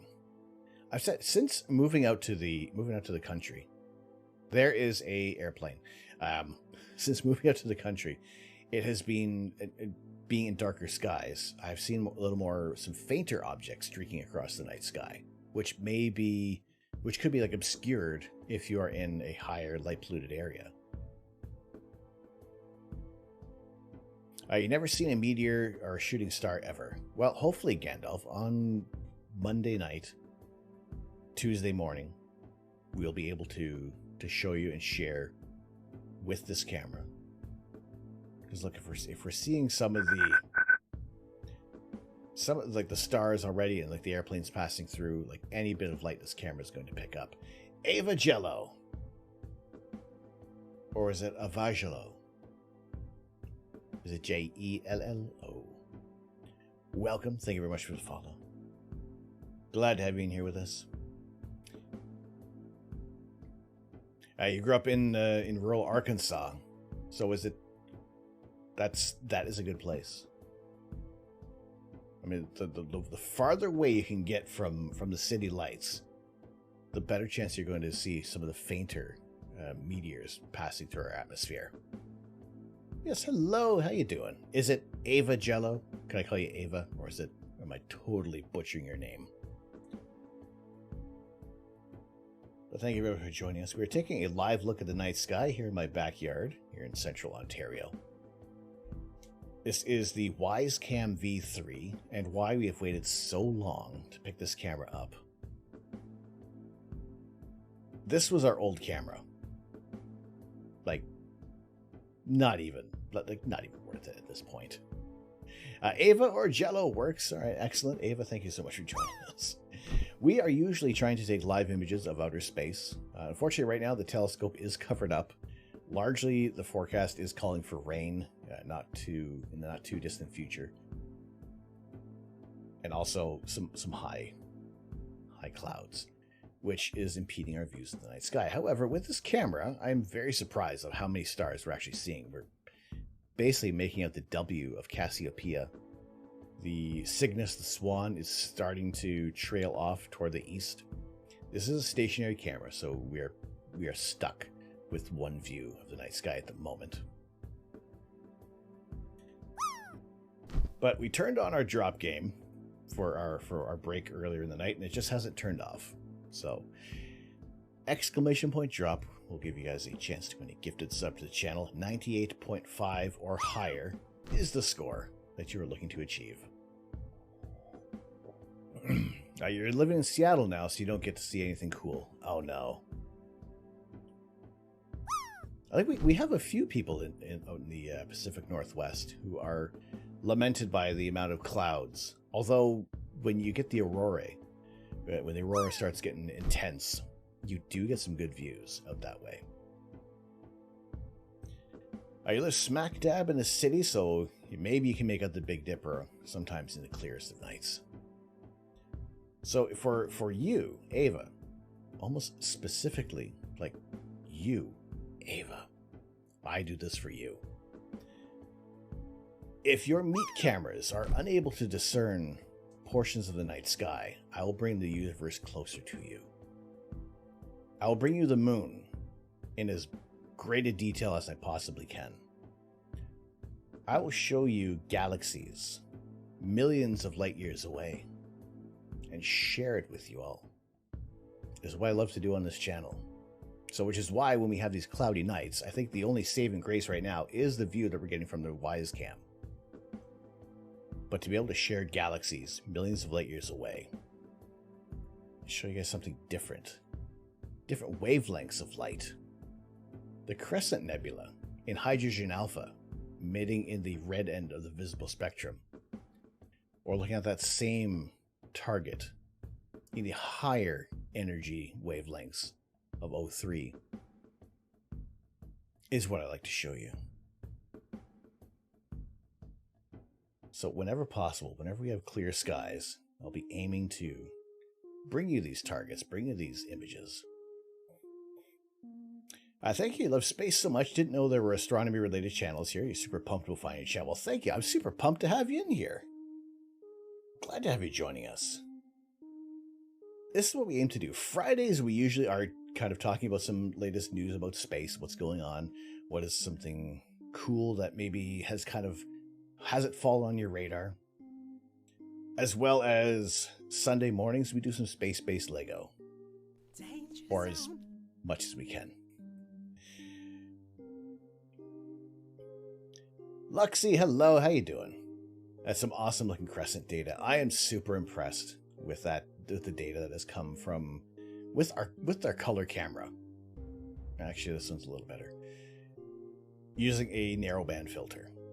Now, color cameras aren't exactly the best thing to be using for a narrowband because you're cutting out a lot of your signal. However, for illustrative purposes of what we do and what we can bring you and show you, even if it's just a partial amount of data. Don't forget to bring a towel. I have not forgotten to bring it. I have my spicy towel, and that is because of the hot peppers. It got a little warmer earlier, but I got the fan busted out, so we're good for the heat. I'm like your personal space Uber. Yeah, exactly. You can join in anytime you want. You can come and go as you please. But no, it is my pleasure to share my love of astronomy with you as often as we can. So the potential plan right now is on Monday night, starting at about... We'll probably start a little later in the evening. Maybe even maybe 10 o'clock Eastern time. To be pointing our not even pointing our telescope, we're pointing our camera up toward the Hercules constellation, and checking for any meteors that are going to be coming from the Herculean meteor shower, which peaks essentially on the 31st of May in the early hours. So it's Monday, leading into Tuesday. So it wouldn't be like Tuesday, late Tuesday night, leading into Wednesday. So we'll keep an eye for the peak of the meteor shower. However, at this time, as we're approaching the peak, there's still going to be some early meteors that are going to start penetrating the atmosphere that we can always keep an eye out for. It's just when you're at the peak is obviously when you're expected like the most zenith per hour meteors to be appearing. So we did that with the Geminid meteor shower, and we caught a few. I let the camera continue recording throughout the night, and some were like very, very quick, and then others we maybe got for like half a second, which was really good. So also what we have for our follower emotes, we have two new follower emotes. They're both Optimus Prime. We have our G1 and War for Cybertron. Whichever one gets the most usage over the next week. By June 1st, at the release, actually less than a week, 1, 2, 3, 4, 5 days from now, whichever of these emotes gets the most usage will become our new animated emote for the channel. And this is all because of the release of the Optimus Prime Lego, which is awesome looking. And we will aim to purchase this day one, as we did reach a goal for during the month of May. All right, last drop, and then you're gonna knock. Good luck. Hopefully your bedtime routine works out much was better aim than what you just dropped there, CJ. But we'll keep an eye on the release for Optimus Prime, June 1st. But also tonight, we did hit some other goals.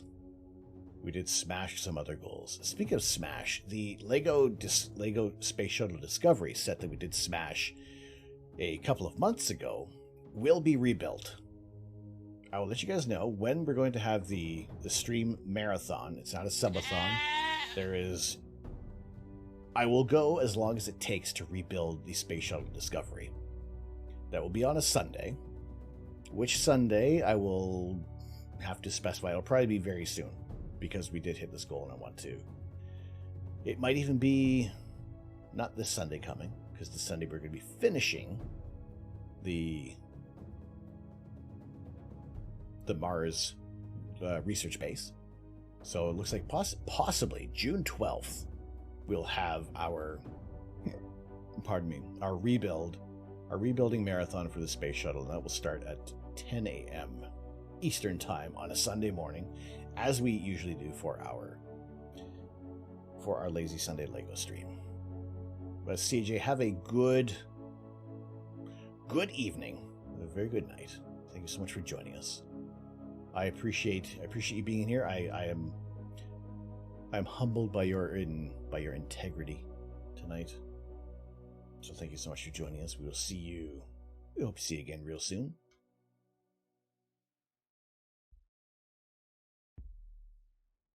Have you considered building the Lego Bugatti Chiron?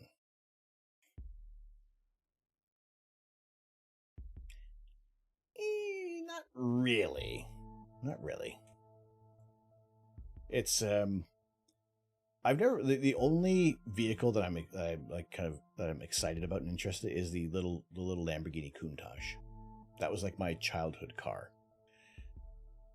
All right, good night, CJ. No, CJ, up your bum.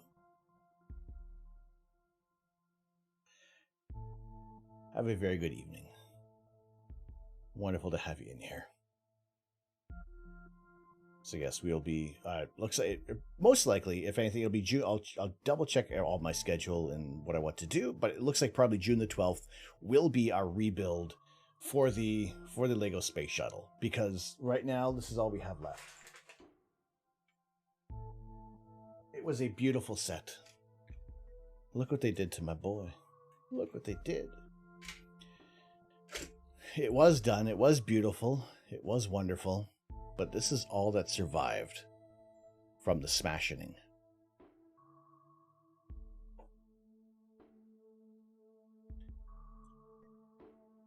You're an ex-car guy, so I mean, have you seen the Ferrari that they just announced?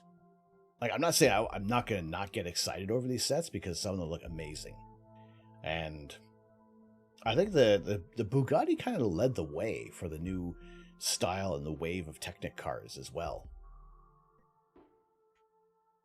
But the Ferrari looks pretty darn sweet. There's some new elements that have been made pretty much specifically for that set. But no, the sets that I like to build on stream, or even like Lego in general, I like to have some kind of connection to it. So while you're a car guy, I think places I've traveled to, those Lego architecture sets, I think the only architecture set I will break that rule or bend that rule for is the Great Pyramid of Giza. That looks incredible. Now, it wouldn't be it's not going to be a day one purchase or anything like that, but it is something that I've always been fascinated by the pyramids and by Egyptian myths and Egyptian culture, which is also why I really enjoyed Moon Knight. But that set looks absolutely incredible. So much so that I'm willing to break my my criteria for the architecture sets. Arguably an astronomical object, a pyramid. I mean, there are some images that do say that the pyramids were built off of the 3 stars of Orion. But yeah, the Ferrari looks awesome. It looks really, really cool. And Moon Knight was good. Moon Knight was really good. I'm looking forward to She-Hulk. I know a lot of people are like crapping all over the CGI at the moment, but that's like, it's preliminary stuff. I wouldn't be too concerned about that. Right, Jess, how you doing? Good to see you. How are things?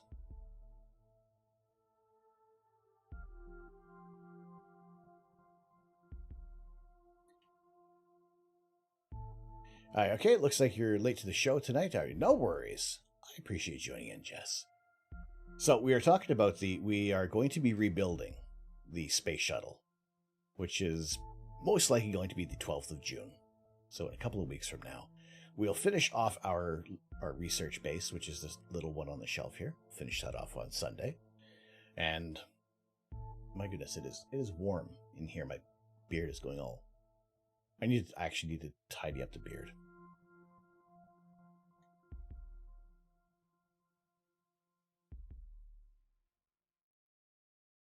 Then we'll get that all sorted out. But yes, we'll be rebuilding the space shuttle, and also as soon as possible getting aiming for the Lego Starry Night. Some wonderful goals were hit tonight and smashed, and I appreciate everybody who has contributed to that, and those who have spent their time in stream as well. As always, I cannot thank you enough for that. We can always do what we can to try to make a little bit more money. But the hours that have been spent here tonight, I greatly appreciate. And I also am very excited for the fact that we have moved from this camera.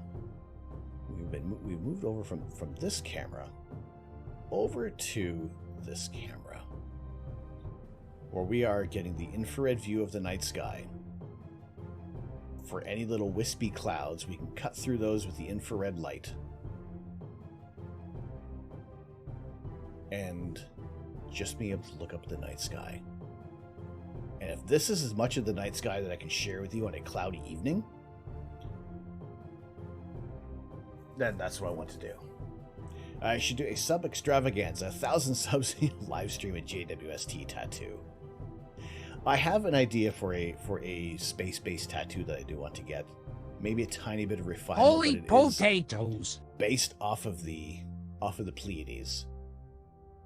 Where that artwork is hiding, somewhere on my laptop. Pilot Astronomy, what's going on? How are you doing? Now we did a the latest subathon that we did. I ended up shaving my head. Right now, you can't see it. I'm a potato. But yes, we did do this. And you should have gone like for the head. Just essentially crap on a cracker. Well, hair's gone. Now me.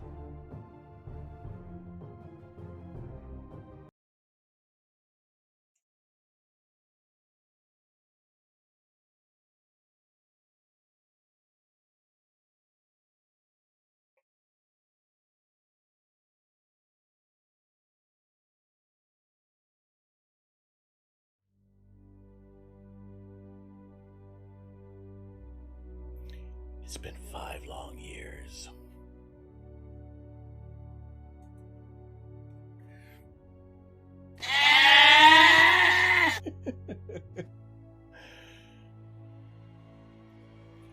Every star will die. You plan on getting a including our own pulsar sun. map sent on the Voyager And probe tattoo eventually on all your that will side. be left is a sparse superparticles See, and that's- radiation. Excuse me, Jay. Even the energy of that soup will be sapped away over time by the expansion of the universe, leaving everything just a fraction of a degree above absolute zero. Tastes like blueberries this time. But TGIF, am I right? Got to make up for last time. I appreciate it. That's what the points are there for. That's what they do. 5 years and the hair never recovered. No, I bought a new, I bought a hair trimmer, like one of the little skull shaver gimmicks, and I like it. I was really worried that I was gonna be like, oh, this is gonna look so ridiculous. But no, I thank my parents for the shape of my head. By the power of Grayskull, Oh, I have the this is gonna change up. mustache. Well, there we go. Okay, fine. It's probably, I don't know how long it's going to last. 30 seconds. 30 seconds. I can only answer no to any question. No, that's not a goat. No, it's not a goat. Oop. There we go. Back to this mustache. But no, the big thing, is the Earth round, Astro? No, it is not round, Astro. It is flat, Astro. Beautiful thing about that tattoo is that if you somehow end up in a random place in the galaxy, that's smart, Lily. That's you've taken care of many eventualities. You just get plunked somewhere in the middle of the galaxy, and they know where to find you. You know what? Even rain or shine, the camera outside now is waterproof. It is rated waterproof, whereas the other camera, this one, is not rated as waterproof, although it has survived many a storm. But I'm supremely happy with this view. I do wonder if on a clear enough night, would we actually be able to see the band of the Milky Way? Would it be visible with this camera? GeoGuessr has gone too far. It's no longer just limited to our geography. It is like Galactic Guesser. See, I've seen a lot of some people get some space-based tattoos, and some of them look awesome. Some of them are very simple. Some of them are just like the electromagnetic spectrum. And I like the I would like to build upon what I had designed of the stylized geometric representation of the Pleiades, but I think I would like to find the artwork that I did and then build upon it, because I think it's been way too long since I've got a tattoo. Although everything that I have planned for has been related to astronomy, or has been related to streaming upgrades, streaming equipment, be it cameras or some Lego sets. But I haven't got word yet on our largest acquisition of the ASI 533 monochrome camera. It was expected to come in today at Ontario Telescope and Accessories. However, I have not gotten any word whether or not it has, but I'm also cognizant of the fact that delays will occur. I got this really cute t-shirt dress that has the Arecibo message patterned all over it. Is it not the t-shirt, but just the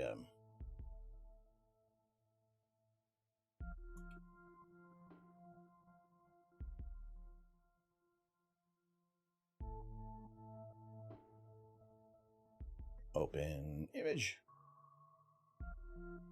This thing. This one, yes?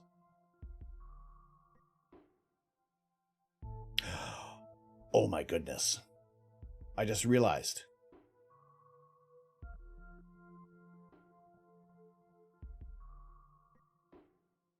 Nope, that's not it. I could do it in Lego.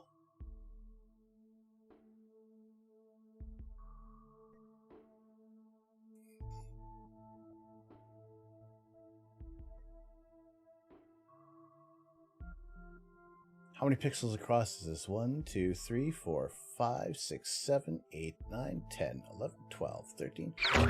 Oh, sugar lumps and weasels.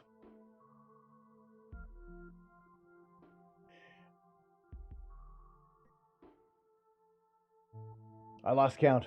1, 2, 3, 4, 5, 6, 7, 8, 9, 10, 11, 12, 13, 14, 15, 16, 17, 18, 19, 20, 21, 22, 23. Holy potatoes! All right, perfect. It could be done. It could be done. I also have a tattooed plan that finishes up your koi fish sleeve. That'll be kitsune on your upper arm. It'll have the tail wrap around cover of the tattoo on your chest that you regret getting. Yes, that is the Arecibo message. Beautiful. Excellent. All right. If it doesn't appear as a Lego, it could appear as a perler. We could do that as well. That's entirely possible. Which also reminds me, I need to iron out the planetary portrait on the perler. Peas and rice. Sugar lumps and weasels. Yes, like one of the few phrases or the turns of phrase that I got from the UK. At least one of the guys I used to work with. He would use that. Instead of swearing.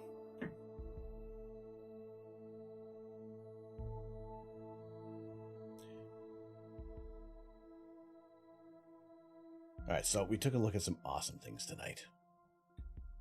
Most notably, the night sky with our infrared camera. Tofu, hello. Good evening. How are you doing tonight? Now, our weather has slightly... The weather forecast has slightly changed, but not enough to be getting out the telescope. Water.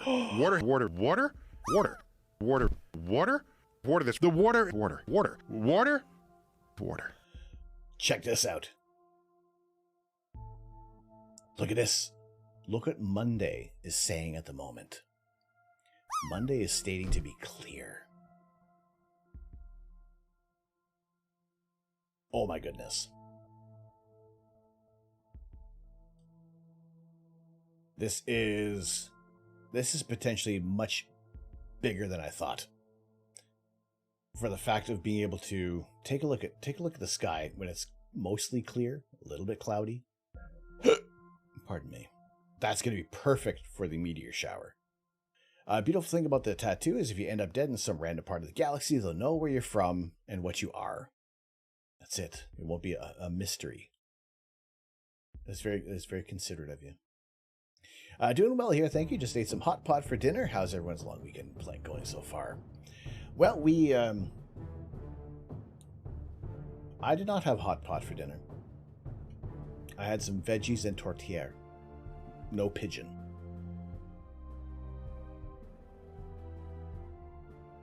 But a delicious dinner. Some delicious spicy food earlier today. And we'll move this out. Actually, one more time. For June 12th, what we're aiming to do is rebuilding the space shuttle in its entirety. The entire stream will last until this thing is properly put back together. And every piece is in its place. Also, I guess I'll discover if I have, pardon the pun, if I've lost any pieces. So that'll be interesting.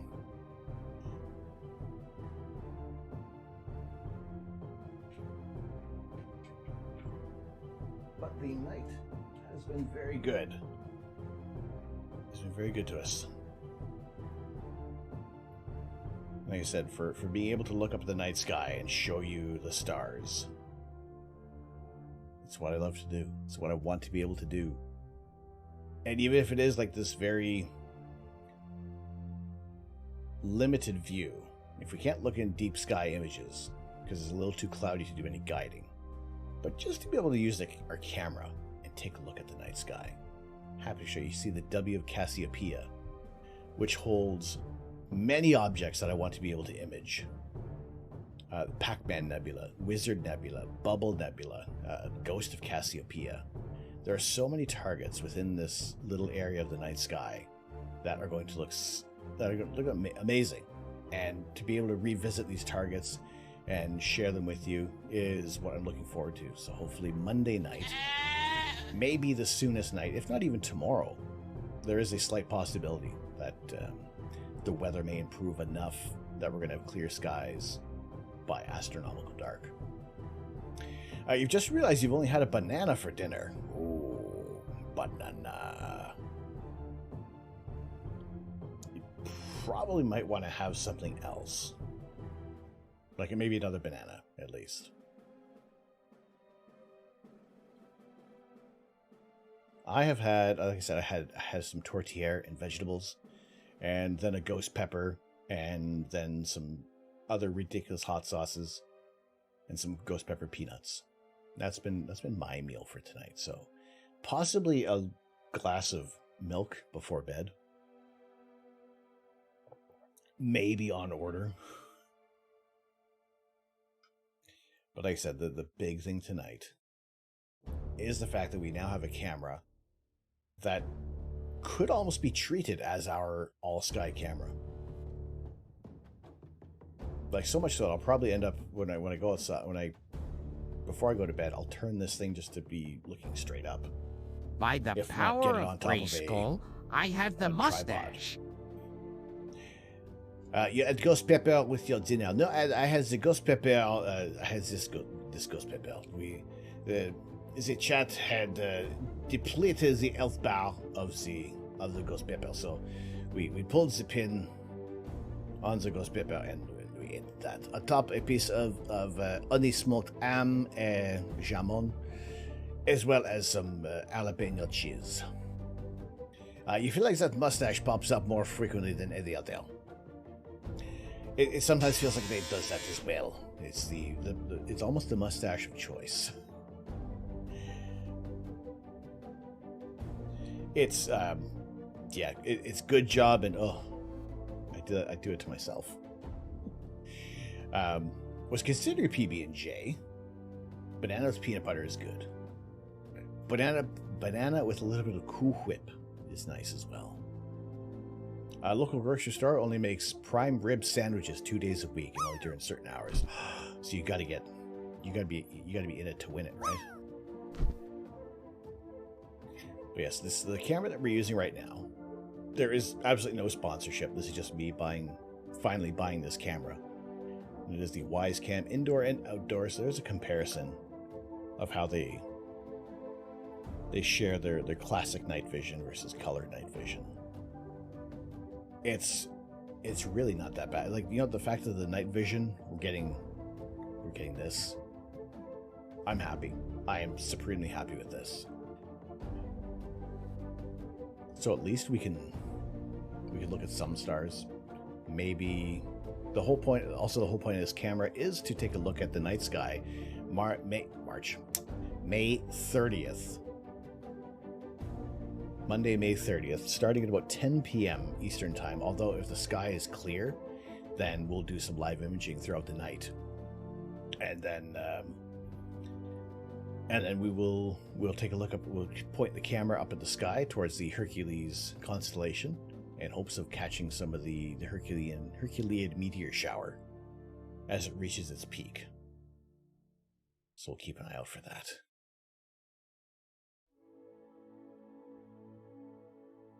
You know, it has been an absolutely fantastic evening. Catching up on some of the news, as well as I say I've read more news stories than I did last week, so I'm happy with that. So yes, the whole thing with the meteor shower is that this could possibly be like the largest outburst of meteors in quite a while. However, it may also be a big flop. You don't know. We don't really know until it occurs. So we'll keep an eye on the sky for Monday night. But we'll be back tomorrow evening for our rainy day astronomy session, which may very well... What does the weather look like? It may very well be a... Actually, no. I was going to say, I thought it was going to be rainy, but there's a chance, depending on how the weather holds up, that we might actually do some imaging. If the skies clear up early enough. If they are, then we might start the stream a little bit later in the evening. Just in favor of getting everything set up with the telescope. So I'll keep an eye on the weather, let you guys know.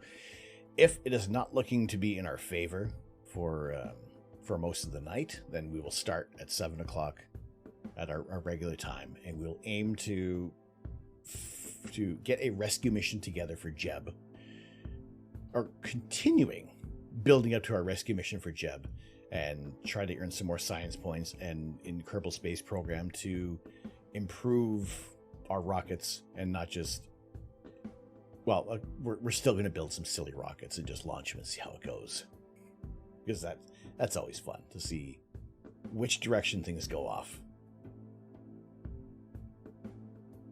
But for now, I think what we're going to do, who we're going to go say hello to tonight, I think let's see, give me 2 seconds here, but no, it's a fantastic evening.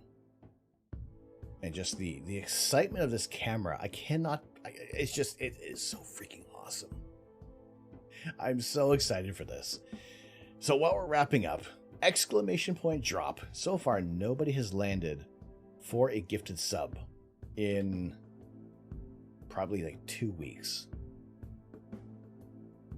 This game has been very, very stingy.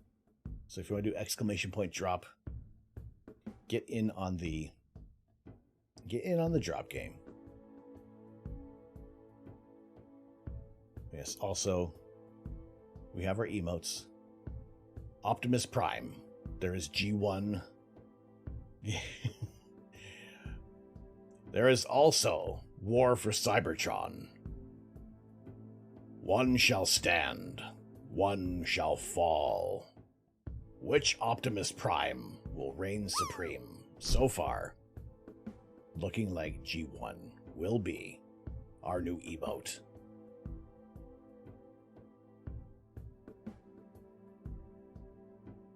Although I could equally do this.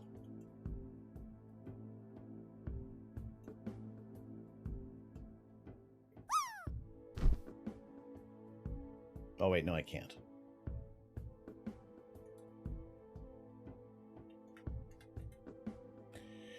Another irrelevant question. Nope. Is it possible to have a strong vibration but low sound? You feel vibration 45 feet away from your neighbor, but the sound is really low, but the vibration can be felt in your house.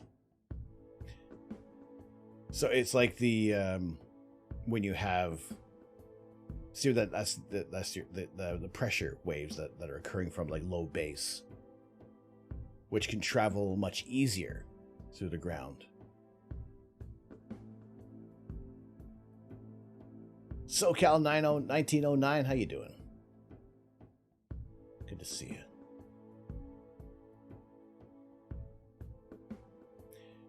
So low, that's where you're also kind of, we're possibly looking at the principle of the of the brown note, where it is such a low frequency, indetectable, inaudible from humans, but still felt.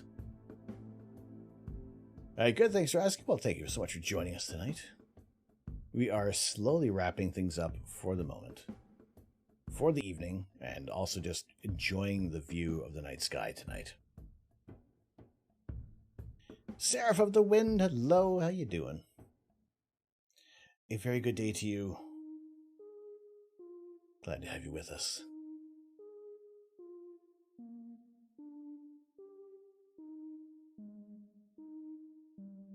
It's been a fantastic night. We'll be, like I said, we'll be back tomorrow evening. Land Cruiser, if anything, if I can also things like that. Feel that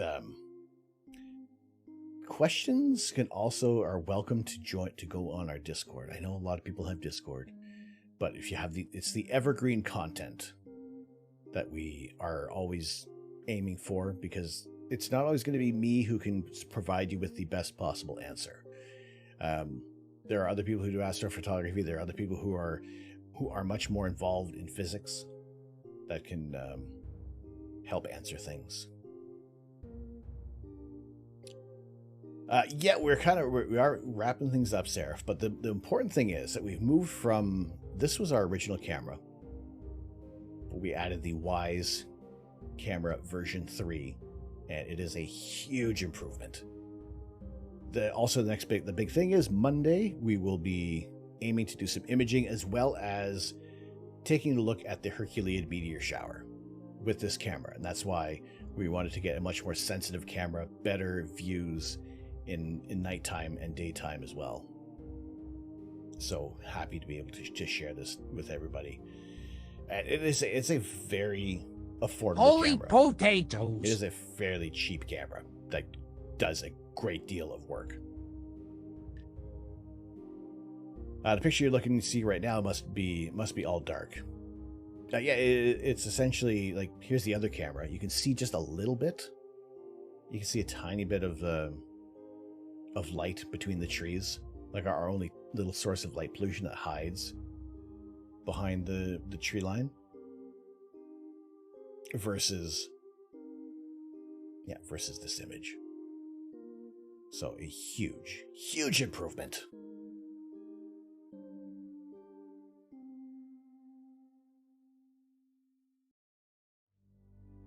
And we'll definitely be pointing this up towards the Hercules constellation.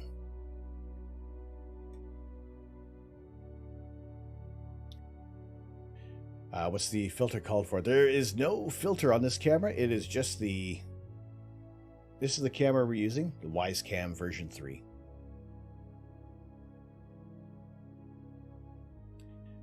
How do you get so many in one message?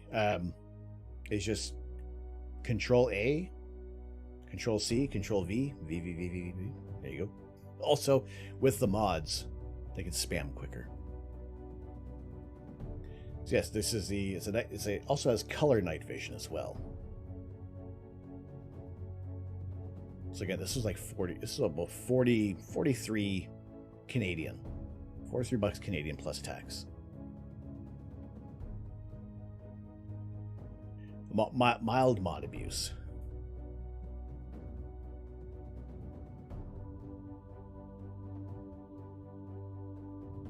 So yes, this is like seriously, like it's not an expensive camera.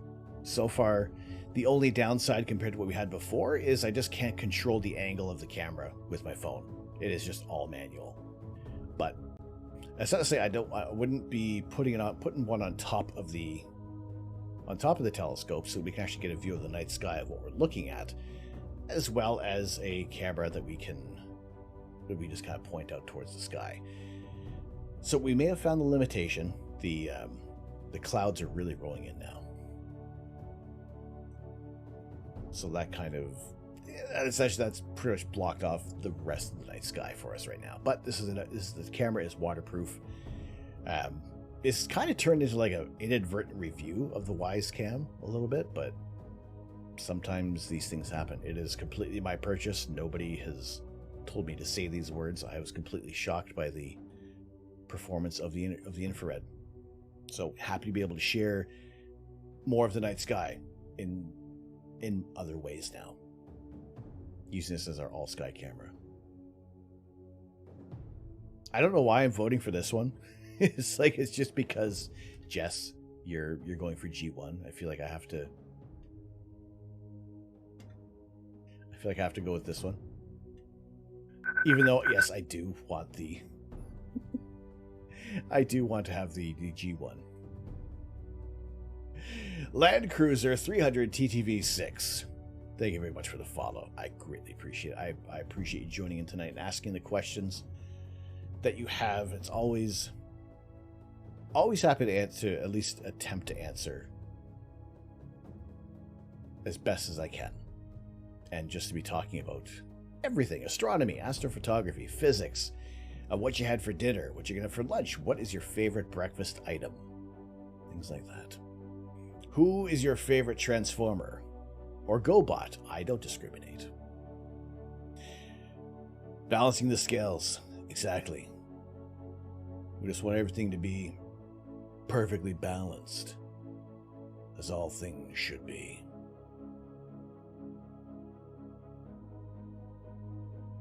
All right, let us go.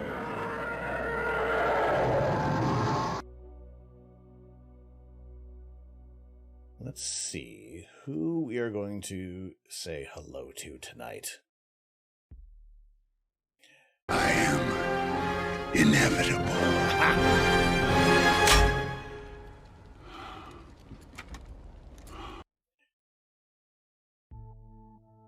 All right. I think. Who we haven't had the chance to raid into for a while. We see them joining in on our streams, but I want to go say hello to Ida Kim.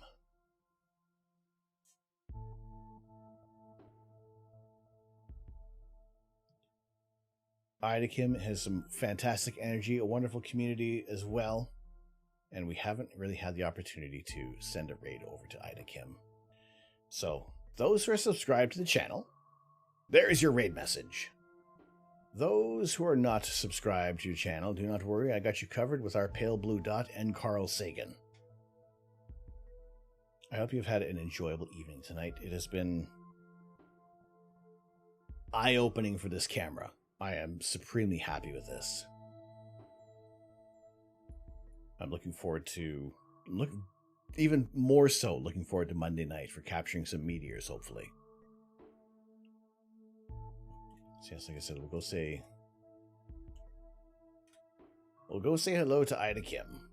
I appreciate y'all being here tonight. I thank you all for joining us. Those who have cheered bits and subscribed and gifted subs and resubscribed, and those who have spent your time, most valuable commodity you can offer, I appreciate it so much. Where Ducky, have a fantastic evening yourself. Hasta mañana. Yes, enjoy the weekend. For those who are maybe going away for the Memorial Day weekend, be safe, have fun. We'll see you again real soon. We'll be back tomorrow night with our rainy day astronomy session. Possible imaging. We'll let you guys know on Discord and on Twitter of what the updates are going to be. But until then, I have been Tom. I am the Astro Canuck. I'm not here to change the world. I'm here to share the universe. Have a very good morning, a very good evening, a very good afternoon, wherever you are.